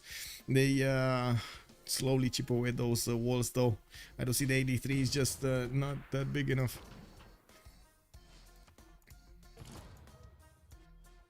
Oh, wait, did he just upgrade destroyers to lose them? I think he just upgraded destroyer to lose them, right? Let me actually see. Wow, that's very aggressive of you, Henri. What did that ironclad fleet do to you? Oh, level 3 ironclad fleet now. What did he get? Convoy. He needs a admiral. Oh, he can actually start using Santa Cruz if he wants to get an armada out of one of his boats. But anyway, looks like these destroyers are falling like flies over here and making their way towards Rotterdam with his boats. Japan is gonna start chewing away soon. Looks like also the tanks of Brazil are getting stopped by the Sumerian units. We do not have that much of a success here in France's endeavor to take Larac, and I do notice the tanks of England are gonna take Marseille. Level 2 spy over here in French cities. Level 2 spy in Leeds, I think. Yeah, level 2 spy in Leeds. Yeah, from France.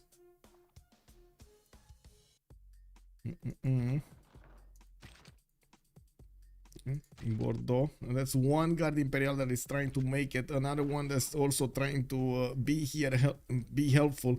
I gotta say that he keeps it in the tile, in the encampment. Unfortunately, the encampment defenses are not gonna benefit from all of the defenses that the guard imperial could have benefited from. It's much weaker than the guard imperial would have been. What is it? I think we can take a look at the damage. 96 over here. This is a 100, right? 100 on a level 1. And this is 87 encampment. But anyway, Marseille is gonna be taking down the tank and just step on it and take it. Oh my! Wait a second. Is this from Marseille or is this from? This is from Bordeaux. It's fine.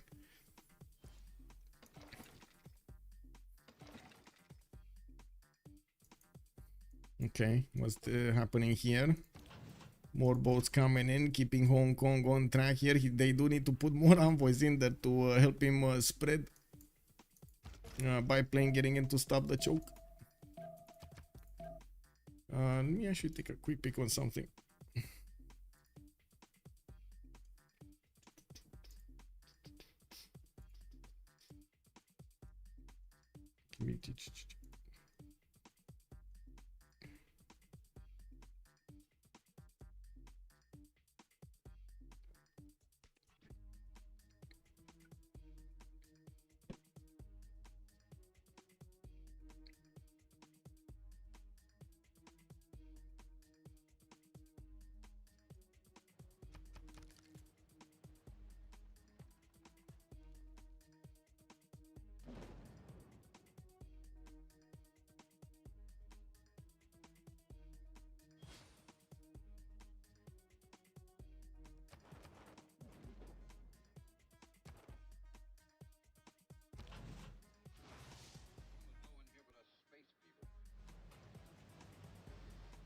Okay, so the remaining destroyers are being taken down. Of course, I do want to point out that Netherlands doesn't have enough of these biplanes to keep all of his cities safe. And of course, Utrecht and Eindhoven are actually quite exposed over here.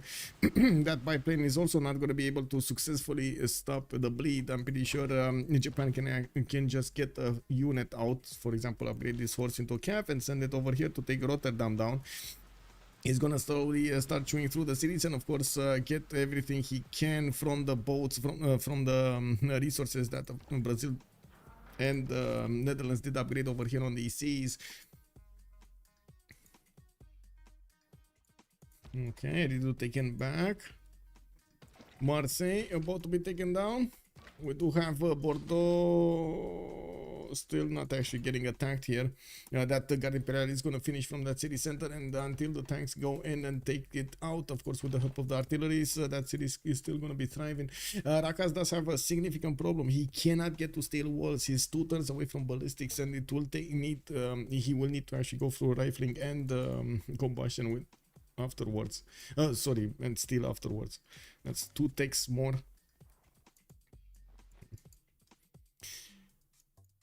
Juju. Michael should create OnSpotTV team. Yeah.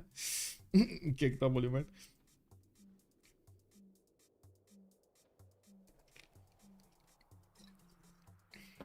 Suomi is not a novice. Well, it depends on how you call novice. They're not as hardcore as the other ones, I would say. As in, I don't think they play as much as the other ones. Rapa Nui is in the game. Yes, Rapa Nui is in the game. And somebody was trying to build a lot of those tiles. Oh yeah, there we go. Sumeria was trying to build it. Is there some kind of fetish here of SahChicken with Rapa Nui tiles? Is there some extra information that I'm not aware of? Is he a big long time supporter of Rapa Nui culture?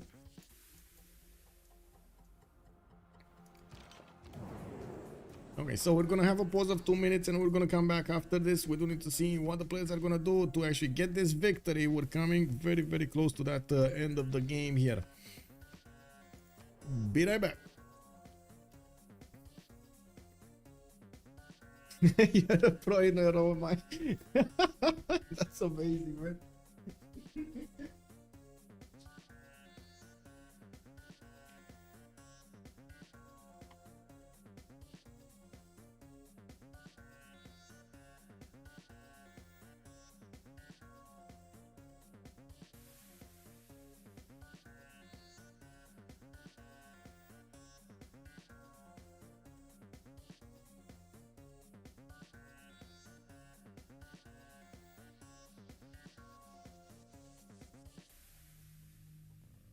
Without any warning.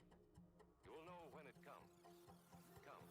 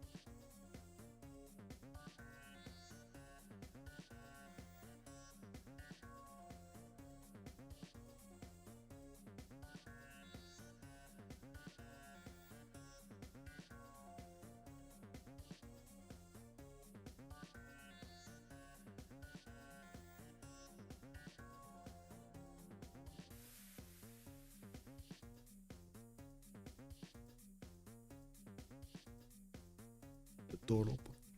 Maybe the cat is gonna walk in. If he gets some free sim, he can make it look huge. Yeah.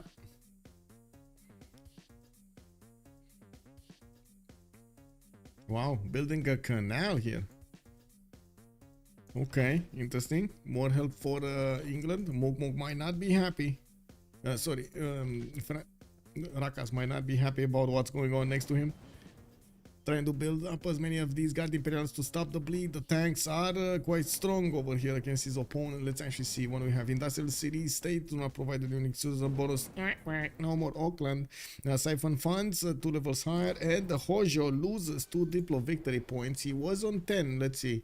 He's on 13 out of 20. He's getting closer. Well, I'm pretty sure he won in his heart 1 point over there. I'm pretty sure he's creeping closer and also about to storm the cities of Netherlands over here. Doesn't seem like there's enough strength on Netherlands to come back and build a fleet. He's trying to get a settler out from Eindhoven, and it looks like the plan is to go for a culture victory on Pedro II here. So on one side we do have culture victory from Brazil, on the other side we do have diplo victory from WSS. Let me actually take a look at the culture victory here. What do we have? 49, that's 319 tourism on Uralfish. The one defending is right now actually Japan, and let me see how many he has. Japan is on 94 domestics, while already Uralfish is on 10 out of 95 internationals. Okay, let's see how he manages to get the rest of them. He's getting his carnivals going, and I do see more industrial zones, Ferris wheels and arenas getting out of his city. So finally the sanctuary is getting built in Campinas. Yeah, funny thing, we actually have a similar name in Romanian, Câmpina it's called. It's spelled the same instead of the S. Well, without the S, I should say, not instead. Without the S. Aqua England looks weird. Yes, yes. The color is very weird. Yes, I have to agree with this. Oh, God, Imperial's dying to these English tank wars. They're managing to punch through, and of course, whenever they're taking over cities, they're also putting the steel walls in. He needs to start taking them faster. Rebellion is starting to catch up over here.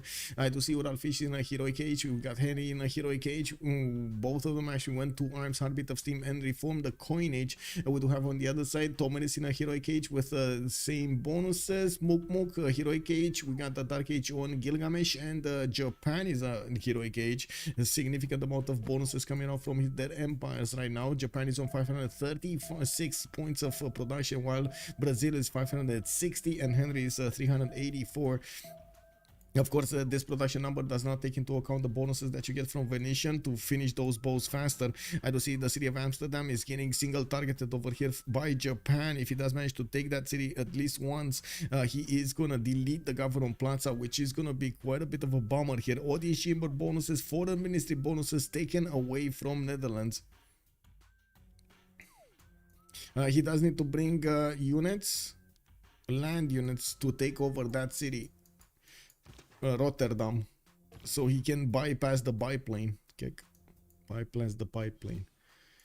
You wanna do bypass biplane?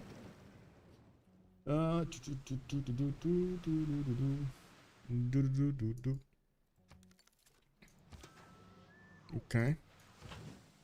He got the tile right in front of Eindhoven. We do have another biplane bot over here in the city of Utrecht, but it was a bit too late to deploy it in the correct amount of time. It looks like Eindhoven can actually be attacked from the other side as well, from the north. It's just a matter of time until the one of the units of Japan gets in there, and I'm actually a bit surprised he is not getting that the northern tile also. We do have some pillages being done over here. Of course, these polders are gonna get pillaged. Very nice, I gotta say, very nice how the texture actually evolves here. I really like these polders, how they look. It's like so natural noise. And more boats, more boats, more boats. And more boats, look at that. And finally planes. We got Nagoya starting to get his aerodrome down. He did finish his Potala Palace, and looks like this time around he's gonna start moving towards Mongolia. He can definitely do a significant amount of damage with the battleships. We did talk about this possibility. They can take Karakorum. So wait a second, they can take 3 capitals. They just need Pedro II's capital. Where is Pedro II's capital? Here, Rio de Janeiro, right? This is kind of hard to get to be honest. Maybe with a nuke or a GDR you can get there easily, but other than that, it's gonna be a tough time. Wait, if he gets control, he can also nuke Brazil. Yes, he can nuke, but I don't know if he'll have the time. If he also is a culture victory defending, they'll need to full jet bombers. Yeah, and they need to full kill France.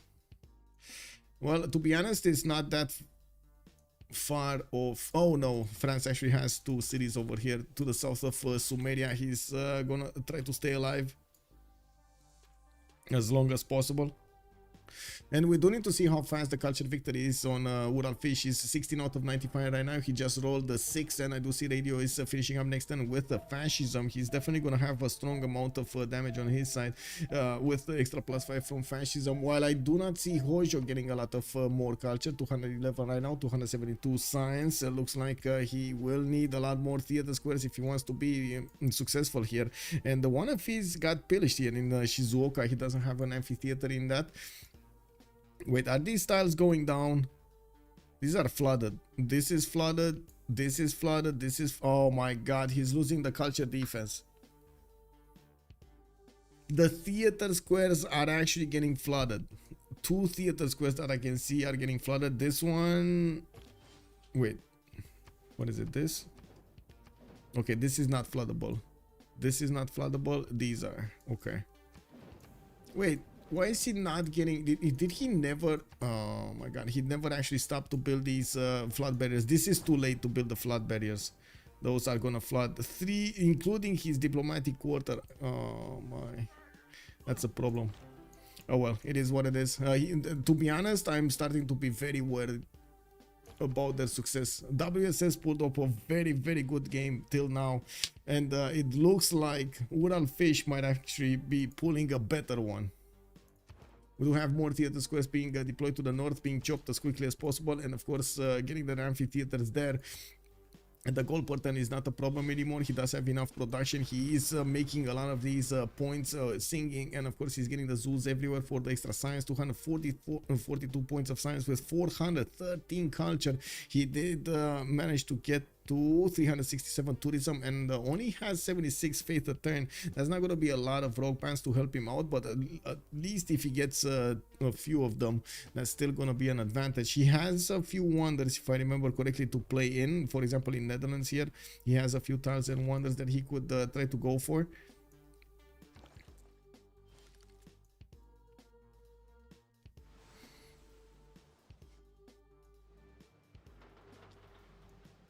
I'm pretty sure the inland cities of Netherlands are going to survive for quite some time. Okay, looks like Amsterdam is going to go down. Yeah, that city is going down. Government Plaza got deleted. No more extra Diplo favor over there from the foreign ministry. He also did manage to get Oxford University on his side. And that doesn't help that much. It is what it is.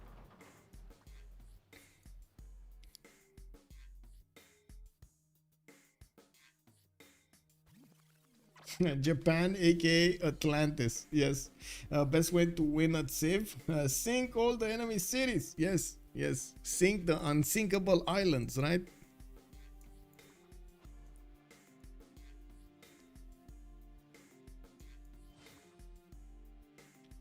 Okay, more aerodromes coming in here. A second one from Sendai. Looks like England is getting his battleships to the south and keeps pushing through towards the capital cities of France over here. He still needs to go through at least 2 rows to get to Paris.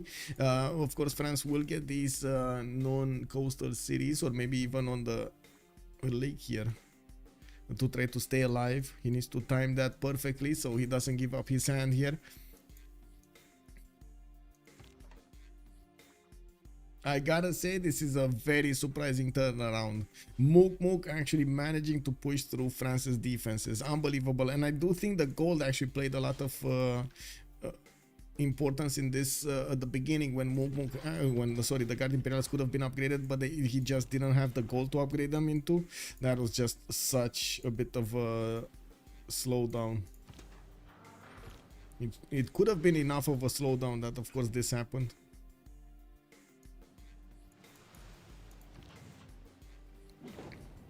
Oh, Amsterdam is gonna flip back.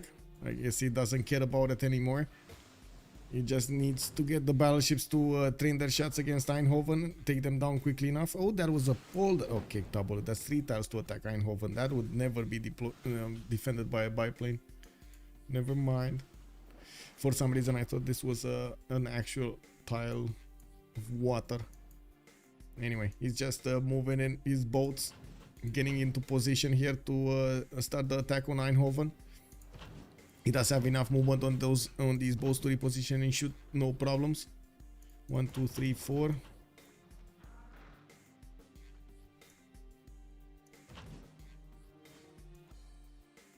How did the last Congress go? How many points? He lost 2 points, but then he got back 3.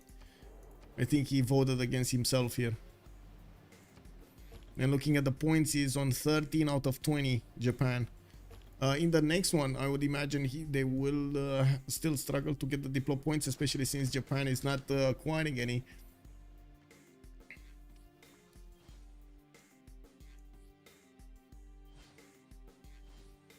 Yeah, they need to take out France, and France is not going down. He's refusing to go down over here. Rakas just sending settlers out as far away as possible to slow down his demise. Oh, Japan, a battleship armada. Well, this is a surprise. Battleship armada. When is Japan's fascism actually? Ideology coming up in 3 turns. Okay, it will take some time. Okay, he's promoting most of the boats, by the way, and oh, they're going for the liberation on Vatican City. I see. That is another 100. Those are another 100 points that might actually put them back in the race.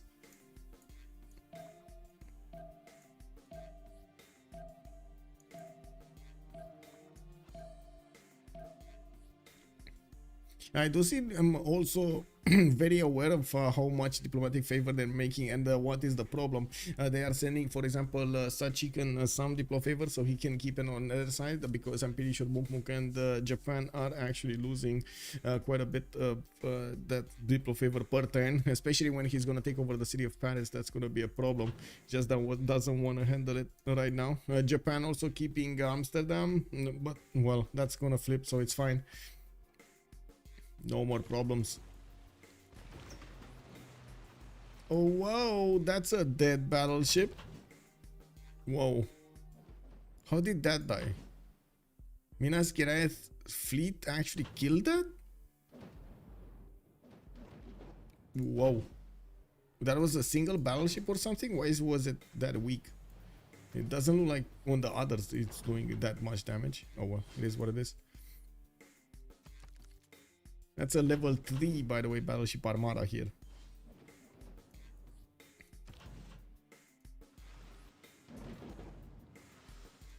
So much faith coming in. Anyway, let's take a look at the tourism. 383, not that big. And how much? 19 out of 103. Okay, it's slow. It's actually slow. It's not that fast. It's not that fast. He still has time. He still has time to deploy. They still have time to get some more points in and liberate some more cities. For example, Eridu over here could definitely be liberated by Japan. That's another 100 points on their side. They can't. I don't think they can actually get enough points. So let's see. 13 plus a possible 5 from the next Congress. If that, and that's a big if, that's a straight Congress, right? All wins. That would be 18. Oh. He could, if he gets noble. Can he get noble? Whoa. He could actually noble and then go for the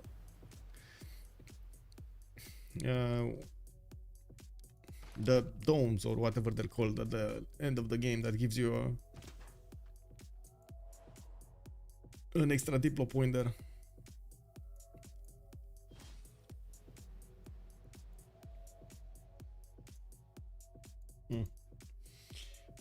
Can get a level 4 missile cruiser, yeah. Also Seb, good evening sir. Hello old one. What's your favorite unique unit? What's the most I like the immortal the most. What's the most unique unit? What's the best unique unit? Favorite unique unit immortal. Best unique unit, probably the Minas Gerais, to be honest. Gerais. Unique unit, I mean that's what it is. Yeah. The Varu, I don't know if the Varu, yeah, that's, I mean, it's a good one, but I don't think it's that good. It's been some time since we've actually seen Varus taking out empires. I remember the days, but those days are long gone. Simon's you, they play the guitar. Yeah, the Llaneros, yeah, they do. The Legion. Yeah.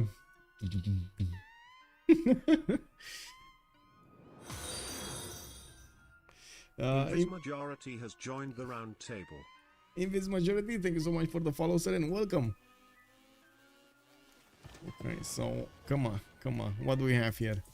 Probably Vatican City gonna be liberated this turn. Looks like Netherlands is gonna try to save or slow down the attack over his opponent. They're keeping the biplanes there.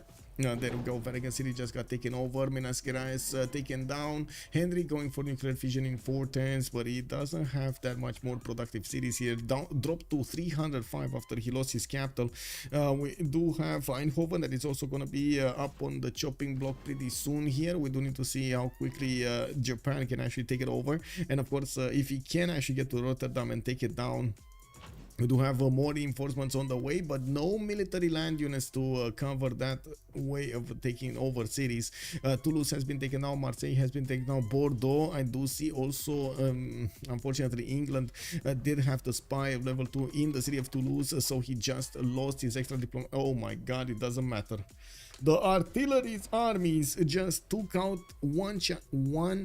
He did one shot, one single shot against Rouen, and that city went to hell.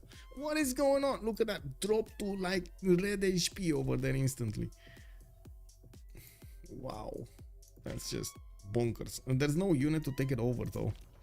Oh, wait. Tank. Yeah, you can go. Mr. Tank, you can go. I give you permission to go and take over the city of Rouen.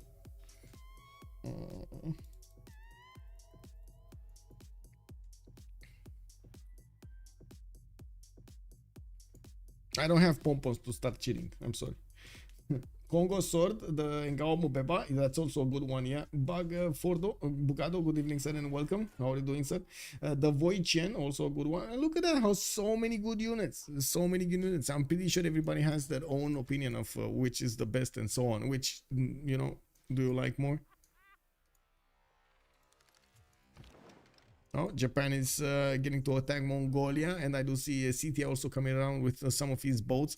We do have Scythian calves here and tanks getting through the territory. They're actually gonna go through the seas and disembark directly on the lands of Mongolia. Will totally bypass the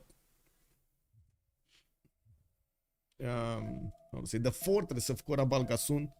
You see how bunkered down Mongolia was? 2 encampments and a city center here, keeping the choke point. Looks like the Maginot Line.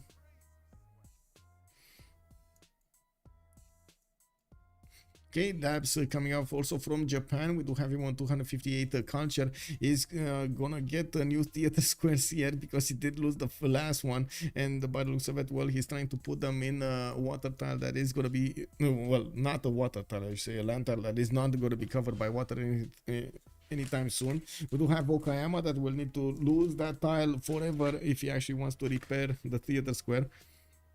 Rebuild the theater square. Looks like the city of Rouen is still alive. We do have the tanks of England right now having the moment, but he's going to choose to attack with the line infantry. And yeah, there we go, follow up with the tank at city of Paris. Wait, France needs to actually take out this. Oh yeah, there we go, he put it down. And we do have Sumeria actually getting one of his cities in the water. He is gonna try to attack Amboss here. Oh, he gonna get got. Rakas over here, he gonna get got. Yeah. You know, well, Japan is gonna need to train his shots against Eindhoven now that he has his battleships redeployed from Vatican City. They did get the 100 deploy favor from that, and it looks like they still will have a significant challenge of getting all of the points in for the next World Congress. We do have The Hague actually being deployed here and on the island in front of Brazil. Brazil still keeping the city of Eridu, and now he's going back. While of course we do need to see what Japan is gonna do here, and if he is gonna manage to take out the cities of Dutch from the coast.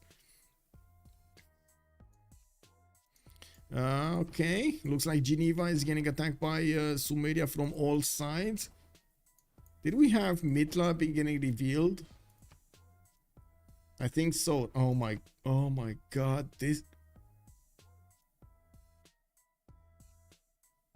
turn 99. Suomi still has Mitla as a pocket CS. Unbelievable. They never actually discovered this territory here. Look at this, guys.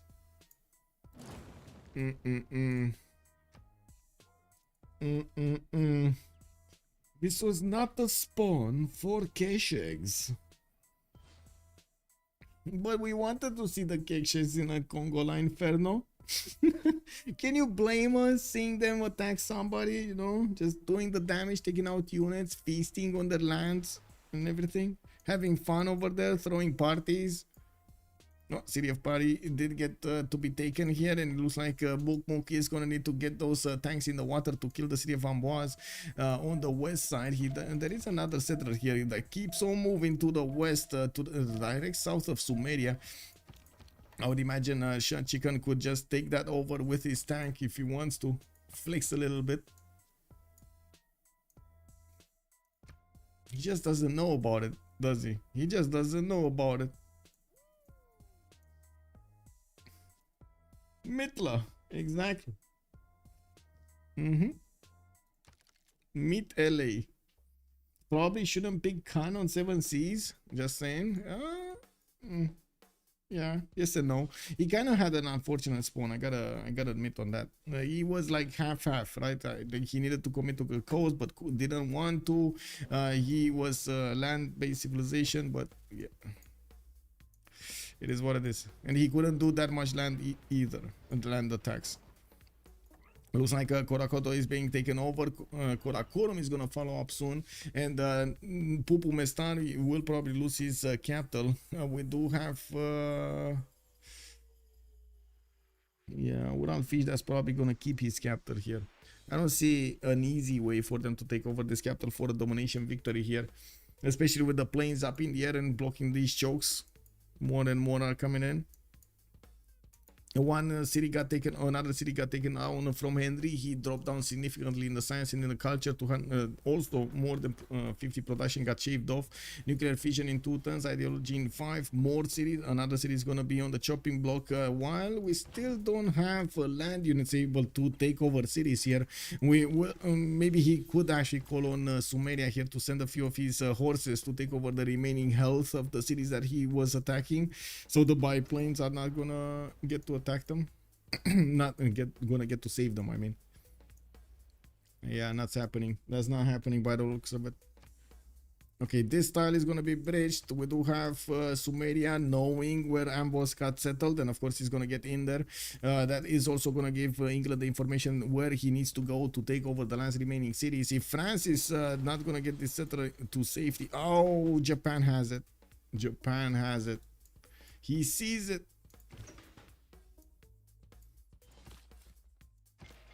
No, I don't see the settler having a waypoint.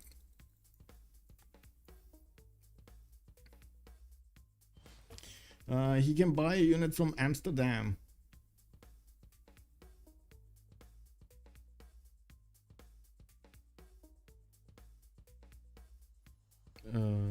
Unit from Amsterdam. Give me a second. I mean that, sure, he can buy a unit from Amsterdam, yeah. But he's not doing it. Computers next turn for Petro II, adding more bonuses on his tourism per turn. He's on 522 right now. He's probably gonna jump up to 700 and something 50.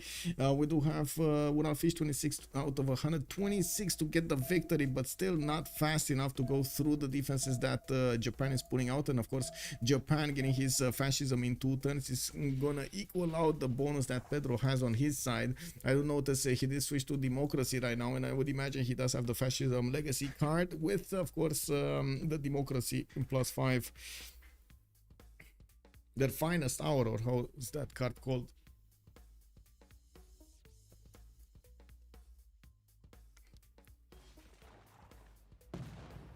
Amsterdam rebelled. Yeah, the city just keeps on rebelling. He doesn't want to stay quiet. He doesn't want to go quietly into the night.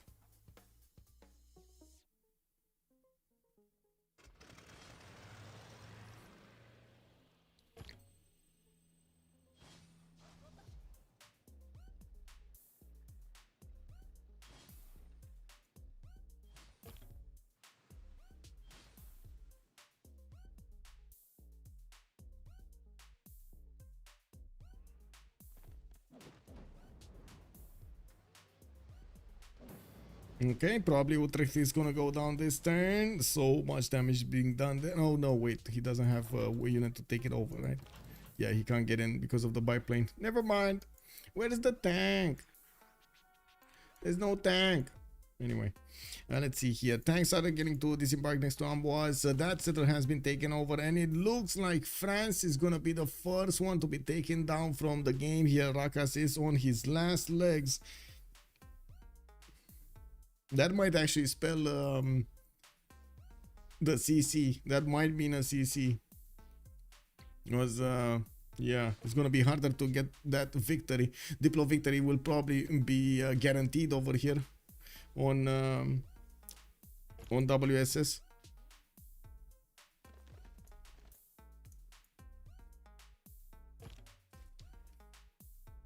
He should buy a cab in Amsterdam, yes. Yeah, also, descrap bună seara, domnule, for the space race tomorrow at 3 o'clock our time. Yes, sir, yes. You might actually want to be like 5 minutes before or 10 minutes before Desra.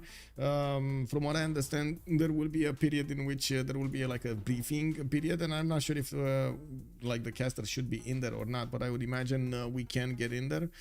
So we need to be there a little bit earlier to see what's going on. I'm probably going to be online like half an hour before or something, like an hour before, to see what's going on. I need to go to sleep earlier tonight, and I have issues with that. I really have a hard time going to sleep at night. Okay. Yeah, perfect. Yeah, that's perfect. Senior Sour Cream, good evening, sir. What's the space race? We do have tomorrow, there's a game, Civ race is calling, not the space race, Civ race, where 6 or more players, I think 6 players are gonna receive the same save with the same settings, with the same save, with everything the same, and they will have as much time as they need to get to a space victory, starting from the same point and streamed live from their point of views that we will get to see and of course react on. We're going to get to see what they're doing over there and how are they trying to use their abilities to get to that. How many of them are going to go the same way, how many of them are actually going to do different things to get to the space victory. It's starting up at the 1300 GMT, and that's what I was talking about over here with Destra. I will co-cast with him tomorrow. Good evening, sir. Good evening. Statue of Liberty got raised in Netherlands. Can Japan get Diplo points for rebuilding it? No, you can't rebuild it, unfortunately. Yeah, that sounds super fun. And we gotta give it to Malm. He had this idea and he actually organized the thing. Yeah, amazing. I can't wait for tomorrow to see. We're also gonna have later on, and this is probably one of the I guess question marks I have. I hope we're gonna get the second game later. It's GBL going against HOH, if I'm not mistaken. But give me a second, I can take a quick peek here and find out really quickly. Yeah, Gold by Library versus HOH. They do start at 1800 GMT, so there are like 5 hours in between. I would imagine the first the space victory is gonna finish till then. If not, we might actually need to bypass Gold by Library versus HOH. I'm really sorry about it. I don't think, if I remember correctly in the rules, they are not allowed to go past turn 120 or something. Or give me a second. Or was that for the land? That might have been for the land and not this. I have like 6 different rule sets in my mind right now.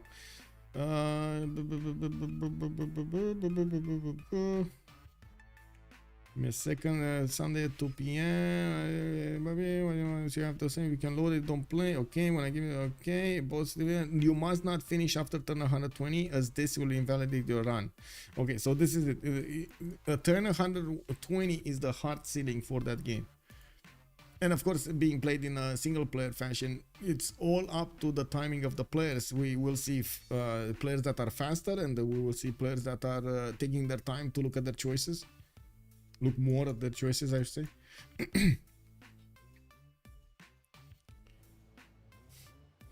And all that is left of the Statue of Liberty is the torch? Yes.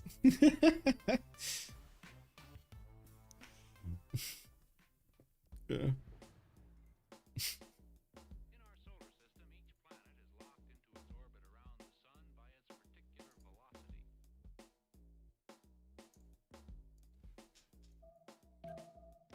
Okay, so Utrecht is about to go down, but there's no unit to take it down. It's very, very low HP, and as you can see, they are gonna keep on pushing to slow down Netherlands here. We do have Japan also getting more reinforcements. We do see he cannot get his flat barriers up. He's trying to get some more bonuses over here from Hueto Kali for the extra culture. That's pretty good actually as an addition. We do have the tanks of England about to take over France's city of Amboise. That's his last remaining city, while Japan did benefit from a free settler from his opponent. He's gonna get to build it right here in the face of Vatican City and on the shores of Netherlands. Okay, this is probably gonna be the first player taken out from the game, right? Whoa, he got a Spec Ops. Ooh, whoa, okay.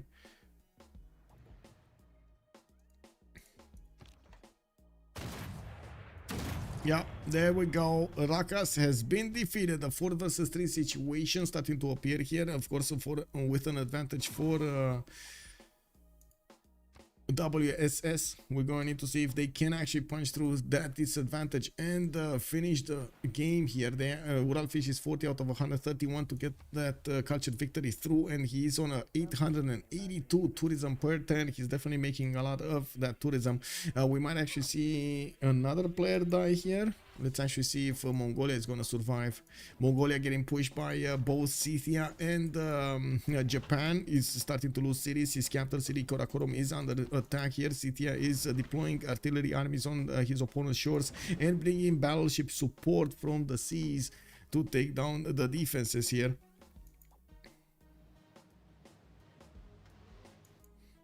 A dab. Okay. Wait. Oh, we got an infantry here. Interesting.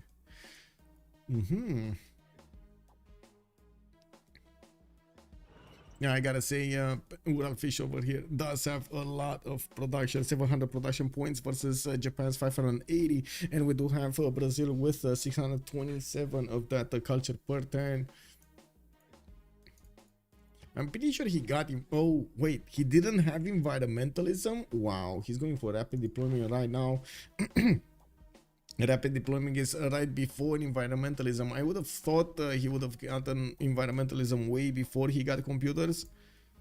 I didn't even think he's not even gonna have it, but anyway. And we do have him also getting his rock pants out. The major Emu is moving to the west towards the lands of Mongolia. Do we have anybody deployed to the east? He should have sent one here, right? Here? No, he doesn't have any. I'm pretty sure he doesn't have a lot of faith. Unfortunately, not a lot of faith per turn. I mean, he's on 74. I don't think that's enough to keep on buying rock pants. I mean, maybe it's enough to get enough, like 3 or 4. Enough for a 3 or 4, but that's about it.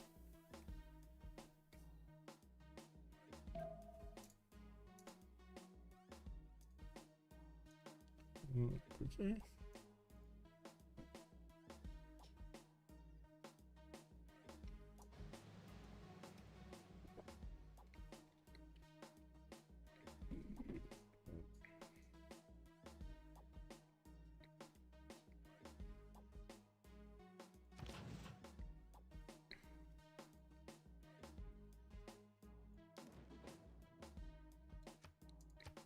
Okay, so finally Japan is gonna go for his nukes. We got nuclear fission up in 2 turns, and it does seem like he's gonna have wait.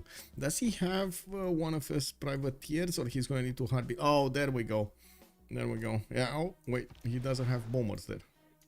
Maybe he's gonna send. No, he's building aircraft carriers and fighters, from what I do see.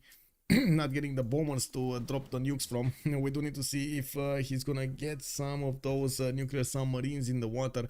Uralfish is 3 turns out from getting environmentalism, which will significantly increase his tourism per turn. We got some broadcast centers also coming around from Japan, and you do see he's building multiple aircraft carriers from cities. Oh my god, my nose.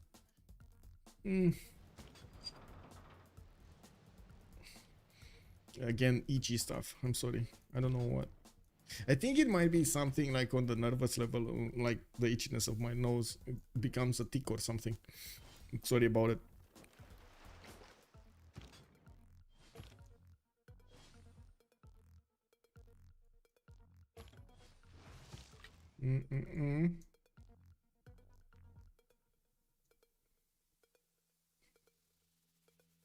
Still no unit to take over the city center. We got this city of Takamatsu, bringing an ironclad, and he has Magnus in there. Oh, he might actually chop it from here if he dies by one of his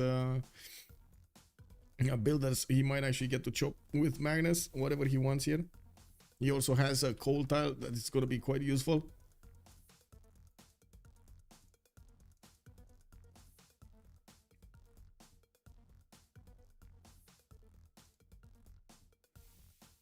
They just need planes and a missile cruiser for domination victory. Yeah. Yep. It looks like, well, the planes he's getting, the missile cruiser, is gonna get soon also. 469 science on Japan. He's going through the technologies very quickly. And trying to add as much culture as he can. He did finish that Huete Okani and added the points of science on these few lake tiles that he has. Well, like 3 of them got the points. Not that many. But anyway, a few new theater squares with amphitheaters with right now the broadcast centers are going to be very, very valuable. He doesn't have a lot of books probably to put into them, but I'm pretty sure he can do a few projects to try to snatch a few more writers and finish that up. Okay, nothing happening here in the lands of Hague. Utrecht is still getting attacked, taken down to 0. We're probably gonna see the rock band play, right? Yeah, we got the rock band play. The major emu with a space rock is going to play soon.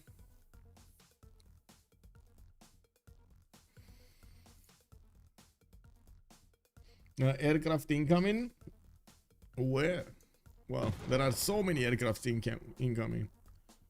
Like Japan is getting something. We got Scythia getting planes here. Like, they're everywhere, man. They are everywhere. Yeah, Scythia, where is he gonna get his advanced flight? He's woo. Did he get his advanced flight? He did get his advanced flight. It's just a matter of upgrading the units into fighters. Okay. Does he have bombers? No, not yet. Or at least I don't see any. Oh, bună dimineața!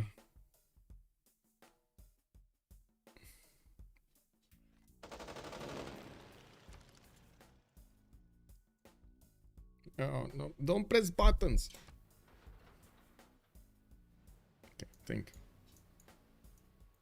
Pressing buttons again.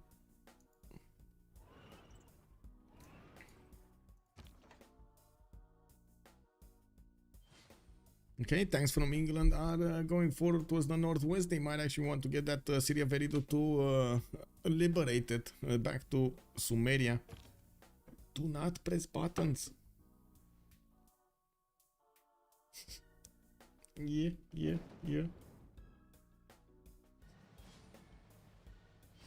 Valer, Utrecht has 3 planes. If he raises it, that's gonna be amazing. Yeah. 3 fighters over here. Actually, 4, 5. 5 are deployed around it. 6? Wow. 2, 4, 6 actually. Oh, it died. Yeah, it died. It is what it is. That's the first rock band and it died. Some would take it as a very bad sign. Anyway, Brazil is gonna get his real chinchilla to actually get the city of Axu. Oh my god, man. Yep. Let's see. What is he?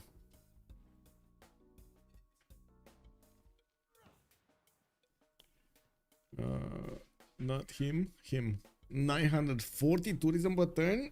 Oh wow. If he actually finished environmentalism and he only got that amount, that doesn't seem that much, to be honest. Did he not? I think he lost a card or something. He's not getting all of the cards properly or something.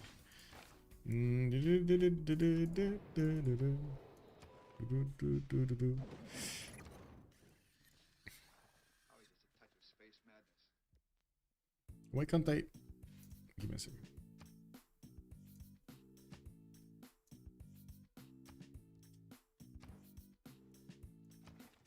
Okay, there we go. This.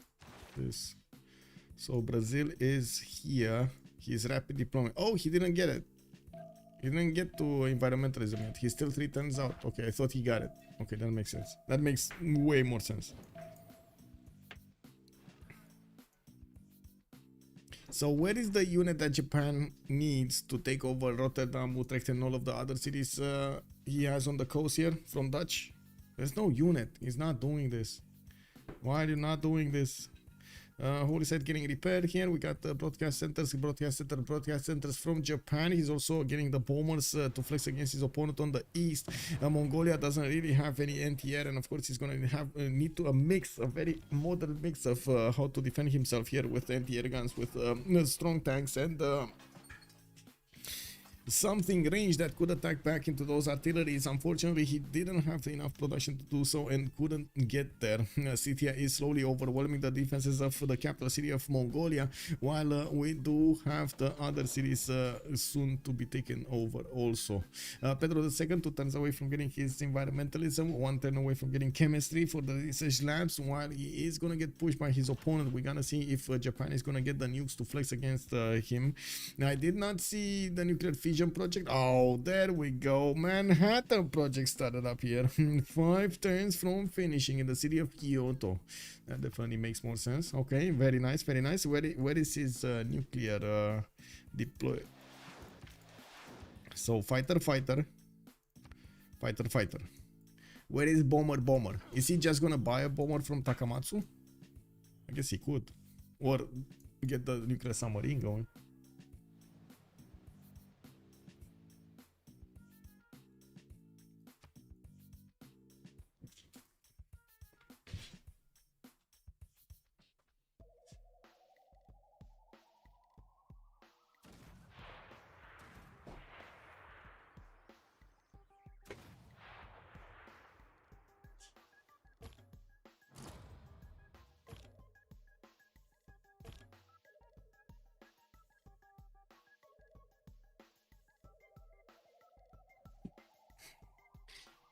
She's looking for for stuff to actually throw out. Wow. Anyway, we do need to see if they can manage to get that culture victory. This looks like it's gonna be quite close. We gotta see if Japan is gonna manage to break the will of Uralfish over there, stop him from getting that culture victory with the nuke, with the help of a nuke.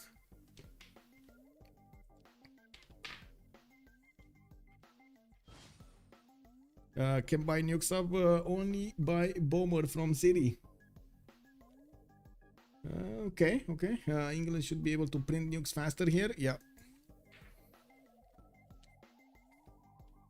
What is the production of England? 691. Mukmuk actually not only managed to take over the empire of his opponent here, but he also managed to get a significant amount of bonuses on his side, a good amount of science, a good amount of culture, and of course getting that production to work. He was going for his own nuclear fission ideology coming up in 5, while we do need to see what his target will look like. He does have quite a bit of territory to cover if he actually wants to attack or nuke Brazil here. And I think it will be more up to Scythia to do that than anybody else. Ooh, Korakoto got taken back here.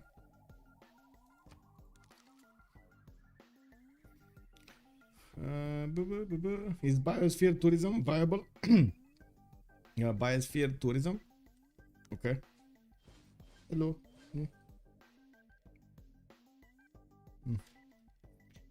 Nuke also works, but they got fast. This culture victory might happen in like 10 turns. I'm actually quite curious if that's gonna be how fast it is. Uralfish is on 50 out of 150. He's like, oh no. He's like a third of the way there, still not past the halfway mark. We do have Scythia able to do more damage against their opponents, and of course Mongolia over here is finding it very, very hard to defend his capital. We do have the tanks of Mongolia starting to retreat back to the easternmost cities, while of course the artilleries are making quick work of the defenses of Karakorum. We will have also bombers starting to come out of the cities of Scythia as soon as he gets the opportunity to build them. He has one coming out from generals in 3 turns, and I do see he's getting more calves, so he can actually take over cities quickly enough. I'm pretty sure we did have another city being taken over somewhere, because Colosseum has been taken back. There we go. Eridu has been taken back, and Scythia probably liberated it. Echo is the man, and thank you so much for the follow, sir. Much appreciated. Can we see the stats? Yes, 9-4. Yes, sir. There we go. Zabijak, also I don't get why Japan didn't buy themselves units from the taken cities to snowball furthermore through the land's territory. Surely few players on land units to take over other cities would be sufficient, no? I'm thinking the same, but I think it might have been a problem with resources or gold. Ow, ow, ow. Gladly, Echo, gladly. Got quite an amazing community building up here for the Civ6 scene. It's amazing. I hope, to be honest, it's all from all of my heart. I hope we're all gonna get to transition into Civ7 and we keep on adding bricks to the same community. Check gold on their team. We are checking gold. Oh, gold total. They don't have any more gold. Yeah, they don't have any more gold.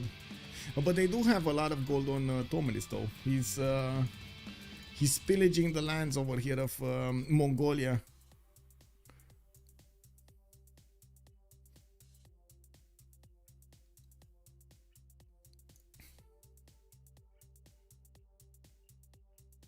Okay, she's back to destroying the chair. I mean, it's her chair. I gave it to her, so she can destroy it.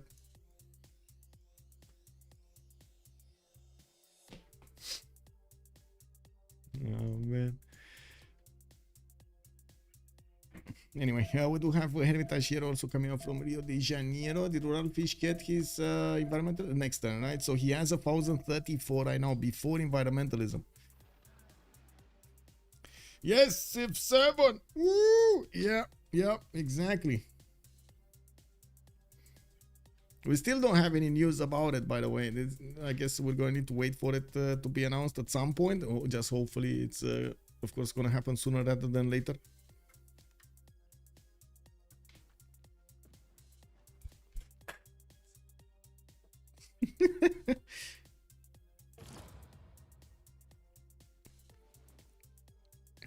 Okay, Utrecht's going to go down. No, we do have the first aircraft carrier starting to get through the pass, and well, we do see actually Sumeria did bring a tank core right next to Rotterdam City.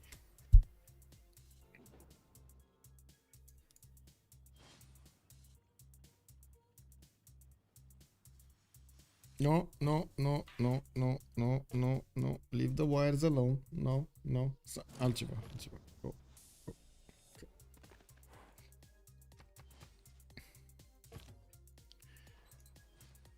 Okay, England is bringing his military hardware through the lands of Sumeria so he can start going against Netherlands and of course the cities of Brazil. We do need to see how fast he can actually get the nukes to flex against his opponents, since 3 turns away from a project to finish. England was doing his own project here, but in 7 turns from the city of Sheffield. We got some art museums also coming up from Leeds, and my cat tries to build into... Man, look, there's nothing here. Okay, come on, cat. Come on, Athena. Get. Come on. Find something else to do, please.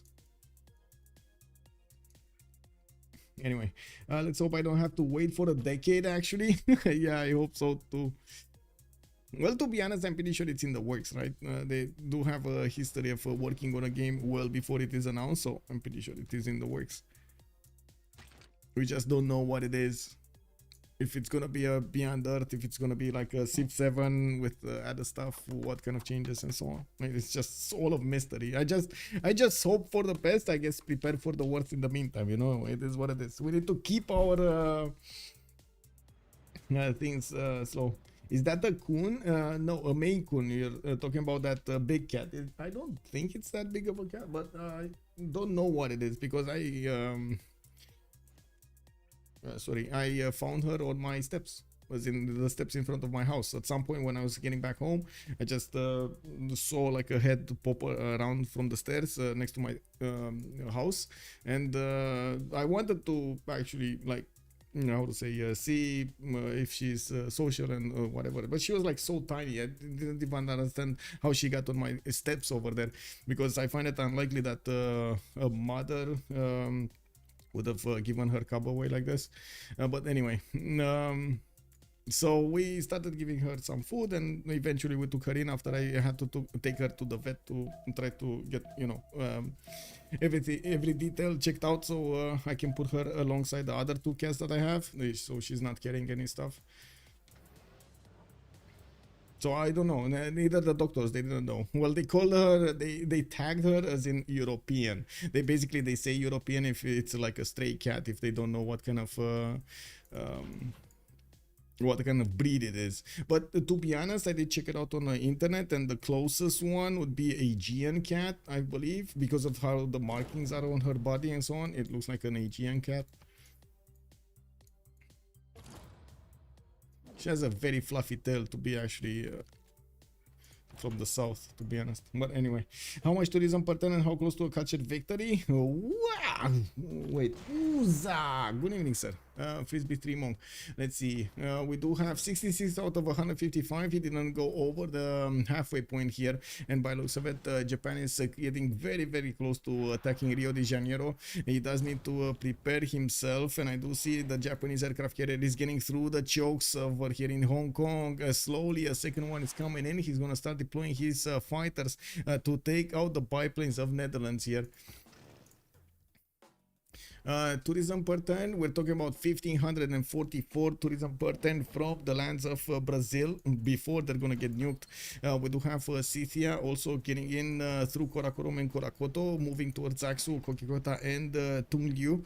We do need to see if Scythia's endeavors here are gonna be quick to take over the Empire of Mongolia, or is this gonna be a slow grind to actually take over the cities of Mongolia.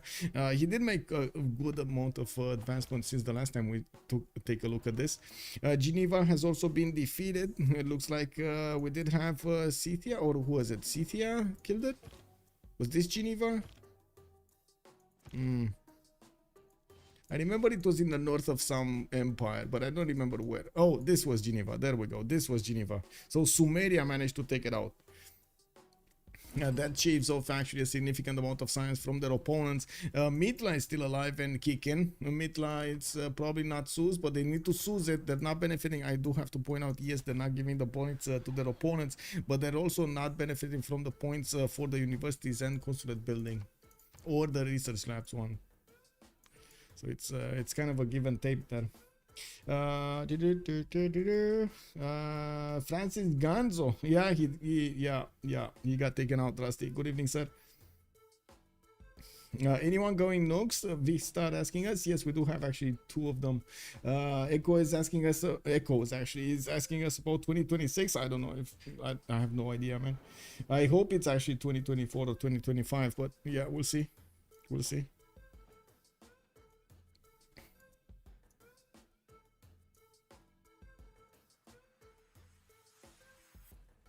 Okay, Manhattan project in 2 turns here for Japan. We do have broadcast centers also finishing up for the added culture. You do see that Japan did manage to get to 480 culture, putting a significant amount of defense and pressure on Uralfish to get this victory. We do have Japan also 13 out of 20 points with 4 turns away from seeing the new Congress. So we do need to see if he's going to manage to punch through to get closer to the city of Rio de Janeiro. To be honest, he could attack it from here anyway if he does have a sub or a bomber. And where is the sub and the bomber? And okay, multiple bombers coming in. This will significantly hasten the attack on his opponent and the takeover of the Mongolian Empire. By the way, the planes, the bombers are gonna be so efficient to take out the steel, even the steel walls. England. Okay, military hardware has arrived next to Eridu. They need to keep on going to take Groningen and then keep on going towards Brazil. Oh, I see. They're going directly towards Guarulhos, Campo Grande, Manaus, Belém. Yeah. Ooh. Jet fighters. Why, hello there. That's well, Rotterdam, by the looks of it, of course, has been neutralized. It looks like that biplane has been taken down. And that city is gone. It's just a matter of time until the units will make quick work of the walls, even if they are steel walls, and they're gonna punch through, let the destroyer armadas deal the final damage. What's the 10 projector for a culture victory? 90. Yeah, it says 44 turns right now. 72 out of 160.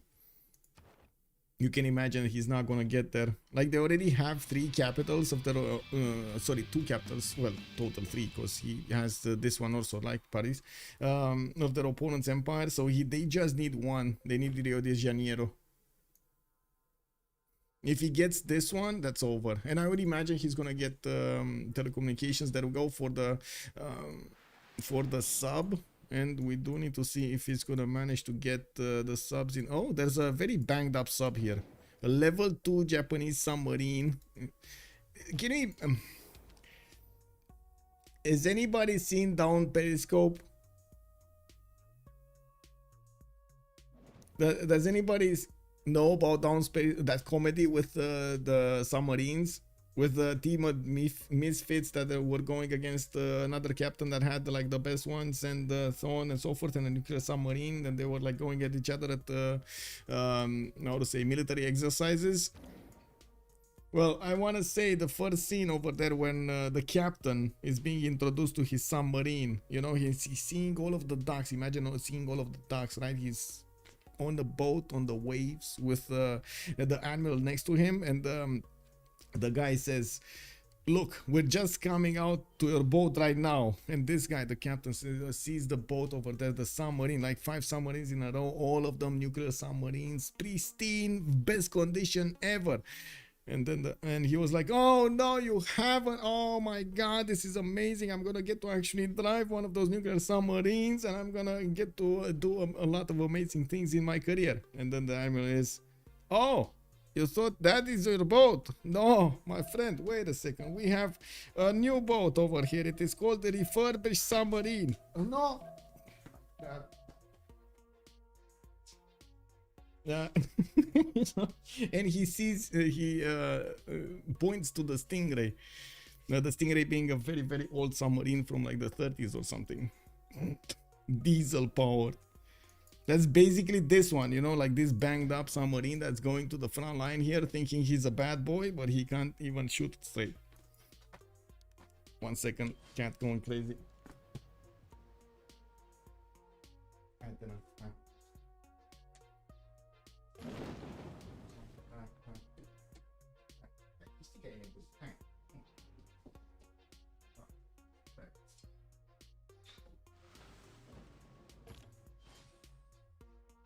Well, at least she knows when she's getting crazy.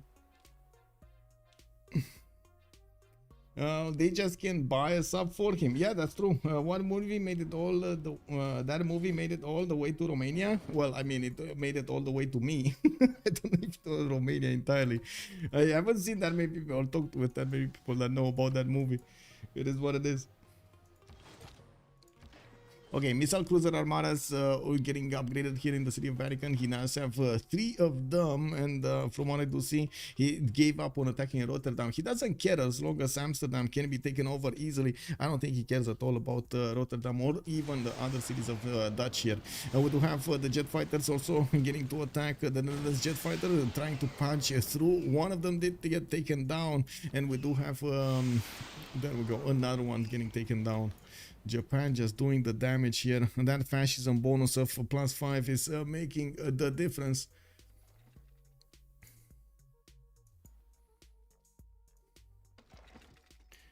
Okay, where's the army at? Halfway through Aksu here. We do have Brazilian Day Explosions rock band in the territory of Mongolia, Pupumestari. One could argue Beyond Earth was a successor, but it really was banned. I mean, I know there's a lot of hate on Beyond Earth, but I actually really enjoyed it. It's hard to replay it though, very hard to replay it, but yeah, I still enjoyed it.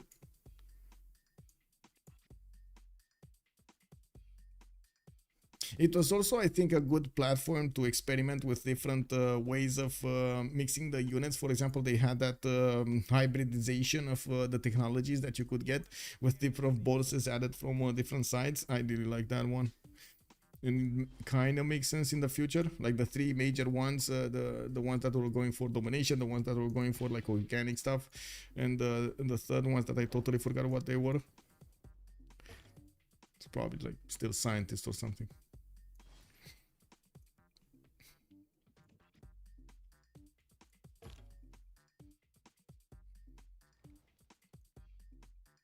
Uh, 2.2k tourism is a lot. What does culture victory look like now? Let's actually see. So Uralfish is on 2.2, right? 22,000. He's 82 out of 167. He's getting very close to punching through the halfway point. Of course, only 3 points separating him from that. We do need to see if his city of Rio de Janeiro is going to stay alive. He doesn't have anti-air guns, and that will significantly increase the chances of a nuke going through the lines of defense and getting in there. Of course, if Utrecht is going to be taken over, and it's very likely that this city is going to fall quite quickly soon, I would imagine Japan is not going to waste any time after he gets the nukes to throw them against his opponent. He does have the nukes already in production here from multiple cities, but I do see the first one is getting produced in Kyoto in 5 turns. He has a secondary one in Fukuoka in 7. And next time we're gonna have the Congress started up, so we're gonna have a pause of 2 minutes, and then we're gonna get to see the nukes fallen. Tanks of Sumeria are also getting into the lands of Brazil to the north, where he does have broadcast centers getting built, and of course he did have theater squares over there deployed, so he can get as many points as possible of tourism and put his books in. Ooh, all of the trade routes have been pillaged. Uralfish did lose his golden age, or no, he didn't actually choose the golden age. Not that he lost it, he didn't choose it, and because he didn't have reformed the coinage activated as a bonus, unfortunately his trade routes just died. Like 3 trade routes died here. How close is culture victory? Let's actually take a look. 94 out of 174. He just passed the halfway point. And I think Utrecht just died, by the way. Utrecht just died. Yeah, Utrecht just died. And by the way, Japan just got Venetian Arsenal. I mean, that seems like a bigger and bigger boy Japan here. His bigness and the boyness is getting through the roof. Anyway, might have been still an okay game, but really failed on expect. Okay. Oh, you're talking about the Beyond Earth, yeah. Fist P3 Monk, that's fair. I don't really consider Beyond Earth as a sequel, so I want something that stayed true to the hard sci-fi and need things that AC did. Okay.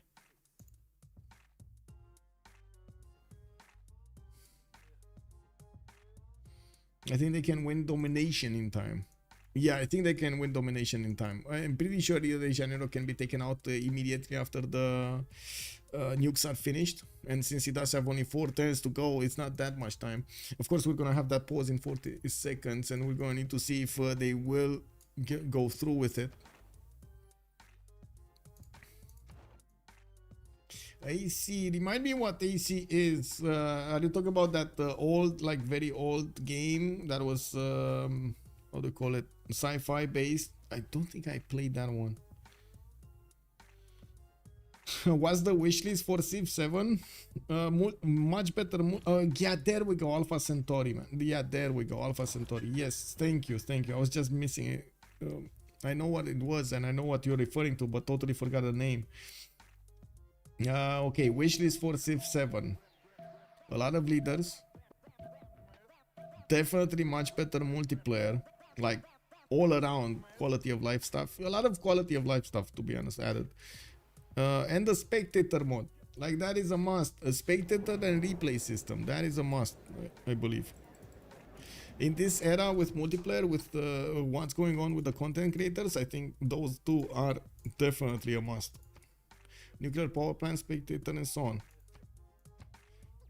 Okay, there we go. So I'm gonna go 2 minutes, take a pause, 2 minutes and a half, and we're gonna come back. Yeah, there we go. Cambrian, I got a bunch of requests. Yeah, I did a few as well. Yeah, exactly. I know.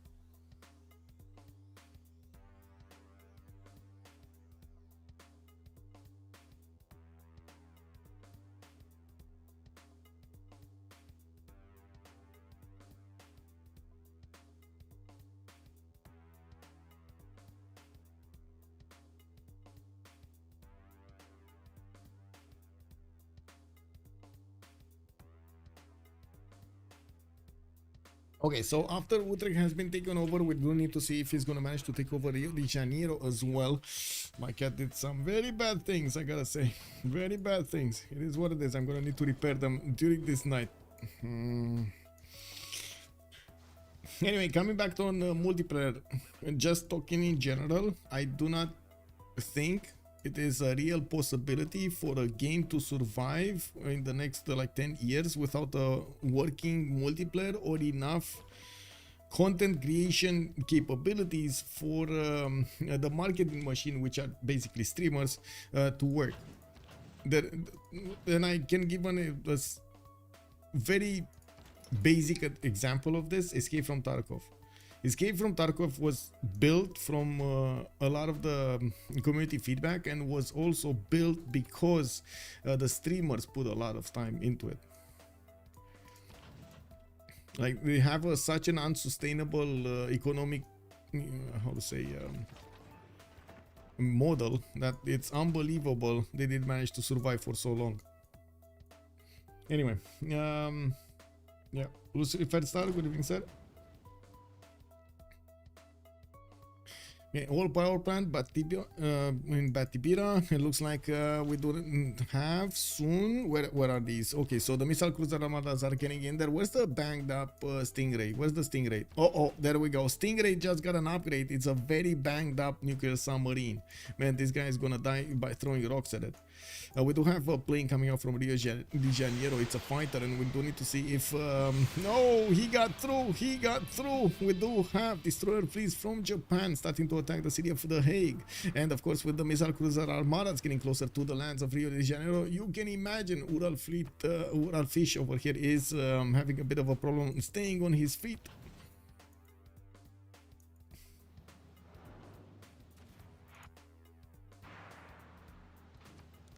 Okay, The Hague has been taken over. What is this? Oh, he raised it. Okay. What is the nuclear device? Two-turns nuclear device. What happened in the Congress? Hojo gaining, and Uralfish got this. Coal power plants banned. That's a problem. We do have a Diplo victory, 16 out of 24 Hojo, so he would need actually these next 20 turns to get that victory condition through. 4 turns for my head project, also finishing the lands of Mukmuk, and we do have over here Japan just setting his attack up. He just wants to get, I gotta say that nuclear submarine unfortunately is very, very low HP. He's gonna die if anybody looks hard at him. Now where do we have the units coming to? Oh, I see. We got the Griffers starting to get into lands of Brazil here, getting Scythian helicopter armies are moving towards the south. We do have also Scythia managing to make... Tu ce-ai făcut, mă? Nu ne-ai venit. Nu vezi scaunul tău. Hello, Atena, stai aici.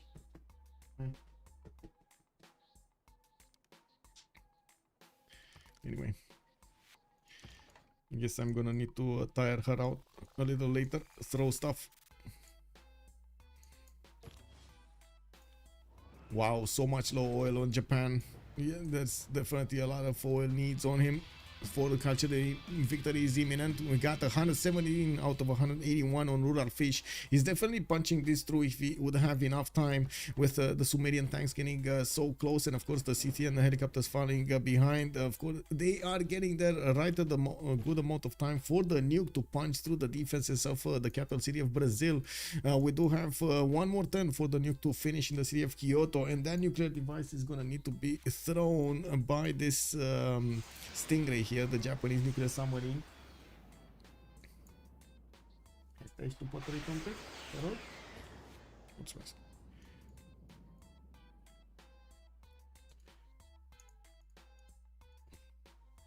He has 0 units, yeah, he cannot defend. I mean, he's trying to put the fighters in a line to stop this, but the city and helicopters are just going to bypass them quite easily, and there still is a danger of units coming from the east.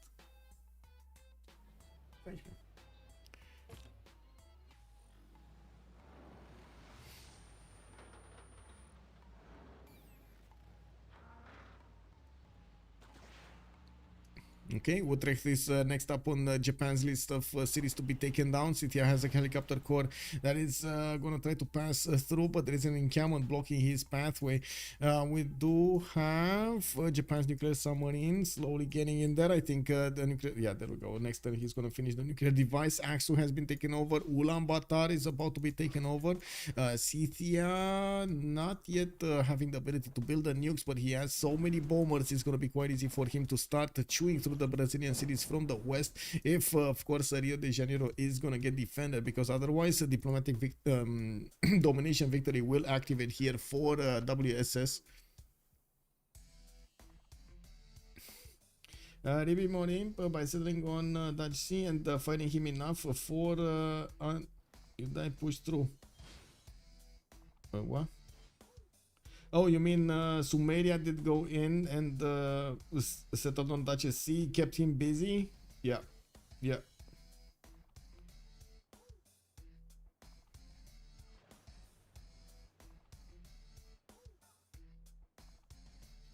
Settle like yeah, that was an amazing performance here from Sumeria. He did everything he needed to do to keep Henri as busy as possible.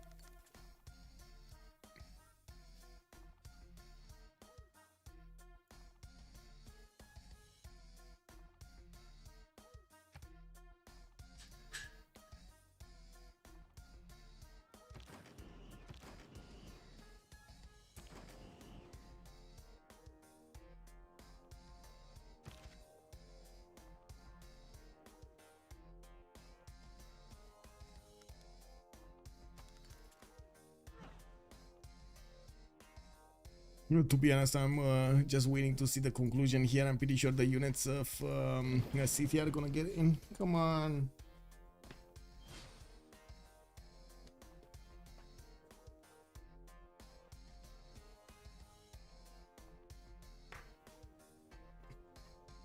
Look at her face. She knows she did something wrong, but she doesn't want to admit it.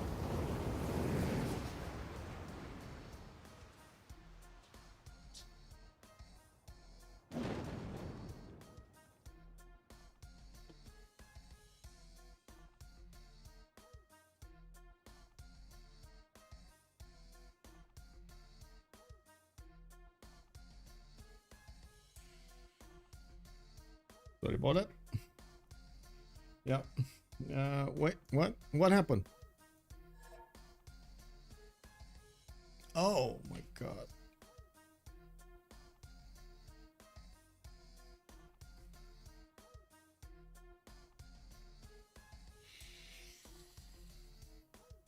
How can you miss?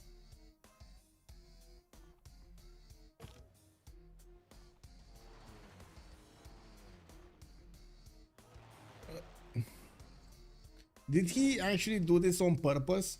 Did he actually do this on purpose? Wow. Yeah, he missed that actually.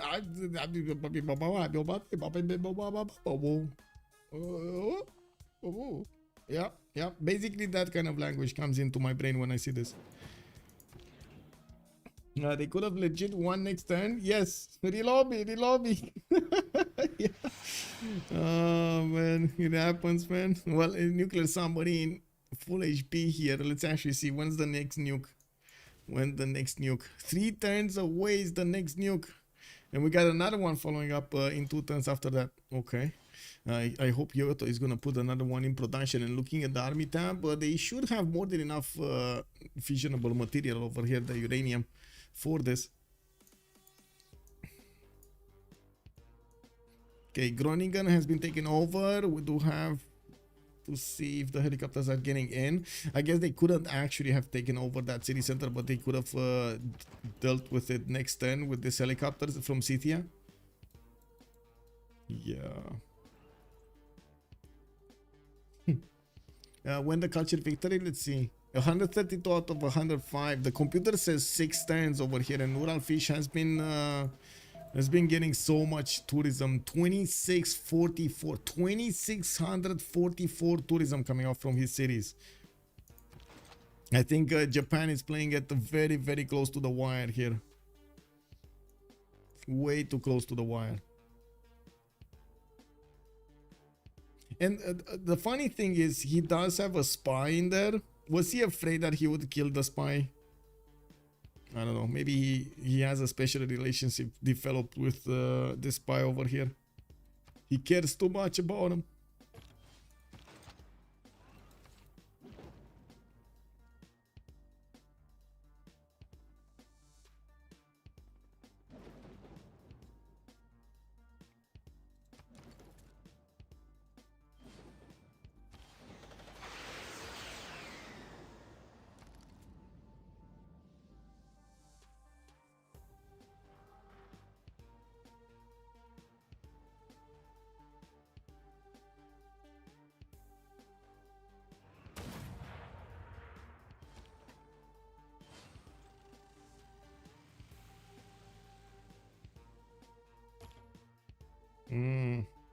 Yeah, until the nuke goes through, it doesn't seem like Japan is gonna manage to take over that capital. He's doing some damage with the missile cruiser armadas. They definitely are chipping away the walls, but yeah, it's not fast enough.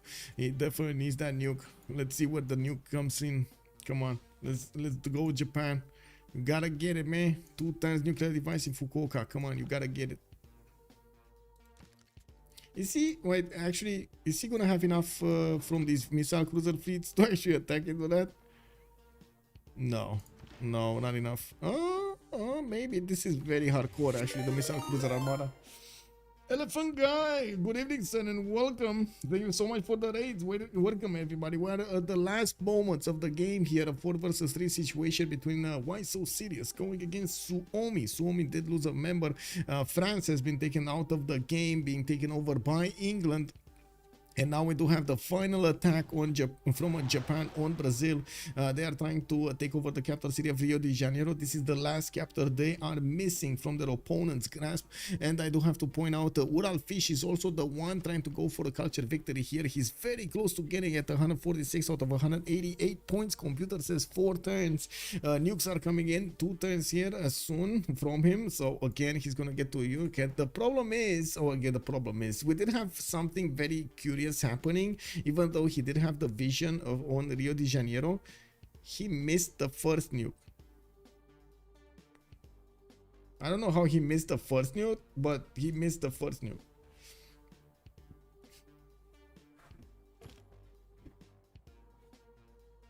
No way he can leave 4 turns for tourism. D Brody, I mean, we thought he would actually, you know, deliver the nuke where it needed to be, and still he didn't. So I don't know, are we gonna see another miss here from Japan? Lol. Oh my god, can you imagine if we see another miss from Japan? I think the crowd will go wild. I think my chat will go crazy. You know, like walls of text. I wouldn't have seen my chat like that for a long time. Sergey, like so, good evening, sir, and welcome. Don't they need to retake Mongolia's capital too? Wait, they lost Mongolia's capital? Yes, they do need to retake it. They need to retake it. Yes. What is this? Is Mongolia's capital? Karakorum, right? It shouldn't be a problem though to take this over, to be honest. Why is he moving? Oh my god, is he moving everything here?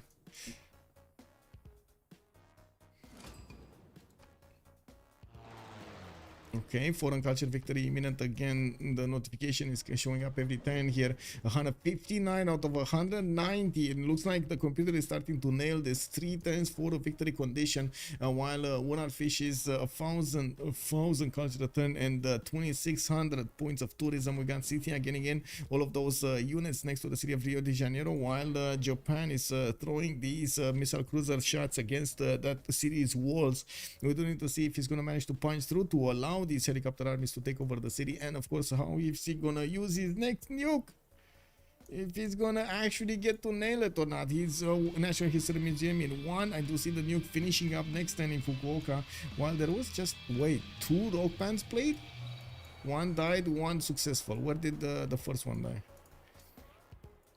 Is he still playing in? How can he still play here? Anyway, it is one. I don't know where he's playing at though. Is he here? Yeah, he's here. Okay, there we go.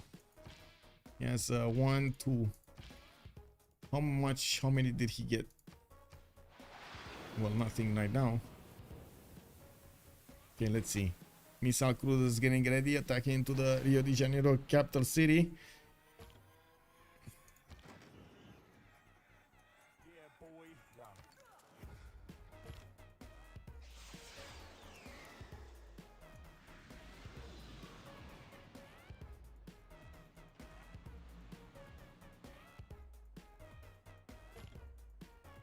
Wow, whoa, whoa, whoa, what is this goal per turn here? What is this goal per turn? Is he, oh my god, he's gonna start losing units. What is this goal per turn, guys? Minus 117, minus 30, minus 153, only plus 100? Okay. Well, I guess Gilgamesh needs to give some gold away. Wow, that's a bit of a problem. They were my friends before the warriors. Okay.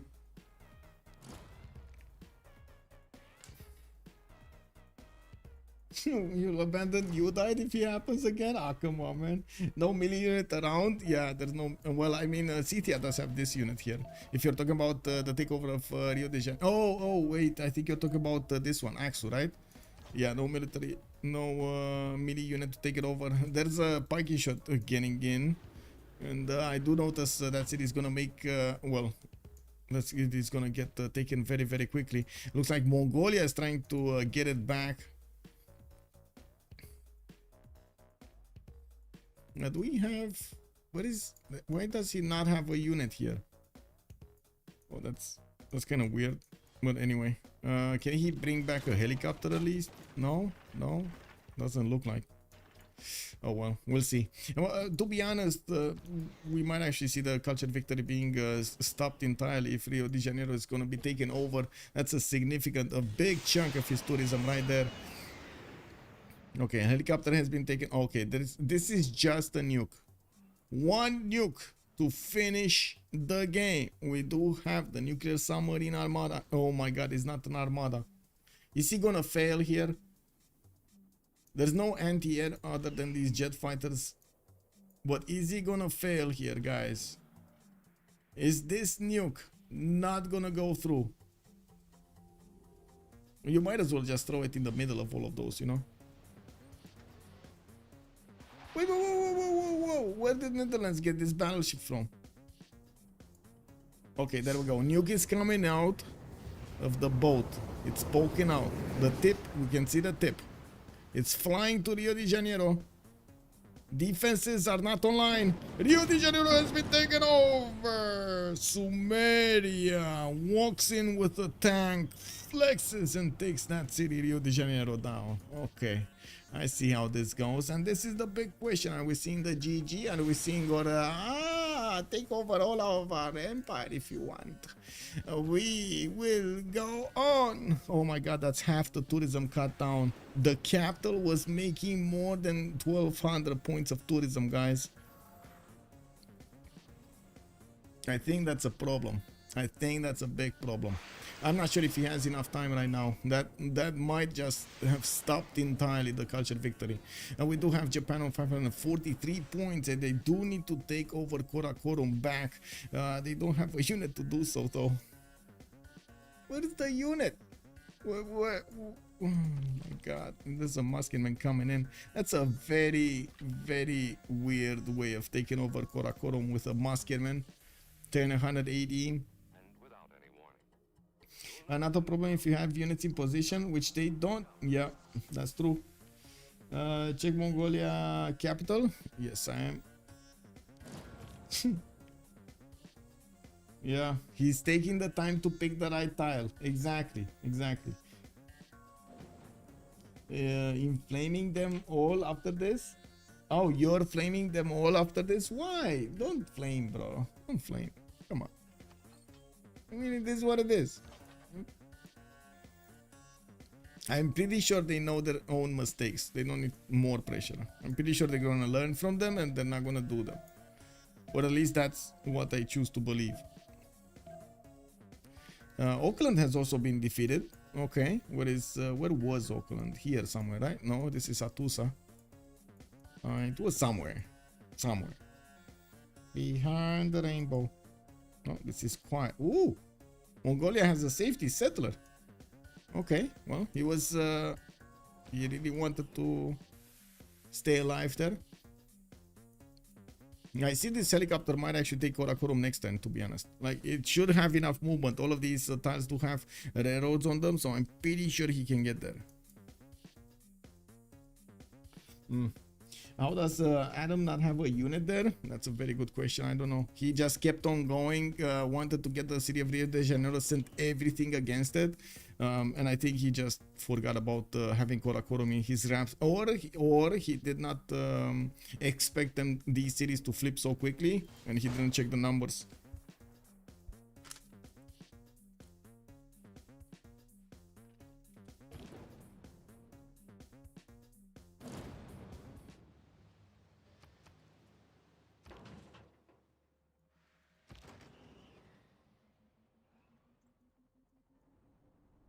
Okay, Rio de Janeiro got taken back. Scythia is gonna take it back, and that's it. Okay, and Scythia is gonna take Karakorum. Let's see. This one helicopter needs to do the job here. He should have. Oh, it shows. It does. Oh my God! He take out this field cannon. They're stopping him. He needs to kill the field cannon first. Is he gonna know about it? He needs to kill the field cannon. You see, if the helicopter actually needs to go anywhere else other than the railroad, it just slows down enough so he doesn't get to Karakorum. Okay, kill field cannon first.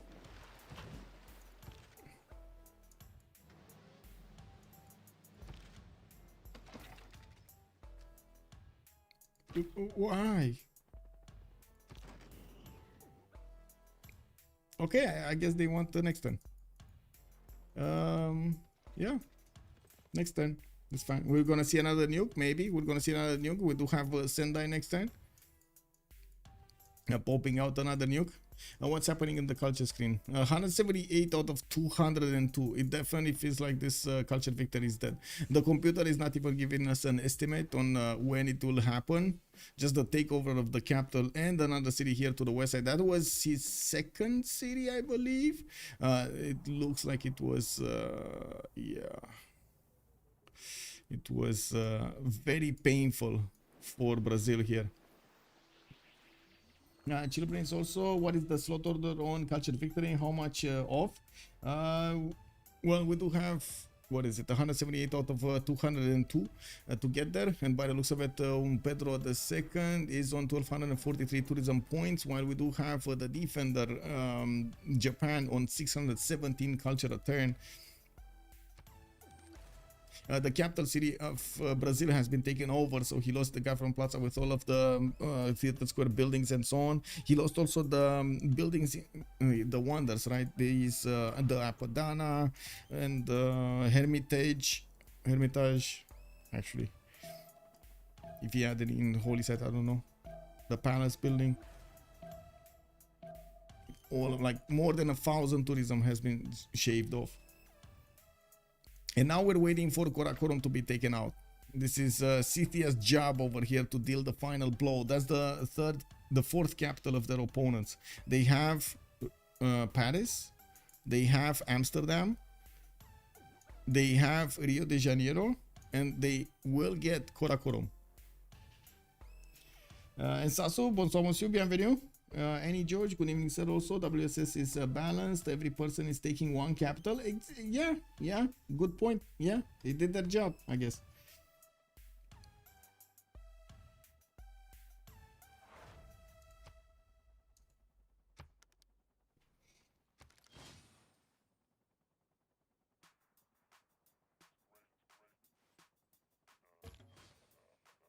Okay, so let's see. Karakorum, is it going to be taken over? So he got Rio de Janeiro back, but there are enough helicopters to take it back another time, especially with the missile cruiser fleets able to do the damage. Karakorum, there we go. Helicopter goes in, takes it over, and now we do need Rio de Janeiro. Not enough strength with his own helicopters. He's gonna need to wait for Japan to attack first, and it is a nuke. Another nuke, the last nuke. Wait. Oh yeah, okay. I like for a second there I thought he's gonna attack Salvador de Bahia, and I was like, oh my god, man, he gonna do it again. GG, well played. WSS does manage to win the game against Suomi with a 4 versus 3 difference on that advantage on their side, I would say. We did have quite a nice race between this domination victory and the culture victory. Uralfish did his best to get those points on his side, and we did have them 4 turns out from getting a win. And we did, of course, see how Japan did manage to chew through the defenses of Dutch over here and getting through all of his cities to get to the Brazilian nation, so he can take him down with a nuke. We do need to take a look at the post-game chat over here, and we're gonna need to see how the players will evolve. Give me a second, I'm just parsing through my stuff over here in Discord.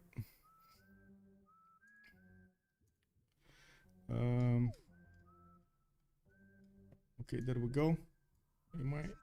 Do I have the correct settings? Yes. Okay.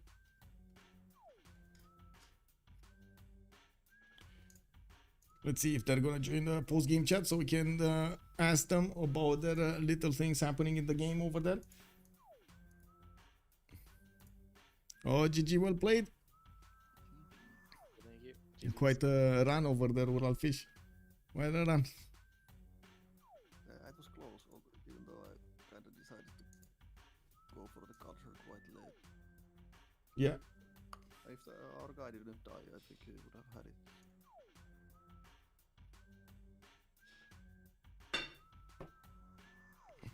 What was the nuke though? The first nuke. What happened to the first nuke? We're laughing so hard. I don't know. It's still a mystery to us too. Okay. I didn't want to ask about Mongolia. You didn't consider going for the fourth one, for the new Exodus with the encampment opening? Yes, but I think I had golden in the first era, and then okay, I had golden in the second one too, but didn't have that many encampments up, and then I was only on dark, so. Yeah, the production, I guess you're gonna see back, but the production difference between you two has stayed stable with an advantage on him. Yeah. Otherwise, it's really bad. Yeah, I guess the part tiles without the extra production, the +1 from a playing style, is just not good enough. Yeah, I don't know. Maybe I had to like settle coast and try to do something on the sea, but. I mean, I don't know about that, because you're exactly on their all of their coast. I know, but So- I could have maybe completely died, but maybe it would have taken I think some you, resources. I think you die way faster and easier. I think I you die guess, Yeah, yeah. I think first. I agree. Like, just stay on the line. Yeah. Yeah. Tend to agree. Just shouldn't lose the big C. We saw the canal way too late, and Henri didn't have oligarchy in. And you No, can't de deploy- încasercamul. Yeah. And you can't deploy biplanes in the ski state. Like there was one time.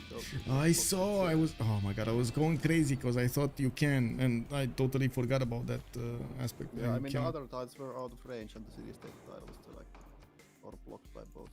There was Yeah. one turn where, if all we deployed,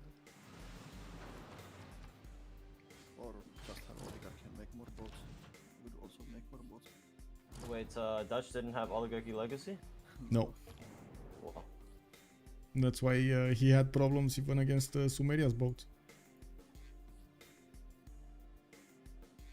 Japan, when he came with the +3 with the admiral with like destroyers and yeah, no, that's not We gonna almost Japan almost didn't get +3. Right, Mike? Jesus. If Japan didn't get +3, I think we lose. Yeah. if no one gets Yeah. +3. Yeah. Oh Might be. my.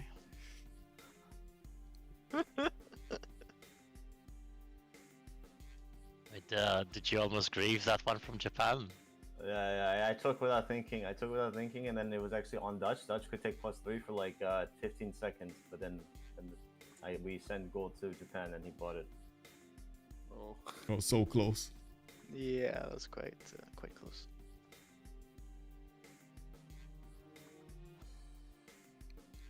Well, great game, guys. Thank you for having me, and I do hope you're gonna have a great evening. Also, I think it is the first time, so Happy New Year and Merry Christmas. We haven't seen each other since then. Thank you. Yeah. Thank you. Thanks for casting. Thank you for casting. GG's. GG, well played. jeez, thank Maybe. you. See you. There we have it. We heard from both teams. They gave us the details about those nukes and their options for the games. The ones that were very, or at least nagging, pushing me down. We do want to. I do want to say tomorrow, at 1300 GMT, we're gonna have the Civ race started. So I do hope you're gonna see it and like it. I do hope also you're gonna leave a follow and a comment down below if you're watching this from YouTube. Don't forget to leave it a like also, because it does really help me out with that YouTube algorithm. And of course, if you do like the content, consider subscribing to the channel. I do hope we're gonna see each other in Discord as well. You can take a look at my schedule over there. And also, I do want to say I'm starting to slowly stabilize the thumbnail, so I hope you're gonna get much easier how to say access to the movies from now. Have a good evening, everybody. Thank you so much for bringing me to 7,000 followers. Much appreciated. We just got through, we did it. And also we do have 3,700 on YouTube today. Woo! We passed that number as well. Yeah, all in the same day. Have a good evening, everybody. See you tomorrow. Bye.